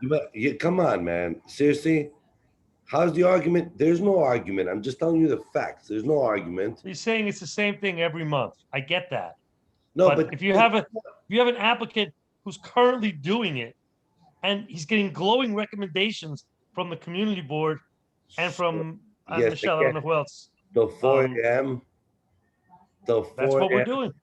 every night. That's And amazing. zero noise complaints. And is Zero that- 311s. That expressive. Frank, you know a lot of us has been here for 30 or more years. Come on, you know. You I and me, mean- Herman. Just you and me, Herman. Yes. Did I go out every night and I still it still boggles my mind. Okay, go ahead. It can be done. It's being done right now. Pablo, just short circuit this stuff. I won't vote. Without all this long discussion, I won't approve 4 a.m. closing. So at least there's 2 people here who think it's not. First of all, there's no food sales till 4 a.m. I don't know what we're even talking about unless you'll express in the city or certain places. I mean, this is insanity. If you're trying to say to us, would we consider closing earlier, Herman? We would. What Am I'm I trying wrong, to tell Brendan? you is a If fact. you're a restaurant, They you do would have close 4 early. a.m. every night in Brooklyn. Paul, I just was looking up their steps. That's fine. Okay, so let me look at the POS. How much liquor sales? How much food sales? Let me look at it. And then you tell me if I'm stupid or not. I mean, come on. This is like, we're talking like we're little kids sometimes. So let's go If to the time. argument is that we were just doing alcohol till 4 a.m., it's counted by the fact we have 0 311s. Well, one has nothing to do with the other. Of course it Good does. operator, a good operator is a good operator. You know that. I know that. I got my best operator of everyone here tonight. Of all my cases, this is my best. So Paul, I think what Frank is saying is, if it's not a problem to be, if they make their choice to stay open until 4 a.m. and there aren't any 311 complaints, do you still care? I guess is the question. The tree falls in the forest. What? Okay, well, Frank, what hours would they reconsider? Because Herman said he wouldn't vote for it. So. I thought Herman changed his mind. Brendan? I mean, could we do 3? What, I mean, again, this is coming from our experience. We didn't have 4 a.m. every day in Park Slope. We went back to the community board 2 years after a spotless record, and we got 4 a.m. 7 nights a week. Okay, focus. Lower East Side. I was about to say that. Focus. Lower East Side. Right. What Don't want to hear about Boston. No. That's fair. I totally understand. Focus. It's a different animal. So Brendan, 3 a.m. Friday and Saturday? Yeah. And what about the rest of the days? No, I wouldn't pass 1 o'clock in the morning What? for a restaurant. Most restaurants Stop, around stop the meeting here, now. Stop the meeting now. I'm going straight to the authority. That's crazy. Herman, most this- restaurants That's crazy. around here closes at 11 o'clock at night. Where? 11. In the low, even in the Lower East Side. Herman, I can Close at rattle off 11. 15 of my clients who were later than that. Come on. Herman, so the space was licensed till 2 a.m. all nights most recently, and before that 4 a.m. Well, that precedent doesn't shake me. It has to be, well, if I even say 2 o'clock, that's fine, but certainly not 4. Michelle, you know what the problem is? The problem is they're good guys, but like I said, the LES, there's so many people there. I mean, somebody has, like the owner has to be there controlling stuff. I mean, are you going to do that every night? I'm sure you're not. It's impossible to do it. I mean, I do it, but I live like a block away from where I work. So it's kind of hard to do it. So what do you think about the hours, Herman?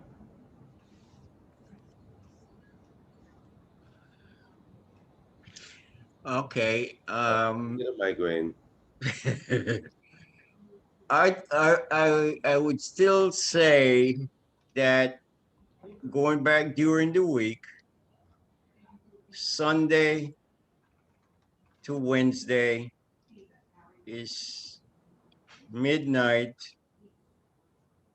which I still think it's a lot, and 2 o'clock on the other 3 days. All right, David, what do you think? 4 a.m. is not a restaurant.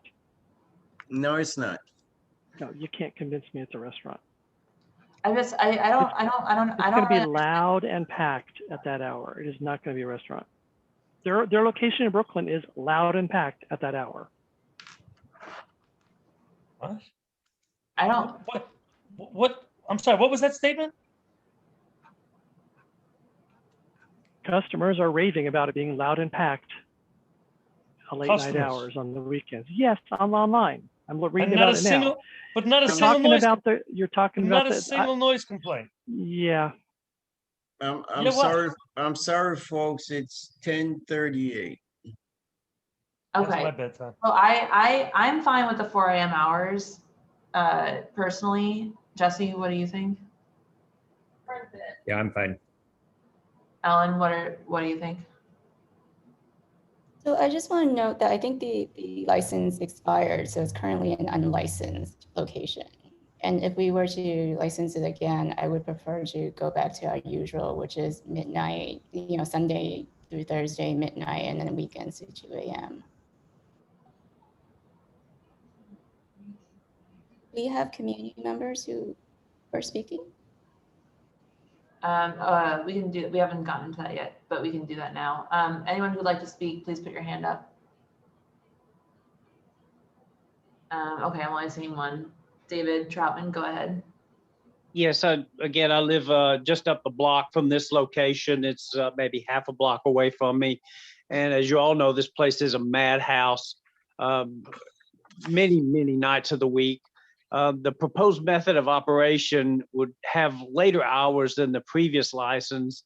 And with adding live music and 3 televisions, plus security and roadway seating, which are not part of the previous operations, this plan has the potential and feel of being more of a sports bar and tavern and not a restaurant. The community is already overserved with this type of business, and we definitely would need you to take into account that the residents do need to get up at some point in the day so that they can get to their jobs. Thank you very much. We can't keep throwing these things late night on the people in this community.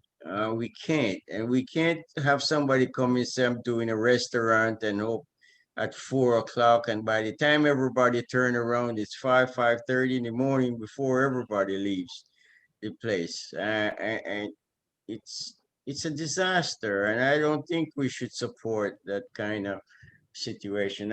I think they should be closed at midnight during the regular work day when children has to get up and go to work or something. And 2 o'clock is a stretch for me for a restaurant. And so anything other than that, I'm not going to vote for it. So what if we called it a bar? Like, I mean, I know, just for the sake of this, I know he's not, but like, obviously there is something to say, like, you sit down at 3 a.m. to a restaurant. I agree, it gets a little, but like, if we were to think of this as a bar, 4 a.m., 2 a.m. that serves food, would we be talking about this differently? I feel like we're kind of getting in the semantics of it sometimes. That's not the way I look at it, Jesse. I would say that would be more honest of them, but I don't think that it would change my mind, not at that location. We don't really need any more 4 a.m. licenses. Dave, I really think on those blocks of Ludlow. I would just say that I don't want to like get into the honesty portion of it, because like they are serving food all the time. They just committed to that. So I don't like this reverting to like they're clearly not a restaurant. Like they're asking for what they're asking for, which is 4 a.m. I think that's pretty honest. And they said that they'll serve food till they close. I don't want to like penalize them for that. Yeah, but we don't have to approve it. I totally understand what I'm saying about how we talk about this. Like it seems like we're getting caught up in the fact like this is clearly not a restaurant, but like I don't know. I mean, no, I agree with Michelle on that. They're clearly a restaurant. I just don't think those hours work in that specific block and in that specific location. I mean, to 4 a.m. I think we should definitely cut down the hours. Maybe do like 3 a.m. Friday and Saturday. Does anybody have any ideas? Michelle? Well, my ideas was midnight from Sunday to Wednesday and Thursday to Saturday too. That was my that's what I see. That's what I see it. So I don't see it any other later. And so, you know, everybody takes their position and we could vote on it. If there's no other problem that we see in the application. Hey, Michelle, I don't know if you mentioned it or not, but I remember seeing the petitions were very strong. Many people in the immediate vicinity were in favor of 4 a.m. hours. Not saying I'm pushing for 4 a.m. No. But I'm saying that the residents. Thank you for reminding me. Hold on. Let me say one thing about residents. I could approve it in my stuff, but when I leave tomorrow and somebody else shows up, and it disturbs them, you do get a complaint, because Lower East Side people are sort of transient, a lot of people, okay? And they'll come in and they said, yes, we love this bar, but they don't hang around. So what do you leave with the other people who shows up and comes who want So Herman, a petition of over 100 signatures that are residents in the immediate vicinity is a bad thing. No, it's not a bad thing. But I don't think it should be that we have late. this conversation. I don't think it should be that late that they're asking. I think 12 o'clock is insane. They can't survive. Frank, I apologize. I don't have the petition. It was sent to Edmund. Oh, sorry. Susan. No, all I was going to say was, Paul mentioned 3 a.m. Friday, Saturday. The experience we had with the community board here in Park Slope was that we proved our worth. I think my partners and I would be open to a 3 a.m. Friday, Saturday, and a 2 a.m. the rest of the week. And we could, if we felt like we needed that extra hour, we could come to you and prove our worth. What were the hours that you were originally approved at in Brooklyn? Do you mind letting us know? 4 a.m. every day, but Sunday. No, she's asking originally approved. Yeah, it was 4 a.m. every day, but Sunday. Oh, and then you went back and got Sunday. And then we went back and got Sunday because there were the occasional, And again, we don't exercise that in Brooklyn. We don't go to 4 a.m. every night. That's With the my outdoor structure, when they Making Paul's point. no. What I'm saying That's is my not whole not point. always. The last year Thanks, Greg. with COVID, the city said all of a sudden they changed it and they said you could open the outdoor structure till midnight. We chose to only open the outdoor structure till 11 because we want to be a long-standing part of this community. And the same No, is true for the Lower you East didn't Side. choose. It's because you didn't make money. I'm No, the same way. no, So I'm you- telling you, you every make money, day, you didn't every do it. day at 11, we had people standing out there and we decided not to serve them more drinks because we wanted to be conscious of the community and the neighbors, and they were standing out front as opposed to inside our establishment. When they're inside our establishment, I can control it, I can monitor it, and then the second they go out, I try and make sure that they make their way home and not cause a problem for my neighbors. I agree with you. Okay. I'm still stuck on the fact that we have a big issue of liquor license and late night in the Lower East Side. I mean, I haven't lived in Brooklyn since 1968 or something like that. So, It's changed. you know, Herman, don't date yourself like that. Come on. It's changed. no, I don't mind telling you this stuff. I've paid my dues all over this city. You know, I go to the West Indian Day Parade as low as I got. Just stuff like that. Yeah. So Michelle, should we vote on the hours that the applicants are willing to go with, and then we'll see if we're up or down on that? Because if we're proposing hours that they're not willing to go with, then we're wasting time. And if not, then we're either voting deny or we go with it. So it's the 2 a.m. and the 3 a.m. It sounds like what they're willing to go with. Applicants, correct me if I'm wrong on this, but just to kind of wrap this up. Thank you. So till 2 a.m. Sunday through Thursday, or Sunday through Wednesday. And 3 o'clock a.m. Thursday to Saturday. All right, I'm just gonna put this so everyone sees over.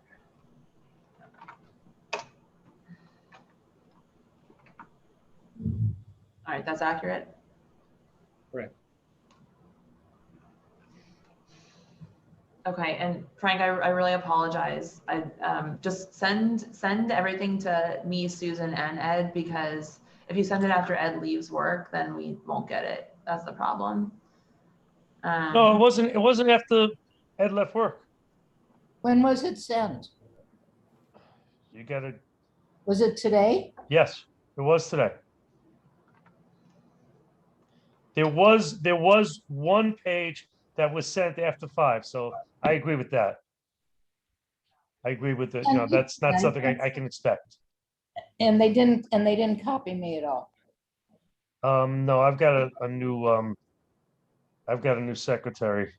Yeah, just So put it's us kind of- all on it because that's easier. It's not bothering me. It's easier for everyone if you put us all on it. It looks like at 2:05, Ed acknowledged receipt, 2:05 today. Well, it's not necessarily going to get to everything right away. No, I know, and So yeah, just send it to all of us. It just makes it a little easier. So I'll do that in the future, now that I have it. thank you.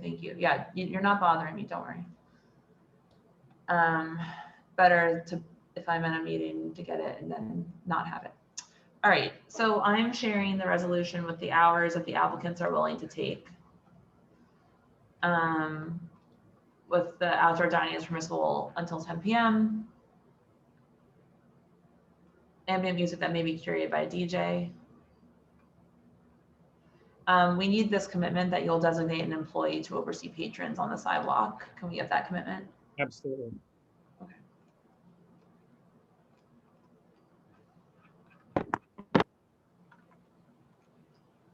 Committee, anything you want to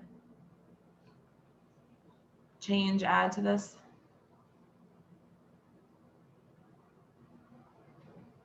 I know my changes, but let's vote on it and we'll see. Okay.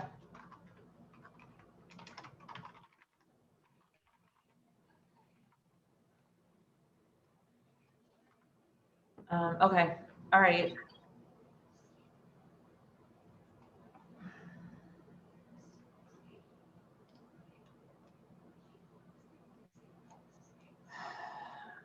Michelle Coopersmith, yes. Jesse Beck, Yes.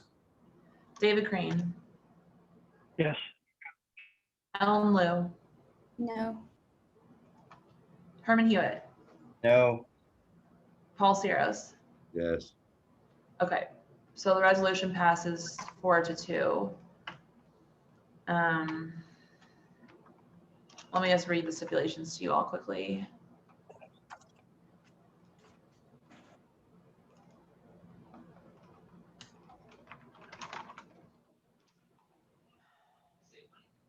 Okay. It's for a liquor, wine, beer, and cider license with a restaurant serving American comfort food with a serving food during all hours of operation. Your hours of operation will be opening no later than 11 a.m. and closing by 2 a.m. Sunday to Wednesday and 3 a.m. Thursday to Saturday.